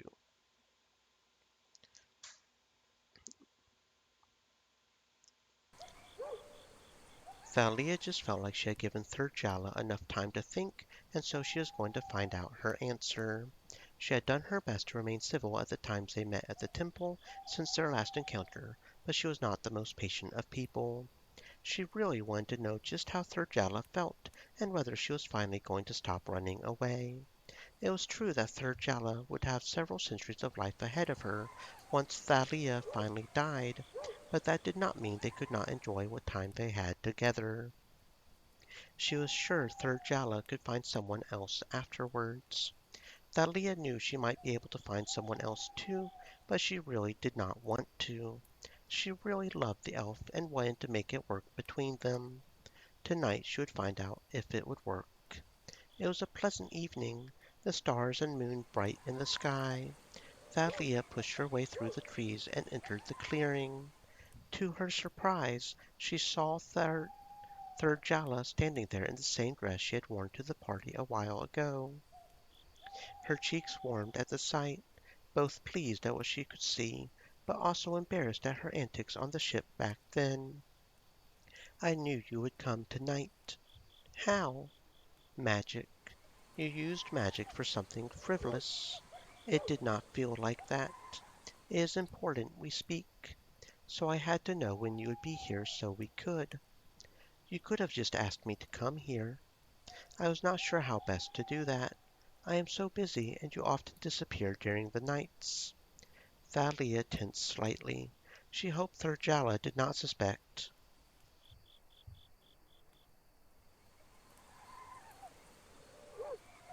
the nighttime activities of her and her sisters. So, my answer, yeah, you still confuse me, Thalia. The way you act towards me, no one has ever been like you. You amuse me, and you make me feel happy in a way I cannot describe. I would like to understand these feelings more.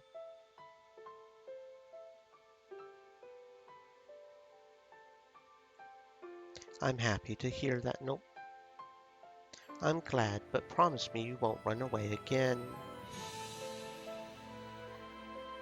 Nope, not quite. Took you long enough to come to your Nope. I could help you understand those feelings more right now if you would like. Thalia moved close. Thurjala blushed and stepped back before Thalia could take her hands. I... I am not sure about that yet. It's nice to see I got you to blush, though. I guess you do like me. I think I love you, Thalia, but I am not sure. You don't have to love me right away, but I'm glad you're thinking it. You really are a perplexing one. I hope that's good. It it is. Thalia grabbed Thurjala's hands. What are you doing? Hopefully making things a little clearer. Thalia leaned up on her tiptoes and pressed her lips to Thurjala's. Her lips felt so soft and warm. The elf did nothing at first, but soon began to return the kiss. Pulling away, Thalia leaned back and grinned. Things are definitely crystal clear to me. I... That was most enjoyable. Do you think we could try again? You don't need to ask me twice. Thalia jumped into Thurjala's arms, wrapping her slender legs around the taller elf's form. Eventually their kiss parted, but Thalia did not release the other woman. I did not quite expect you to do that. You could have pushed me off. I did not want to. Thalia giggled and nuzzled Thurjala. Good. Okay, so with that being said, now that we're better understanding how the relationship system works in this game, let's load from here. Because I think this was before we got anybody to the final stage. So we're going to ignore Frederick for Kira, because we already got the ending there, and we don't want that. We need Thalia to go after Frederick now, and Melvin.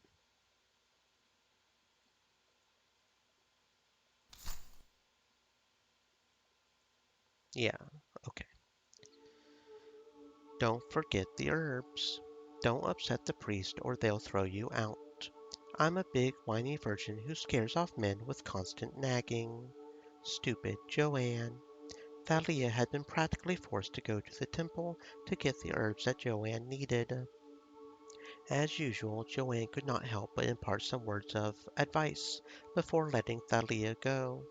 She sometimes wondered if Joanne thought they were still children. Thalia had lived many years all on her own and had not gotten herself killed. She had been doing very well until her father called them to this town. Just because she thought the gods did not exist and the priests were all con artists cheating people out of their money did not mean she was going to say that to their face. She knew she was in the minority and starting fights would just get her thrown out. It would be bad enough attracting that kind of attention without Joanne and her father scolding her for failing to carry out the errand. The outside of the temple was not too offensive to her, and she would be able to skip the main hall to get to the healers section. Why did healers have to be based in the temples? Why not somewhere sensible in town where they could help more people? These priests just liked to control everything they could. They were worse than corrupt lords. Thalia? Oh, hello, Frederick. You didn't strike me as a temple goer. I'm not. I'm here to pick up something for Joanne. I didn't think you were one for praying either. I am.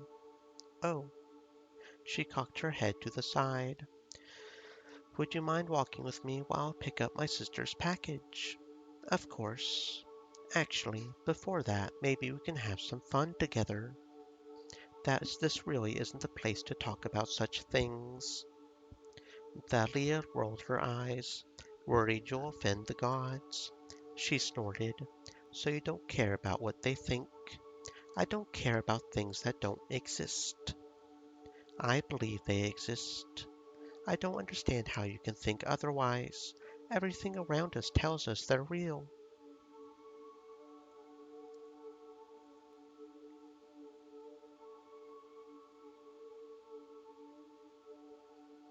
Didn't you know I'm the goddess of love? Okay, no. I'm sure the gods won't care about us talking about sex. I mean, in the stories, they're all running around bedding each other and having bastard children. Why should they get uptight if we have some fun in bed together? It's about respect. Oh, yes, I'm sure they will notice us being slightly disrespectful over the sounds of their love making. You are quite brazen. Not quite the right one? Nope. I guess we'll have to agree to disagree. I guess we will. Will you still walk with me? Of course. Good. I'm going to visit the healer, and then you can walk me back to my shop. She took Frederick's arm and walked with him. They chatted happily the whole way there and back. She was disappointed he was still refusing to lay with her, but at least they were able to talk and spend time together. It went well, although he got a little awkward when she tried to find out what he was praying for.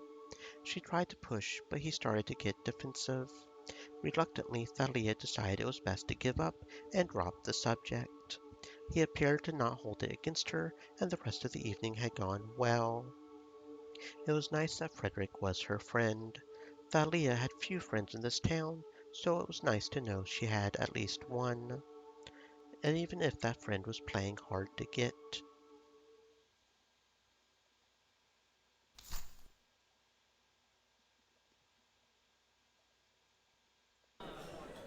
Kira was in a bad mood tonight. She had been thinking about seeing Tiberius with that woman. She was sure it was innocent, but she could not shake the feeling he was up to no good. Was it wrong of her to always think the worst of people?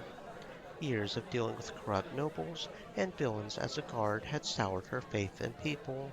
She had not stopped liking people, but she had come to distrust those who put on a virtuous front. Tiberius, lack of sense of humor aside, came across as a perfect guard. It felt too good to be true. Kira placed her empty tankard on the bar. Another. Haven't you had enough? No, I want another. If you insist. She accepted the refilled cup and drained it quickly. You're drunk. Good. I'm not going to serve you any more. I'll get into trouble. From who? From me. Morgaine vanished as Tiberius loomed into view. I think you've had enough, Kira.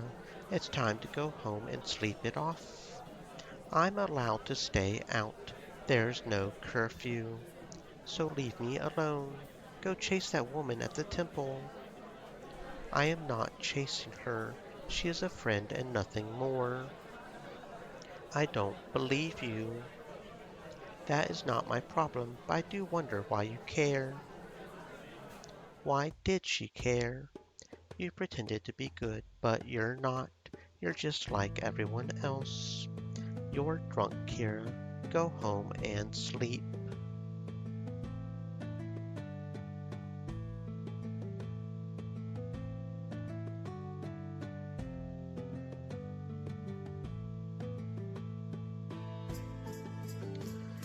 He tried to pull her up to stand, but she pushed him off.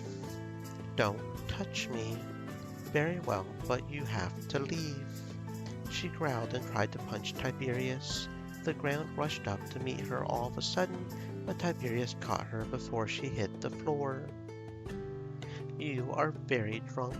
I cannot imagine you losing your balance so easily. Let me go. If you promise not to try and strike me again, I will have to arrest you if you do. I will hit you until you promise to stop chasing women. I do not chase women. Liar, I saw you. She is the wife of one of my guards, one of my good friends. I would never do anything to hurt him or her. What about the other woman? What other woman?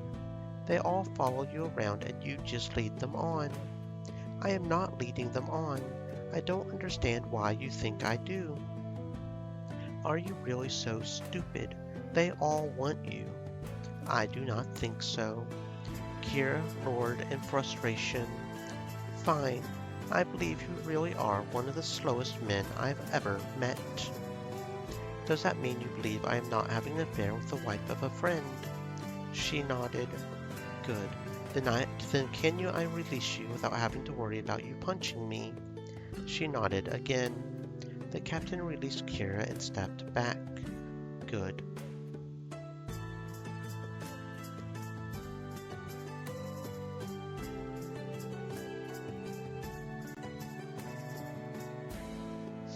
You know you lead me on, too. What do you mean by that?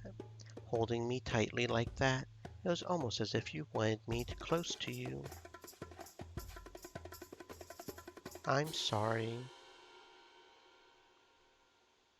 Not quite, apparently. My sisters always say I'm stupid when I'm drunk. Nope. I'm sorry, but I think someone needs to hit you, knock some sense into you. Why do you think that? Those women are interested in you, Tiberius. You might not see it, but I do. You're a good man and you're kind. I just wish sometimes you would see how cruel you can be sometimes. I'm not being cruel. It's cruel to ignore another's feelings. I am not ignoring. Yes, you are. I think you're wrong, Kira, but I accept you believe you're right. It is admirable you wish you help those who you do not know. I wish all my guards had such motivations. How could Tiberius be so blind? She sighed. I should go home. That sounds like a wise course of action. Good night. Good night, Kira. Please get home safely. Thank you. She staggered away, doing her best to stay on her feet as she made her way out of the tavern and onto the streets. Joanne was going to scold her badly once she got home.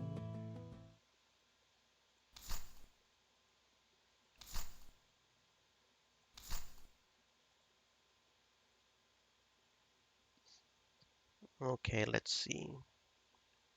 We've got Melvin, we've got Thurjala and Marianne for her. So you need to go after Thurjala.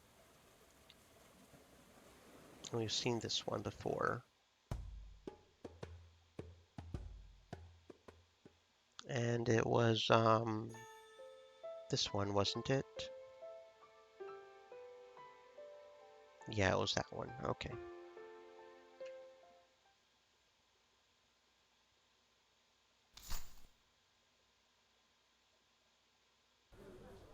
You'd better come back right away, Thalia. I know you like to waste time at the market so you don't have to work at the shop. I act twice my age, and that's why no one wants to get anywhere near me. I think I'm everyone's mother, and who would want to get romantic with her mother, right? Not my mother specifically, but mommies in general. Yes, absolutely. Mommy, sorry. Mommy, sorry. Thalia sighed. Joanne had instructed her to fetch some things from the market, and she had agreed as any excuse to get out of the shop was a good one for her. Working as a merchant just really was not her thing. Sure, she was good at flirting and getting a sale out of it, but everything else was really uninteresting to her. She brought in more money than anyone else. Just because she did not look busy did not mean she was not working. Why was Joanne always so judgmental? And why did father let her take charge of everything? The only time he did anything was to step in if they started fighting, and even then it was usually to say Joanne was right. Why did he always back her? It was so annoying. Grumbling to herself, she shoved her way through the crowds of the marketplace to where she needed to go. Sometimes she hated being so short. As she made her way through, her eyes fell upon the back of Melvin. So the noble really did like to visit every shop in town. He was a strange one. On the other hand, a noble tended to carry around a lot of coin, and the more money they had, the better. Right? Thalia nodded to herself. A little bit of pickpocketing would cheer her up after dealing with Joanne's attitude. Sliding up close, she moved her hand quickly to divest her mark of his gold. To her surprise, a hand wrapped around her wrist. Looking up, she found herself staring up into Melvin's disapproving gaze. How had he noticed her? Do you try to steal with everyone you flirted with? Not like you to be silent.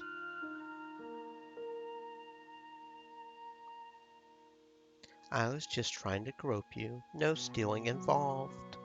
Oh, Thalia slipped her hand out of his grip and openly squeezed his buttock. Not quite okay. I just tripped and you were the closest thing to grab on to.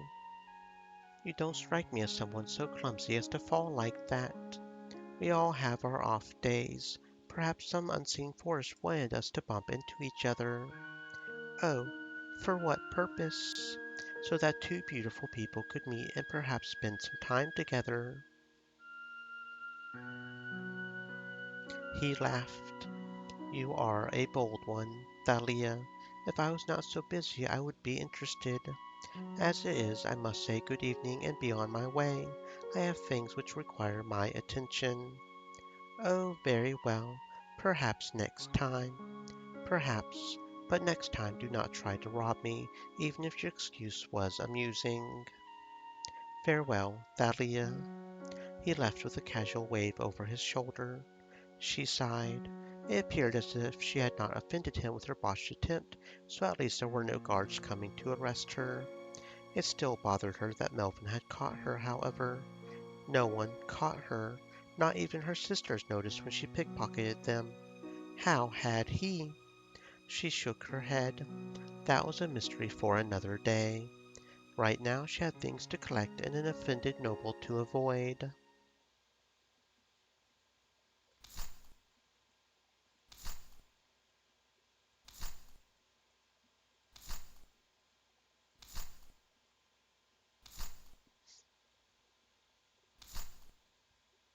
Oh, here we go.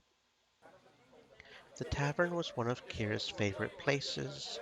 Her sisters told her she was too fond of ale, but what did they know?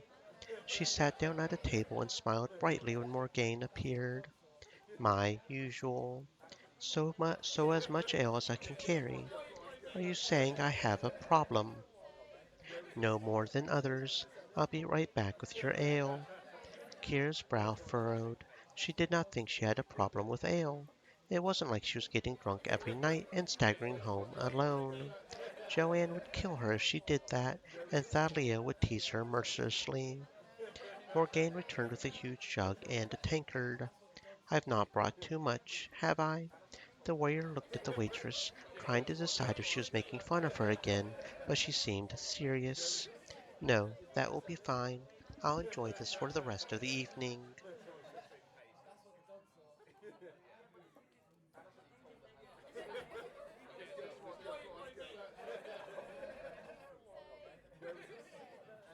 Of course. Kira enjoyed about 3 massive jugs of ale in the end. She was very happy, but also very drunk. The tavern was closing now, and she was the only one left. She was too tired to get out of her chair. Kira, you need to leave before you get thrown out on the street. I would rather not see what you did to anyone who tried to do that to you. I'm I'm fine. It's okay. The waitress sighed. I'm ready to go now, so I'll take you home. Don't. Can take care. Myself. She yawned and closed her eyes. Kira, don't. You're too heavy for me to lift if you're asleep. So noisy. Don't shout. Kira pushed away from the table. It took her a couple of attempts, but eventually she got to her feet. See, take care of myself. I'm strong. Do need help. She swayed dangerously to the side, only Morgane's shoulder stopping her from falling to the ground. You're really, really drunk. Good ale. Maybe a little too good. Morgane grunted as she brought Kira's arm around her so she could help keep her up. Lucky your shop is easy to find, or I would have to take you home with me. So long as I get to sleep in your bed. The waitress shook her head. You're as bad as the men. What? Figured you would have a nice bed. You have a fancy dress, fancy bed, too. The dress I wear at the docks is a uniform, too, although Albert lets me wear it outside of work, too. Nice dress. Thank you. Kira shivered as they walked into the streets. So cold. She pressed more against Morgane's warm form. You're soft. Warm. Morgane blushed furiously but said nothing. Let's get moving.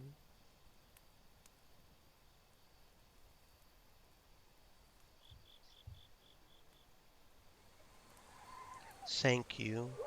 You're welcome. The pair of them walked slowly through the streets. Sorry. It's fine. You're my friend. I just hope others don't expect me to do this for them. Kira laughed. I'll punch 'em. Morgane giggled. I hope you're able to stand when you do that. Sorry. You don't usually get this drunk. Don't worry. Joanne gonna kill me. I hope not. She will. Hates me drinkin'. Tea with her. Bleh. I like tea. Bleh. Morgane stopped at the front of the shop. So home already? Yes, home already. Are you okay to go the rest of the way on your own? Kira nodded before stepping away from Morgane. With impressive grace, she opened the front door and fell face first into the shop. Wow, Kira is really drunk. At least she didn't get home late for a change. Oh, Morgane, did you help Kira home? Yes, I was worried Kira would end up in a ditch somewhere and the guards would take her away. Thank you. Thalia, I can take it from here. Why? She looks like she's happy on the ground. Not happy. She's awake. I was hoping she had fallen asleep. Good night, Morgane.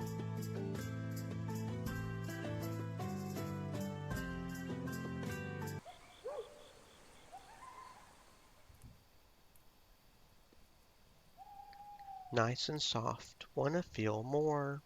Kira moved closer to Morgane. Morgane gently pushed her back with her free hand. Kira looked down, noticing that the other's hand was on her chest. Oh, feel me then. I think that's the best we can do, right?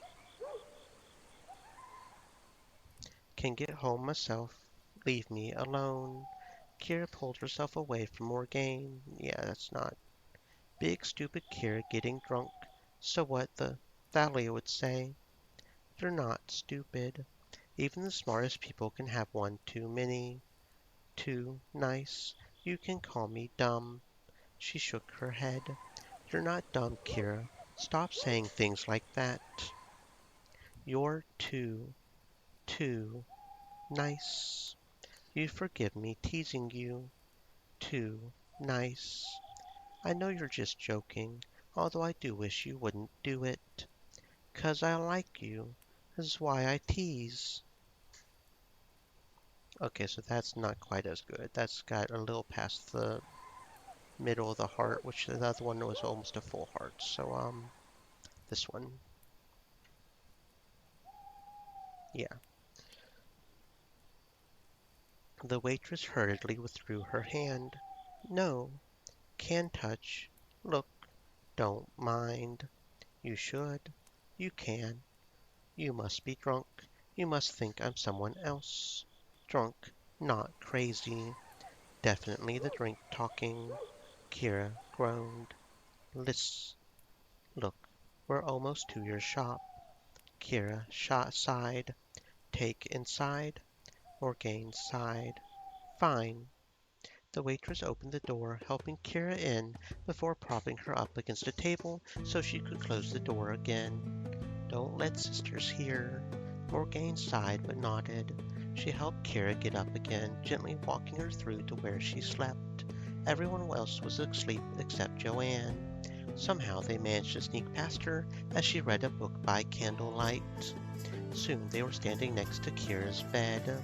Very gently, Morgaine set Kira down.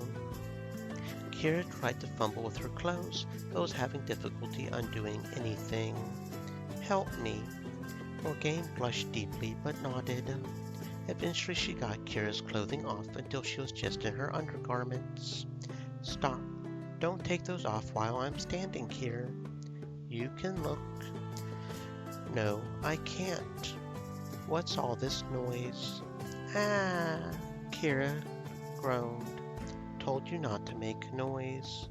Kira, you get drunk and you pull Morgaine into helping you get home? Have you no shame? Just one too many. Make that 10. Joanne sighed. I'm sorry, Morgaine. You should go home. Thank you for taking care of Kira. Just don't let her take advantage of your kindness. She gets pretty shameless when she's drunk.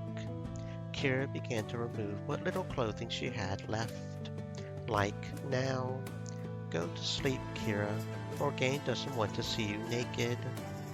The maid gently grabbed the waitress by the shoulder and took her out of the room. Good night, Kira. Good night. Kira slumped into the bed. Sleep came almost instantly to her.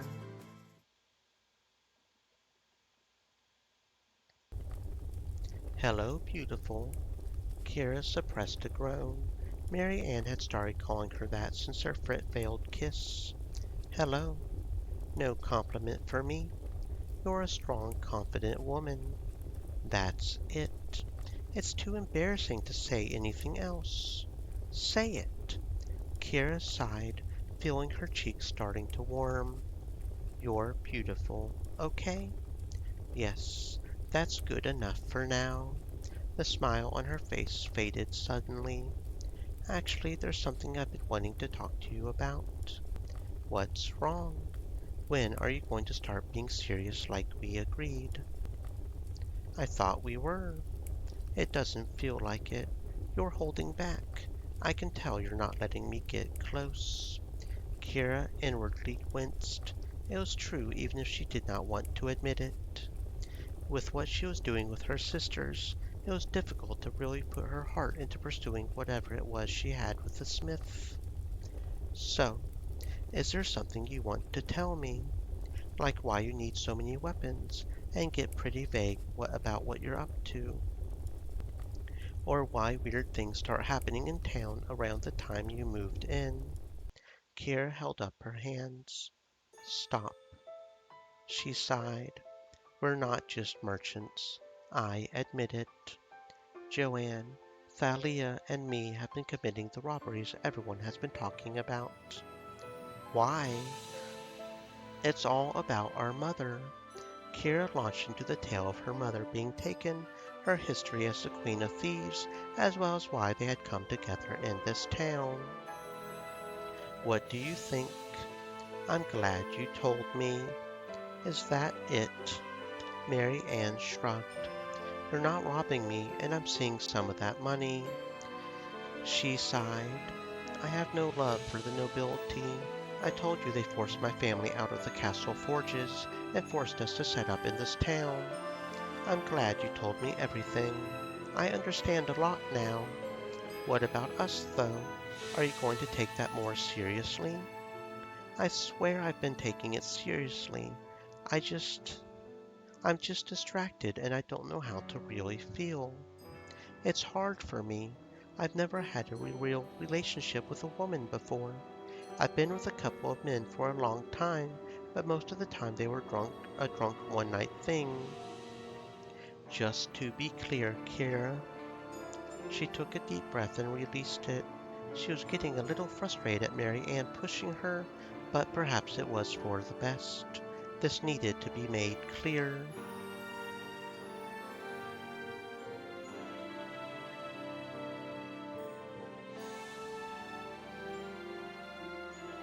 I'm serious about you, Mary Ann.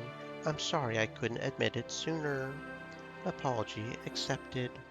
I'm falling for you. Okay, and then the next one will be the deciding factor. Mary Ann chuckled. I know. I want you to kiss me this time. Wait, already? But we didn't even have. Oh, okay. So I guess you don't need a full heart for it, apparently. I want you to kiss me this time, properly. I. Kira took a deep breath. Fine. Mary Ann moved close, grabbing Kira's hands and pulling her tight against her. Move your cheek and I'll headbutt you. Kira laughed nervously, looking into Mary Ann's eyes. Tensing, she closed her eyes and leaned forwards until their lips met. She heard Mary Ann purr in approval as they kissed. After what felt like forever, the two of them finally parted. You're a good kisser. You, too. Mary Ann grinned before suddenly picking up Kira and putting her on a table. She swept the items off it so she could pin Kira down on the wooden surface. Clambering on top, she kissed Kira hungrily on the mouth. Kira moaned softly, bucking her hips slightly as their lips met. And then their lips met in different ways. I mean, what? Mary Ann pulled away, panting slightly as she looked down into Kira's eyes. You have no idea how long I've been waiting. Don't make me wait so long again, or I'll tie you to my bed. Kira swallowed. Do you think you could let me go now? There's things I need to do. Mary Ann smirked. One last kiss. All right, so that's the Mary Ann, and we didn't even have to get all the full hearts for it either. So that's interesting. Okay, we've already got Thalia with Mary Ann. We need Joanne with Mary Ann. Did we get Kira? Yeah, we got Kira and Frederick. We need Thalia and Frederick. Back again. Are you here to buy or sell something? Maybe, but I want to talk to you again. Frederick sighed. Please, can you stop asking me to bed you? It's not that I'm not interested. I just have other things on my mind. I'm sorry. Hey, don't make assumptions. Is that what you wanted to ask me about? See, fine. You're right. Worried we'll offend the gods again. He shook his head. You don't have to make fun of me. I'm sorry. I was just trying to lighten the mood a little. I know you don't believe, but you don't have to make fun of me because I do. I didn't mean it like that. So why don't you believe in the gods? Why do you believe in them? I think I've sort of answered that one already. Why don't you answer my question?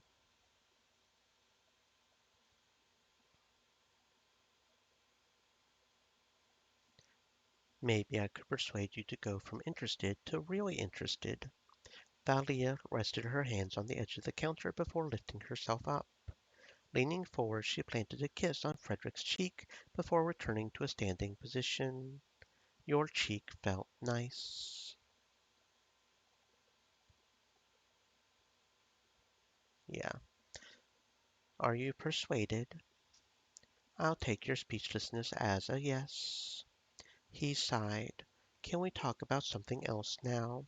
How about buying or selling something?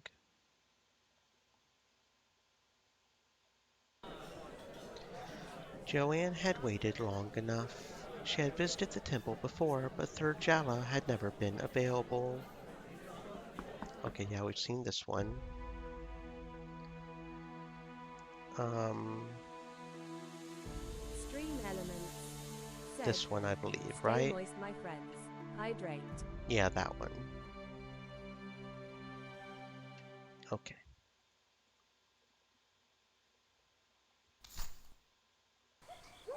It was unusually quiet at the market tonight. Ordinarily, this place was filled with those staggering home from the tavern, staggering to the tavern, or just staggering around the market because they had nowhere else to go. It was as if something had chased about the usual drunks and loiterers from the marketplace. Even the stall owners had disappeared, and that was very strange indeed. Miss. Kira turned around to look at the man hiding behind his stall. Me. Yes, you. You have to leave right away. They're coming. Who are coming? I don't know their names, but they're armed to the teeth, and they're out for blood. If I were you, I would go home right away, or hide until they leave. The warrior was not usually one for hiding, but she had no weapons on her at the moment except for a knife in her boot, and that would not be that useful if her opponents were as dangerous as the merchant was making out. It irked her, but she decided to join the merchant behind his stall. Crouching down, she kept an eye for the mystery brigands. Where is everyone? They came around and told everyone to leave or die. No one really wanted to argue. Where are the guards? No idea. We tried to call for them, but no one came. Kira had a bad feeling about this. Do you know why they're here? They're waiting for someone to kill them. Only the gods know. She could not stay here. She had to get Tiberius and bring the guards here. Armed killers could not be allowed to take over a part of the town just because they wanted to. I'll go get the guards. Get down, miss. They're coming. Kira watched the armored men and women walk past. They wore dark leather armor and were armed in a various assortment of wicked-looking blades. All of them had their faces covered. She instinctively drew her dagger, holding it loosely in her hand as she observed the route they were taking. Stay down, miss. If they spot you, then they'll kill us both. They won't. They're assassins. They only kill their target unless you get in their way. Stay here. I will get Tiberius and the guards. Gods be with you. Thanks. Keeping low, she dashed across the space between stalls before rolling across the narrow path towards an alleyway leading out of the market. She looked over her shoulder. Her eyes widened as she watched Tiberius walking between the stalls in the same direction as the assassins. He was alone, and not walking like someone who was expecting an ambush. It looked like he had decided to walk around without his guards again. Sometimes she wondered if Tiberius was actually stupid. Moving quickly, she chose discretion over valor and moved to shadow Tiberius instead of approaching. Should he come under attack, surprising the killers would be more efficient than getting ambushed along with him. A few tense paces later, Kira spied one dark figure crouching behind a stall with sword in hand. Grimacing, she slowly creeped up on the killer. Wrapping her arm around his head, she drew him backwards and slit his throat before he could speak. After so many fights, Kira was sure she should be used to the smell of blood, but it was hard when there was lots of it. Looking down at the body, she decided it no longer needed its short sword. Borrowing the blade, she sheathed her dagger back in her boot before resuming her shadowing of the captain. She could see another 5 figures flitting between stalls, closing off any possible route that Tiberius could use to escape once the trap was sprung. Stealth was no longer an option. Tiberius. Ambush. Kira charged the nearest figure to her, who barely had time to turn to face her. With brutal efficiency, she sliced her sword across their chest before finishing off with a thrust into the belly. The figure collapsed with a groan. She took a moment to look up, seeing Tiberius struggling to hold off 3 assailants at once. Were it not for his armor, Kira was sure he would have fallen by now. Still, he was doing an impressive job of keeping himself alive. The warrior decided to join in, tossing a nearby basket at one of the assassins to throw them off. Tiberius spied the opening and neatly sliced across the man's chest. Kira hurried over to the captain's side, moving to block a blow intended to strike his back. Smirking at the woman, she lashed a boot into their shin before striking them hard in the side of the head with the pommel of her sword. It was not a technique smiled upon by many warriors, but guards swore by a few moves learned from breaking up tavern brawls. Her foe crumpled to the ground, a savage boot to the head knocking her out. The last assassin attempted to flee, but Tiberius easily dispatched him with a thrust through his groin when he attempted to disengage. Both of them were breathing heavily as they surveyed the carnage around them. The smell of death was strong around them. Figures started to emerge from behind stalls and out of shop doorways. A few started to applaud, much to Kira's embarrassment. It appears you impressed some people. I don't think it's all just for me. Perhaps not. I must thank you, Kira. If it were not for your quick action, I am sure I would be dead now.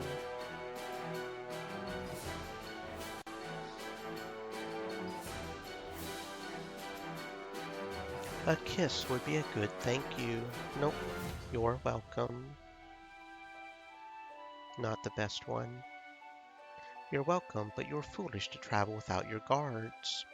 Tiberius sighed. There we go. You are right. I never thought any would be so bold to do this. Perhaps I have overestimated myself, or underestimated your enemies. Perhaps. Who do you think sent them? I have my suspicions, but I will not speak of them in public. Fair enough. Can I confess something? Is it a crime? She laughed. No, something else. Very well. I was scared you might be killed. It would break my heart if you died, Tiberius. I see. Thank you. Kira rolled her eyes. You are the densest of men. Leaning up on her tiptoes, she kissed his cheek. The pair of them fell into an awkward silence as a few of the people surrounding them teased them. Promise not to go around on your own again. I promise. Now I must deal with this. Kira glanced through the crowd of onlookers and noticed some guards pushing their way through. Be on your way. You are obstructing official business. You should take this sword. It belonged to one of them. She held it out with both hands. Tiberius took it. Thank you. Well, I should go, I guess. I will seek you out later so we can discuss this matter further. She nodded. Goodbye. Tiberius gave his customary bow. Farewell, Kira, and thank you again. Kira gave him a small wave before walking away through the dispersing crowd.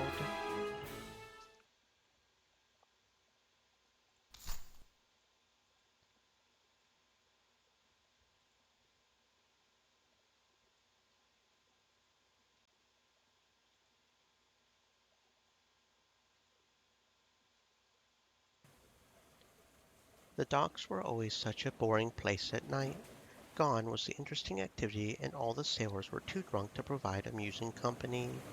She used to perform a lot by the sea during her travels, as sailors tended to be a little freer with their coin after a successful voyage. It changed at night, after most of them drank it all away, however. Now it was just the quiet of the sea, with the creak of ships and the sound of the tide. A few drunken sailors would stagger past, and perhaps offer a lurid comment, but none of them were in any state to do anything. A familiar figure materialized out of the shadows of a nearby alleyway. "Awfully late for a young lady like you to be here. Awfully late for a pretty noble to be here." He chuckled. "I hope you haven't come to relieve others of their money." "No. Actually, perhaps it is fortuitous that you're here." "Why?" "You can repay me for not setting the guards on you for the stunt in the market." "What?" "You heard me. You owe me a favor, and I would like to collect now. You can't just appear out of nowhere in the middle of the night and demand I do something for you. Shall I call the guards, then?"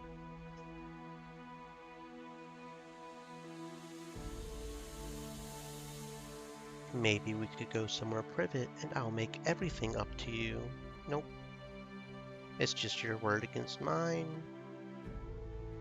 "Fine. What do you want?" "I don't think that's the best we can do. So this is the nobility of Accra. One little mistake and I'm your slave for life. What am I to do while you have your wicked way with me?"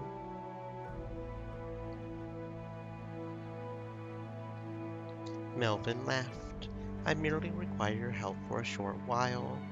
Slavery is illegal in this town, one of the few forward-thinking things you will find here.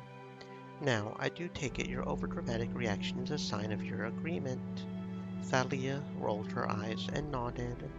"Excellent. So what do you want?"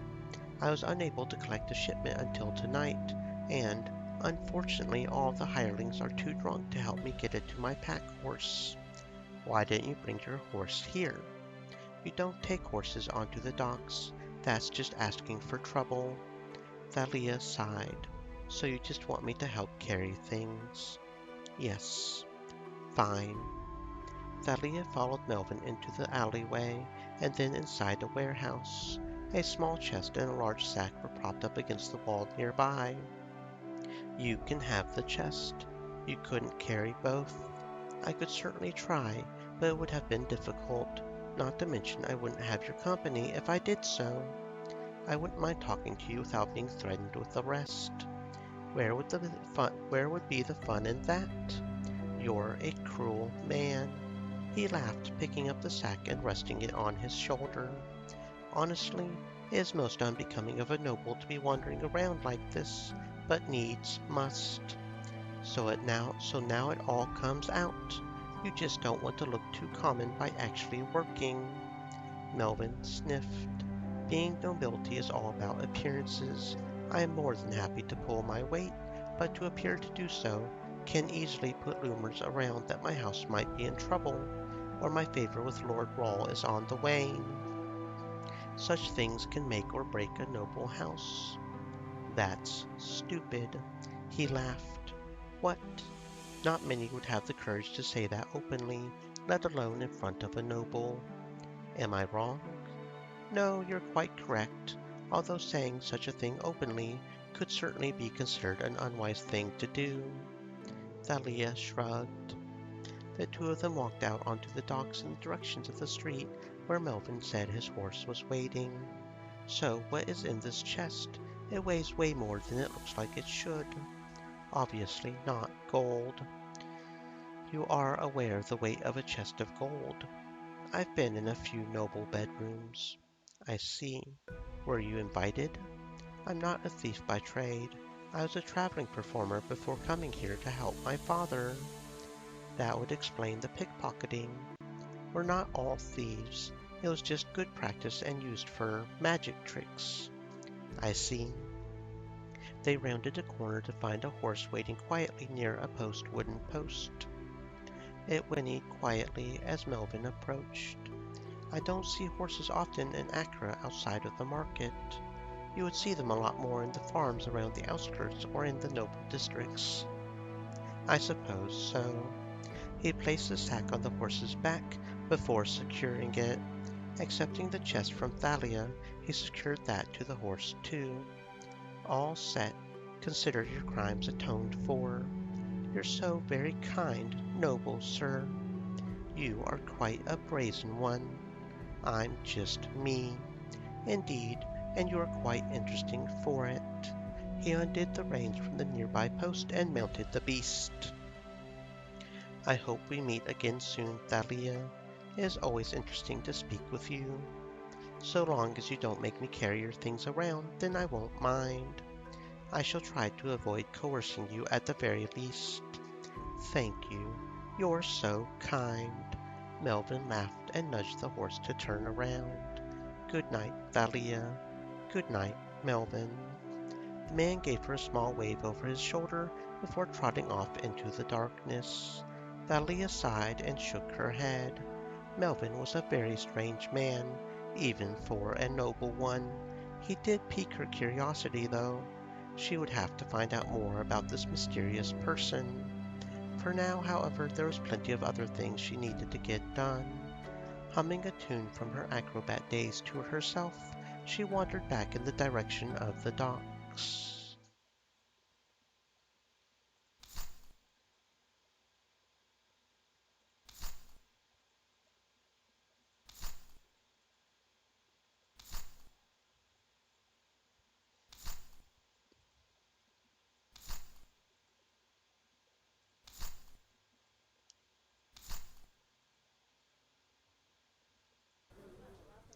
Kira was just about to enter the marketplace when she found Morgane loitering nearby. Morgane? Oh, hello, Kira. What's wrong? What makes you think something's wrong? You look upset. Morgane turned away from the warrior. Oh, it's nothing important. I've just not had the best of days. What's the matter? It really doesn't matter, Kira. I'm sure you have much more important things to do than talk to me. You know how much I care about you, Morgane. Don't say that. She sighed. I know. It's just, I don't like to talk about private matters, even with you. I know how to keep a secret. You're probably going to find out anyway. Will you walk with me somewhere more private so we can talk? Of course. Morgane smiled a little and nodded, gesturing for Kira to walk with her into the marketplace. They walked through a line of stalls before ducking into a small alleyway. It was between two shops and very narrow. Kira did not like narrow spaces like this. It was difficult to defend yourself from attack. Most people don't even know this gap is here. The warrior looked around. The roofs of the adjacent buildings met at the top, casting a deep shadow onto the narrow gap between them. Most people think it's one continuous terrace, but it's not. She sighed. Anyway, about my problem. Morgane took a deep breath. My father used to be a sailor, a really good one. I think you would have liked him. He was strong and could hold his own. A few times he had helped drive off pirates, and it made him tough. It's ironic, really. He had to give up the life because some unsecured cargo crushed his leg. The bone healed, but he walked with such a bad limp he couldn't help haul cargo. He decided to start a shop in the marketplace. Morgane rested a hand on the wall to her right, her gaze growing distant for a moment. This one. Her hand fell and she returned her attention to Kira. We had to take out a loan to start bringing in goods. The building we got from some money my father was given by his old captain as a farewell present. It started out well enough at first. We did well and everyone was happy. Then my father quickly started getting sick. We think it was something to do with his old injury, but we could never be sure. Her expression darkened. Perhaps if the elf we have working as a healer now had been here, but the old fraud was still here then. He could do nothing except charge us disgusting amounts of money to help my father's pain. She shook her head, raising a shaky hand to her eyes to wipe away tears. So father died, and we were in debt to both the merchant and the healer. Mother had no time to work the shop with my younger brother. The greedy healer decided to foreclose on us, and so we were forced to sell the shop to him. Perhaps it was divine justice he died only a year later.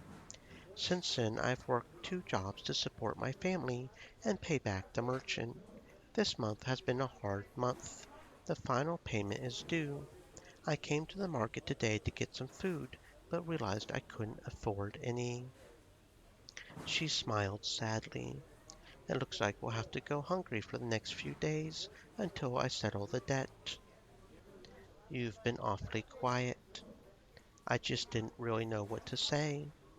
I'm not like my sisters. I'm not good with words. You're better than you think.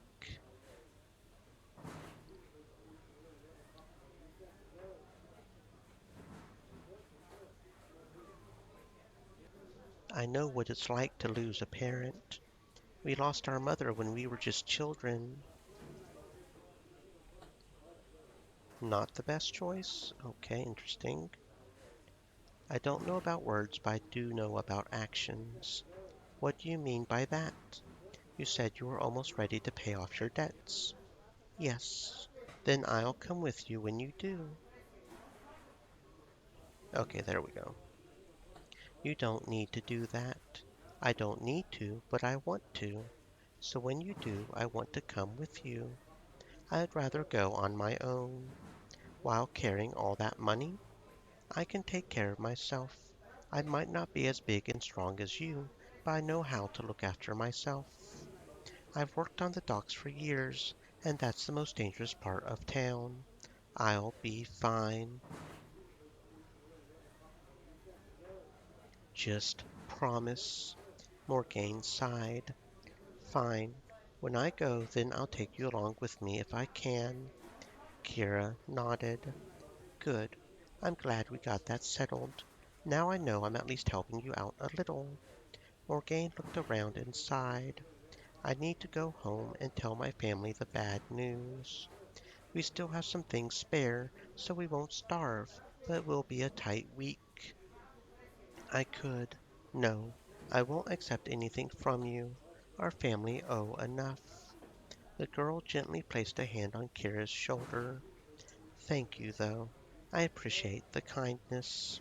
She brushed past the warrior. See you later, Kira. Have fun at the market. Kira wanted to talk to Morgane more, but she could sense strongly that that was not an option. Shrugging to herself, she walked out of the narrow alley and into the market proper. Time to do some shopping.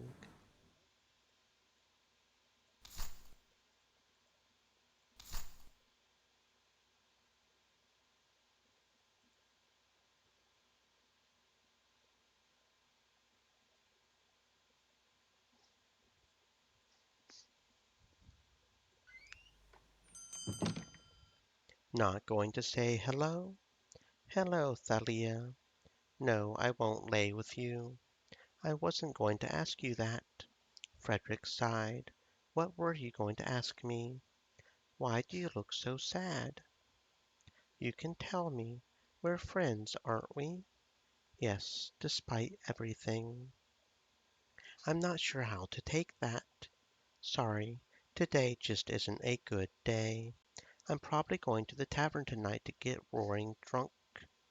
That doesn't sound like a good idea. You never get drunk? She shook her head. I drink, but I've never got drunk. I don't like losing my balance. I suppose that's a bad thing for an acrobat. I've seen how dumb Kira gets when she's drunk, and I don't want to be like that. You shouldn't keep calling her stupid. It's not nice. I don't have to be nice to my sister. You should, though. Thalia shrugged. Why did he care about what she said about Kira all of a sudden? Anyway, if you're not here to buy or sell, then you should go. I've got things I need to do. Can I ask you another question? What? Why do you look so sad? He turned away from Thalia with a sigh. I already answered that one. We both know you didn't. It's personal. Is it why you won't have fun with me? Probably. That's a strange way to answer. It's complicated. I'm good at making things simple. Why don't you explain it to me? I think you mean you're blunt and don't care what people think. That too. Sometimes complicated just means sticking a lot of extra things on top that don't need to be there. You need a blunt instrument to smash them all off. She's not wrong. She's not wrong. You might end up smashing all of it, though. Maybe, but I think the uncomplicated part is pretty sturdy most of the time. Frederick turned back to Thalia. His hands were bunched in fish, shaking as he unclenched them slowly and did his best to grip the counter to hide the tremble. I suppose I should tell you. It's a miracle you haven't heard it already. Most of the town knows what happened, especially the other merchants. I don't talk to the other merchants. I bet I let Joanne and Father deal with those people. That doesn't surprise me. You would probably offend them all. Probably. I don't like to talk about it. Why? Because it was the worst day of my life, and it's never been the same since. Thalia pulled herself up onto the counter to sit next to Frederick, placing a hand on top of his. It must be just over 6 years ago now. It feels less. I was engaged back then. Her name was Marisol, and I loved her more than anyone else in the world. He looked up at Thalia as if he was expecting a question, but she said nothing. Thalia wanted to hear about this girl in his own words rather than what she prompted him to say. She died, and it was my fault. You know I don't ask questions when you bring me things. I'm like that with everyone. That tends to attract nastier people, but overall everyone finds me too useful to hurt or threaten. He sighed. Over 6 years ago, a new gang came in by ship who weren't interested in working with others. They had gotten chased out of Freiburg for the same thing. I guess they thought Accra would be an easy place to dominate. They tried to force me to join their organization, but I refused. I wasn't going to give up my neutrality. It would just make me a target. This gang wouldn't take no for an answer. They started trying to chase away my customers and drive me out of town. Eventually, the guards were sent to chase them out of town instead. I had nothing to do with it, but they blamed me. I think they love to blame everyone but themselves for everything. Mari's soul stood with me the whole time. The gang turned up just when we had started planning our wedding. She wanted us to leave, take her family with us, and move to another town. I was too stubborn. This was our home. Why should we leave for a bunch of thugs? So when the guards finally decided to deal with them, they decided to get revenge on me before leaving. They came to the shop. I was out meeting with a regular client who was getting nervous because of all the problems I had been having. Mar Marisol was in the shop. Thalia swallowed. She had seen where it was going, but did not like the way it was affecting Frederick. He was shaking uncontrollably now, the grief and anger threatening to swallow him whole. Had she pushed too hard to get him to talk? I had told her to stay with her parents until it was all over. I locked the shop and went out for my meeting. She came to visit while I was gone. I had given her a key, so she let herself in. He sighed. I don't know why. Maybe she wanted something, or she was planning some kind of surprise for me. She was such an amazing girl, smart and strong. He laughed despite the tears. A bit like you, really. She could handle herself in a fight. Never a thief or acrobat or knife thrower, or whatever it is you do. But her father was a guard, so he had taught her how to look after herself. It wasn't much help against an entire gang of furious men who believed I had betrayed them. She killed a few of them, but his voice started to waver. They. His fist clenched. Thalia squeezed his fist. You don't have to say it. He nodded. When I got back, I found the shop full of guards. Marisol had bought enough time for them to find the gang. Her father had been one of the guards, so Frederick swallowed. All of them were executed on the spot. They had been caught in the act, and there would be no mercy. Marisol, his knuckles turned white, his entire body shaking. If they hadn't been so eager to punish me, then the guards would never have found them. Animals. Frederick clenched his jaw before shaking his head. I tried not to get angry, but I can't help myself. What would I have done if I had been the one to find them? I blame the guards for taking so long to do anything about it, but I know it's not their fault. They just follow orders. But I lost everything, and I can't let go of how they could have stopped it long before it got as bad as it did. Mari's soul was dead. Her family refused to speak to me even to this day. My business barely survived the scandal. It looks good now, but it's taken all this time to get back to this point.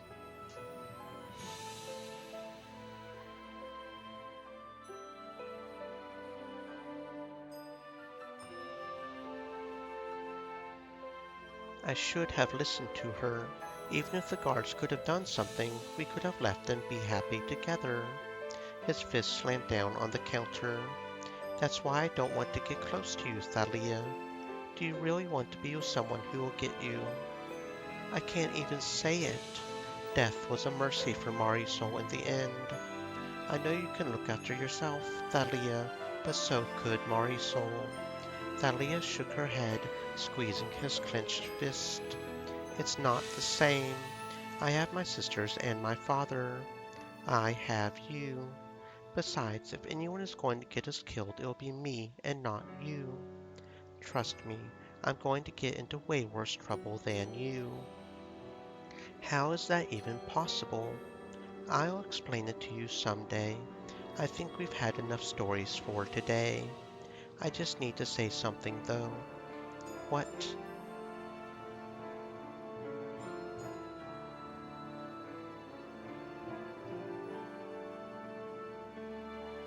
You have to move on. I know it hurts and you blame yourself, but that's no reason to push me away. If anything, I think you need friends more than ever. I know the idiots in this town won't talk to you because of what happened, but I'm not stupid like them. I'm really smart, and I know you're great. She tilted his head up to look her in the eye. So stop moping and be a proper friend to me, okay?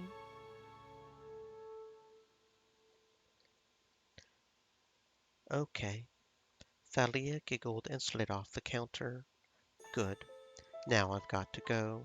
I'll see you later, Frederick. Farewell.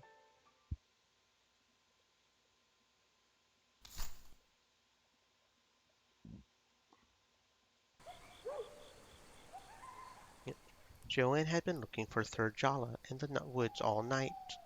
After the last meeting, the elf had been scarce. It appeared she had taken Joanne seriously when she said their next meeting would decide their future. She had not said it in those words, but that was basically it. Joanne loved Third Jala and wanted to spend her life with her. Maybe that was expecting too much too soon, but she was at least open to the possibility. Even if it was just to remain friends. If Third Jala had her way, they would not even be that. She was tired now, but she would not give up. There was one last clearing she could think of. If the elf was not there, then she would have to resort to cornering her in the temple again. Thankfully, it turned out that the elf was in the clearing. To her surprise, however, Third Jala was in her fancy dress from before. I never thought to see you in that dress again. I thought tonight I would wear it for a change. I did not feel like wearing my robes, and this is the only other garment I carry with me. I thought a noble would have many. I do. At home. I travel light. I see. Third Jala sighed. I want to admit something to you, Joanne. Despite what I said, I do love you. I just fear that our relationship would be doomed to misery. We are so different. You will die when I am into my third century, perhaps sooner. I feel like the pain would be greater at that time than ending our friendship now, before I have to watch you age and die. But I still love you, Joanne. Perhaps I always will. The elf's cheeks grew red, much to Joanne's surprise. I have said it. Are you satisfied now?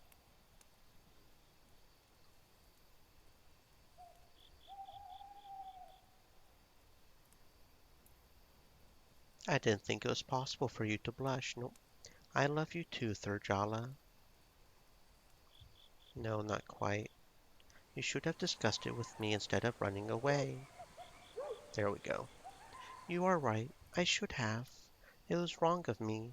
As a scholar, I thought I had analyzed the issue and come to a proper conclusion. I thought ending it would do less harm to both of us. I underestimated your resolve. I am sorry for ending it how I did. I don't know if we really can maintain a relationship. Why not? As I have said before, we are different races. I travel a lot. You will die shortly. At least it will be a short while for me. Wouldn't you be happy for that time? Perhaps. You need to make a decision now, Thurjala. Whatever you decide, I'll accept it this time. You promise? I do. Thurjala fell silent for a long time. Joanne waited, her heart pounding in her chest. To say standing in front of the silent elf was awkward was an understatement. You are right, Joanne. We cannot part as nothing. It is obvious we are more than that, more than even friends. Third Jala walked over to Joanne, taking her hands and pulled her into the center of the clearing. Moonlight shone down on both of them as the clouds above suddenly cleared. Are you doing this? It is just a coincidence. The elf smiled, and Joanne could not help but smile back. I love you, Joanne. I love you too, Thurjala. Joanne closed her eyes and leaned in, pressing her lips to the other girl's. Thurjala's lips were so soft, it was like kissing silk.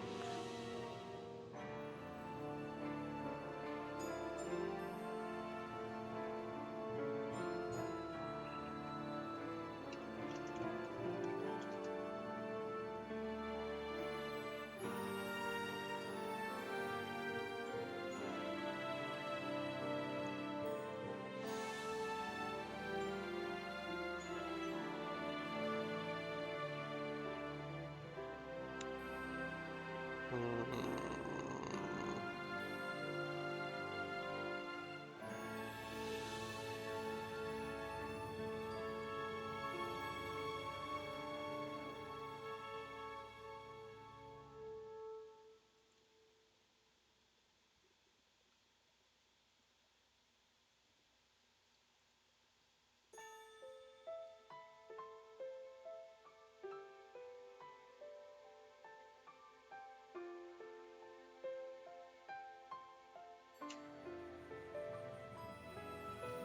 Trying to remember what button I set it to. Gosh darn it.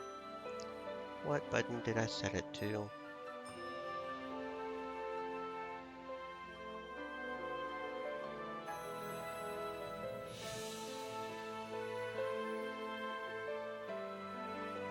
How do I even check that?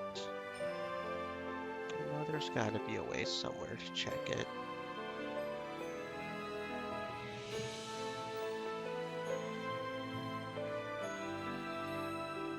Okay, there it is. There it is. Boink. Okay. Thurjala's lips were so soft it was like kissing silk.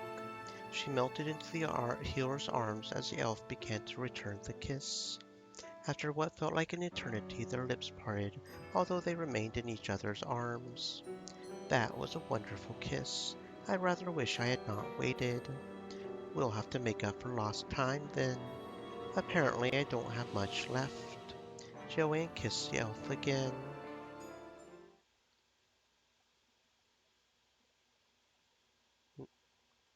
I wonder if I can get a better over here. That was, no, it just does that, doesn't it? I don't know what the button for hiding that is, so anyway,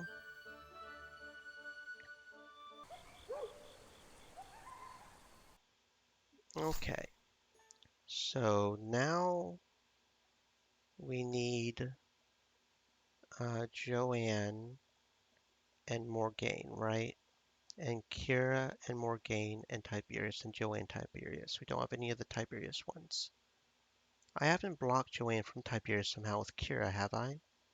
I don't think I have. But we haven't gotten a Jo. I mean, it's not supposed to be until we get that, right?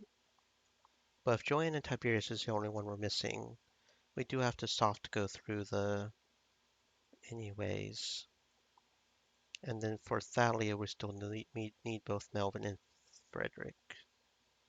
Yeah, I think. Right?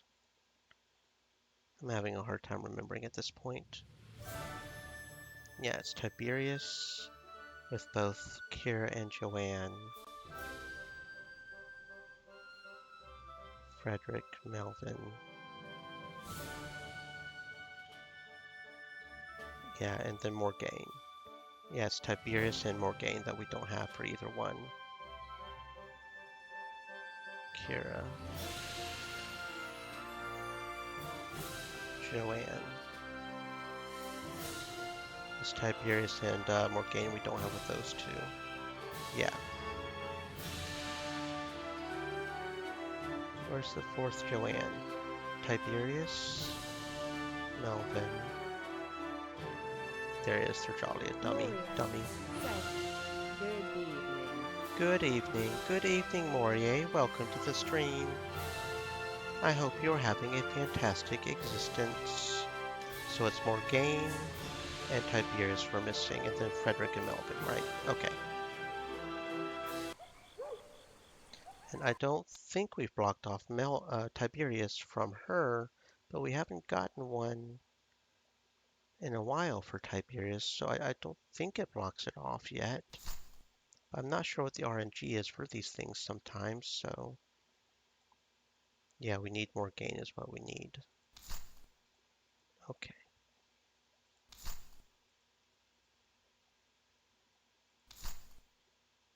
here we go. Thalia was very much a creature of the city, and she found it unpleasant being surrounded by nature most of the time. Even when traveling, she would often stick close to their caravan when they were in the countryside. It was not that she found it dangerous, but simply she enjoyed the company of her fellows better. Some often ranged far, only returning for meals or when called back by the head of the troop. She was unsure what some of them got up to, although she knew a few liked to conduct certain illicit activities out in the woods. Those who had become bored of their spouses were particularly bad for that. Thalia almost found it laughable they thought no one noticed the timings. Despite all that, the former acrobat did enjoy being under the trees on the very odd occasion. She had no idea if she would like it being in the wilderness several days' journey from any sort of civilization, but she could sort of appreciate being able to enjoy some of the countryside without venturing more than a short walk away from the comforts of home. Thalia's head snapped around in the direction of the sudden noise.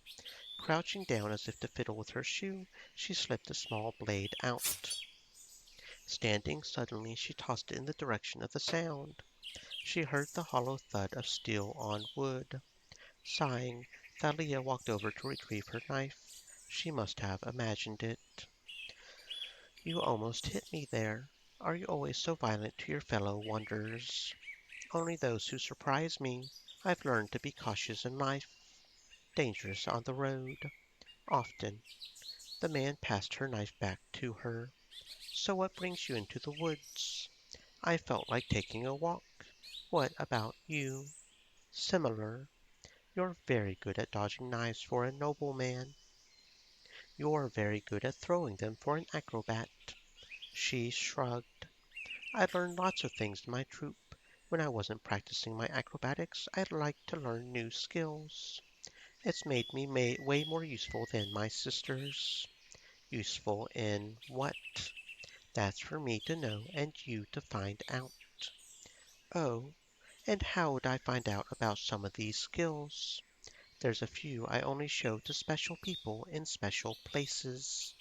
That sounds rather intriguing. Good. Just how good are you at what you do? The best, of course. Oh, care to wager on that? Depends on what the wager is and what skill I'm trying to prove. Let's go with knife throwing. I quite enjoy throwing knives too, and I would like to test my skill. Sounds fun. What's the wager? Why don't you pick? She looked him up and down. Every time we miss a target, we take off a piece of clothing. The noble laughed. Very well. That seems reasonable enough. I have a good place for this contest. Come with me. Thalia nodded and followed Melvin through the woods. They eventually emerged into a clearing with a large hollow tree. I'll be back in a moment. The nobleman pulled open a part of the bark before stepping inside. A few moments later he returned with a wooden target in his hand and a rope. Do you mind tossing this rope over that branch? I see where you're going with this. Good idea. Taking the rope, she tossed it over the branch before helping Melvin secure the top of the target to the construct. Melvin pushed the target and nodded in satisfaction as it began to swing back and forth. If you miss the pendulum, you take off a piece of clothing. Yes? Yes. Let's make it a pair of items so that we aren't here all day. No individual boots or socks. Fine with me. Ladies first. I'm no lady. You go first. Chuckling, Melvin stepped up before tossing a knife at the swaying target. Impacted hard on the outer rim. Not a great start. I'll warm up to it. Thalia threw hers next, hitting the center with ease. I think you're going to end up naked. We shall see. He threw another knife and once again got a very fortunate hit on the edge of the target. You're incredibly lucky. A large part of success is good fortune. Apparently, Thalia stepped up to throw her second knife. As she threw, Melvin coughed loudly. The knife flew wide of the mark. So cheating now. Is that how you plan to win? It was not deliberate, I assure you, although you did miss. Thalia rolled her eyes and removed her shoes. What lovely socks. Funny. They both went on. Their methods of distracting the other got more and more outrageous until both of them were stripped down to just their undergarments. You look really quite lovely. You're not such an unpleasant sight yourself. Melvin threw his knife. This time Thalia chose not to interfere. He missed and Thalia cheered. Get them off. I want to see my reward. Melvin rolled his eyes. I would at least expect a pleasant evening spent together before someone can make such a demand of me. Thalia moved close and grabbed the waistband of his underwear. I was never one for tradition. She pushed them down and let her gaze fall to admire her winnings. Very nice. Melva's hand moved quick as a blur, and she suddenly found the buttons on her undergarments undone also. Nice try. You need to actually pull them off if you want to see anything. They're just for show. Would you take them off for me? Normally, I would at least expect a pleasant evening spent together before someone can make such a demand of me. Melvin chuckled and leaned down, pressing his lips to hers. Thalia smiled and returned his kiss happily, her arms wrapping around his neck. Fine, you can take them off. Thalia laid in the tiny bed inside Melvin's hideout. Quite why he had such a place in the middle of the woods did not matter to her as much as trying to get comfortable on a bed clearly made for one. Melvin lay next to her, apparently in a light doze. She was a little surprised he had fallen asleep after they had made love, but perhaps he was not used to someone as energetic as she could be. Smirking, she leaned over to gently blow in his ear. The man sat bolt upright, reaching for a knife at his waist that was nowhere to be found. He sighed and sunk back down into bed. That wasn't funny, Thalia. Thalia chuckled. I thought it was. Melvin yawned. I must say those skills you told me about are quite something. Did you learn that as part of your acrobatics? Sort of. It's a long story. I hope you found me up to your high standards.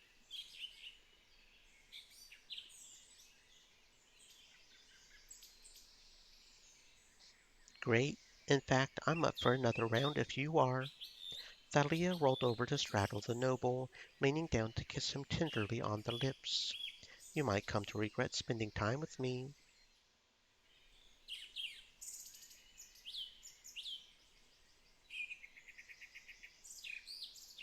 Thalia laid next to Melvin again, panting softly to get her breath back. That was fun. I really need to go now, though. Joanne will have a fit as it is. I'm sorry to hear that. Thalia laughed. It was worth it. Next time we should meet in the evening. That way I can stay until morning. You might kill me if you stay that long. You would die a very happy death. Perhaps. Shaking her head, she gave him a quick kiss on the lips. Now I really should get dressed and go. She reached out from under the covers to retrieve her undergarments from the floor next to the bed before slipping them on and standing up. The rest of your things are still outside. Yes, I know. Yawning, she stretched until her bones clicked. I can feel you staring. It is rather difficult not to. Good. She looked over her shoulder and blew a kiss to him. I'll see you later, Melvin. Farewell. Thalia left with a small wave, dressing quickly on the way before making her way to the road. She had quite enjoyed herself today. It really was a shame she had to go back to the shop. On the other hand, an entire evening in that tiny bed would have probably killed her back. As she walked home, the thought finally occurred to her about how unusual that place had been. Just why did a nobleman have such a place? The girl shrugged to herself. She would ask him next time she got a chance. It was not something to get too worried about. For now, Joanne's nagging when she got home was.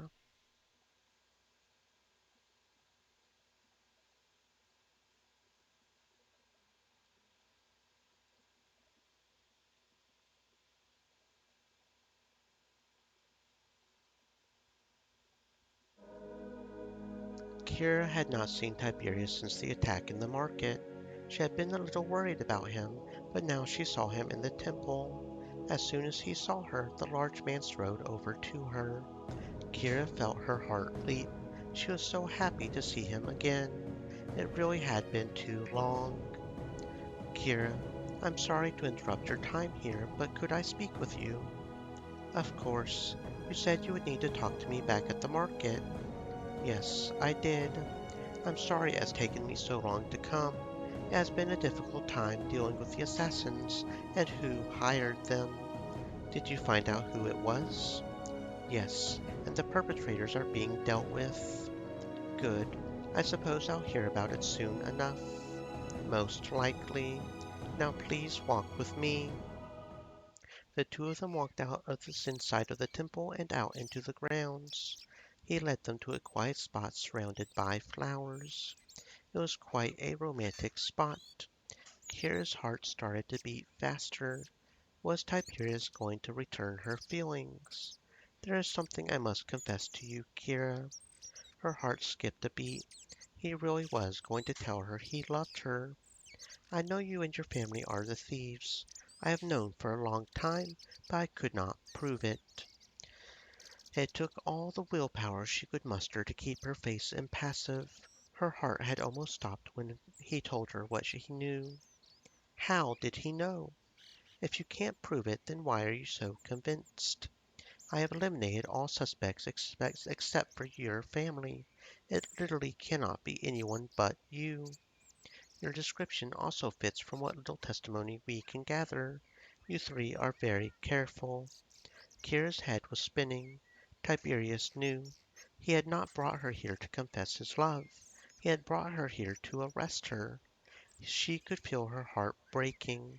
Tears threatened to escape from her as she clenched her fists. So, why are you telling me this? I want to know why. Why what? Please stop pretending to be ignorant. Tell me why you have been robbing the nobles of this town. Are we alone?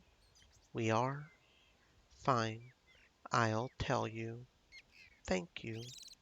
Kira rehearsed the tale of her mother's kidnapping and her father's plan to get her back. She explained why they stole and what they were doing with the money. She held nothing back, except that she had fallen in love with him. It felt like he would not believe her if she said that now. Tiberius was silent for a long time. She did not know what to do. Should she run? It felt like that would make things worse. Why had she told him these things? He had said he could not prove it. Then again, under Lord Rawl, proof was not needed to throw someone in the dungeons. So you are the daughter of the Queen of Thieves.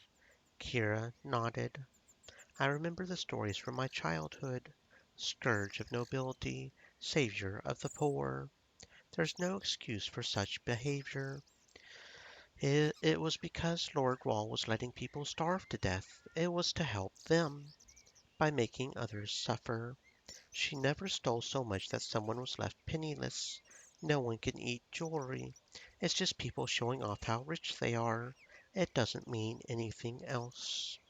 The law is the law, Kira, which is why my heart is breaking when I think of what you have been doing. Your heart. Tiberius turned his back.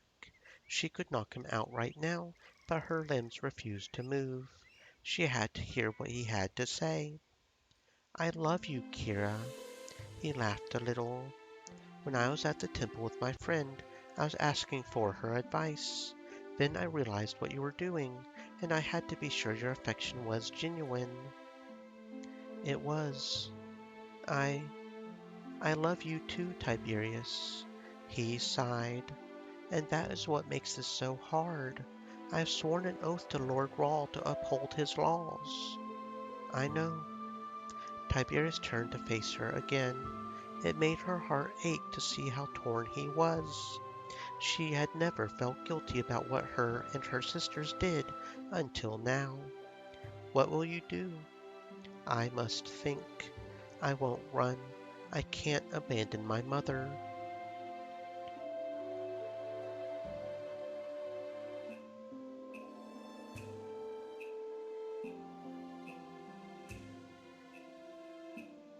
I'll accept whatever you decide. Thank you, Kira. I'm grateful you're not trying to persuade me otherwise. You confuse me, Kira. I cannot see you as a bad person, even though I know the things you do are wrong. Just because they're illegal doesn't make them wrong. Would you say it was wrong to pray to the gods if Rawl made that illegal? I'm not going to get into a debate with you, Kira. Kira moved close to Tiberius. Then why are you still talking to me? You obviously want one. Or maybe you want something else from me. She grabbed the front of Tiberius's shirt and pulled his head down to her height. To her surprise, Tiberius returned it almost immediately. Had he been expecting this? Kira released the captain, allowing him to stand up straight once more. Don't tell me that was your first. No. Shame. I was going to say you're very talented, but maybe it's just skill. I should go. I should not have kissed you. It has only confused me more. Tiberius sighed. I will not make you wait long, Kira. I will tell you my decision soon. I swear it. Kira nodded. I'm sorry I put you in this position, Tiberius. I don't want to hurt you. I know you believe you're doing the right thing. It would not be a difficult decision otherwise. He bowed. Farewell. Kira could not help but mimic his traditional bow whenever he said goodbye to her. Farewell, Tiberius. The man chuckled a little before turning and walking away. Kira watched him leave. She knew she should tell the others about what had happened, but she could not. She had promised she would not run, and having her family flee would leave Tiberius looking like a traitor. She could not do that to him. Kira looked at the temple. She had a lot of offerings to make. I'm also kind of wondering if the fact that we even got to the final heart period is kind of blocking it. I don't know. That could also be a thing to wonder about. The fact that she's at the half heart there. Or not at the last heart. So the only one we don't have for Kira now is Morgaine. And if it is indeed the fact that she still has a half heart with Tiberius that's making Joanne not go to Tiberius anymore. But if that was the case, then Thalia wouldn't be getting any of Frederick's, would she? So that can't be the case. We just haven't seen it, I guess. Okay, there it is. There she is. There he is. Joanne was glad to find a seat in the tavern, especially at this time of night. Hello, Joanne. Can I have some tea? Morgaine laughed nervously. You know, that's not really something we do on evenings. Yeah, we Stream did this one Elements already. Okay. said, "Stay moist, my friends. Hydrate." It was this one, wasn't it? Yeah, it was that one. Okay. We've seen this one.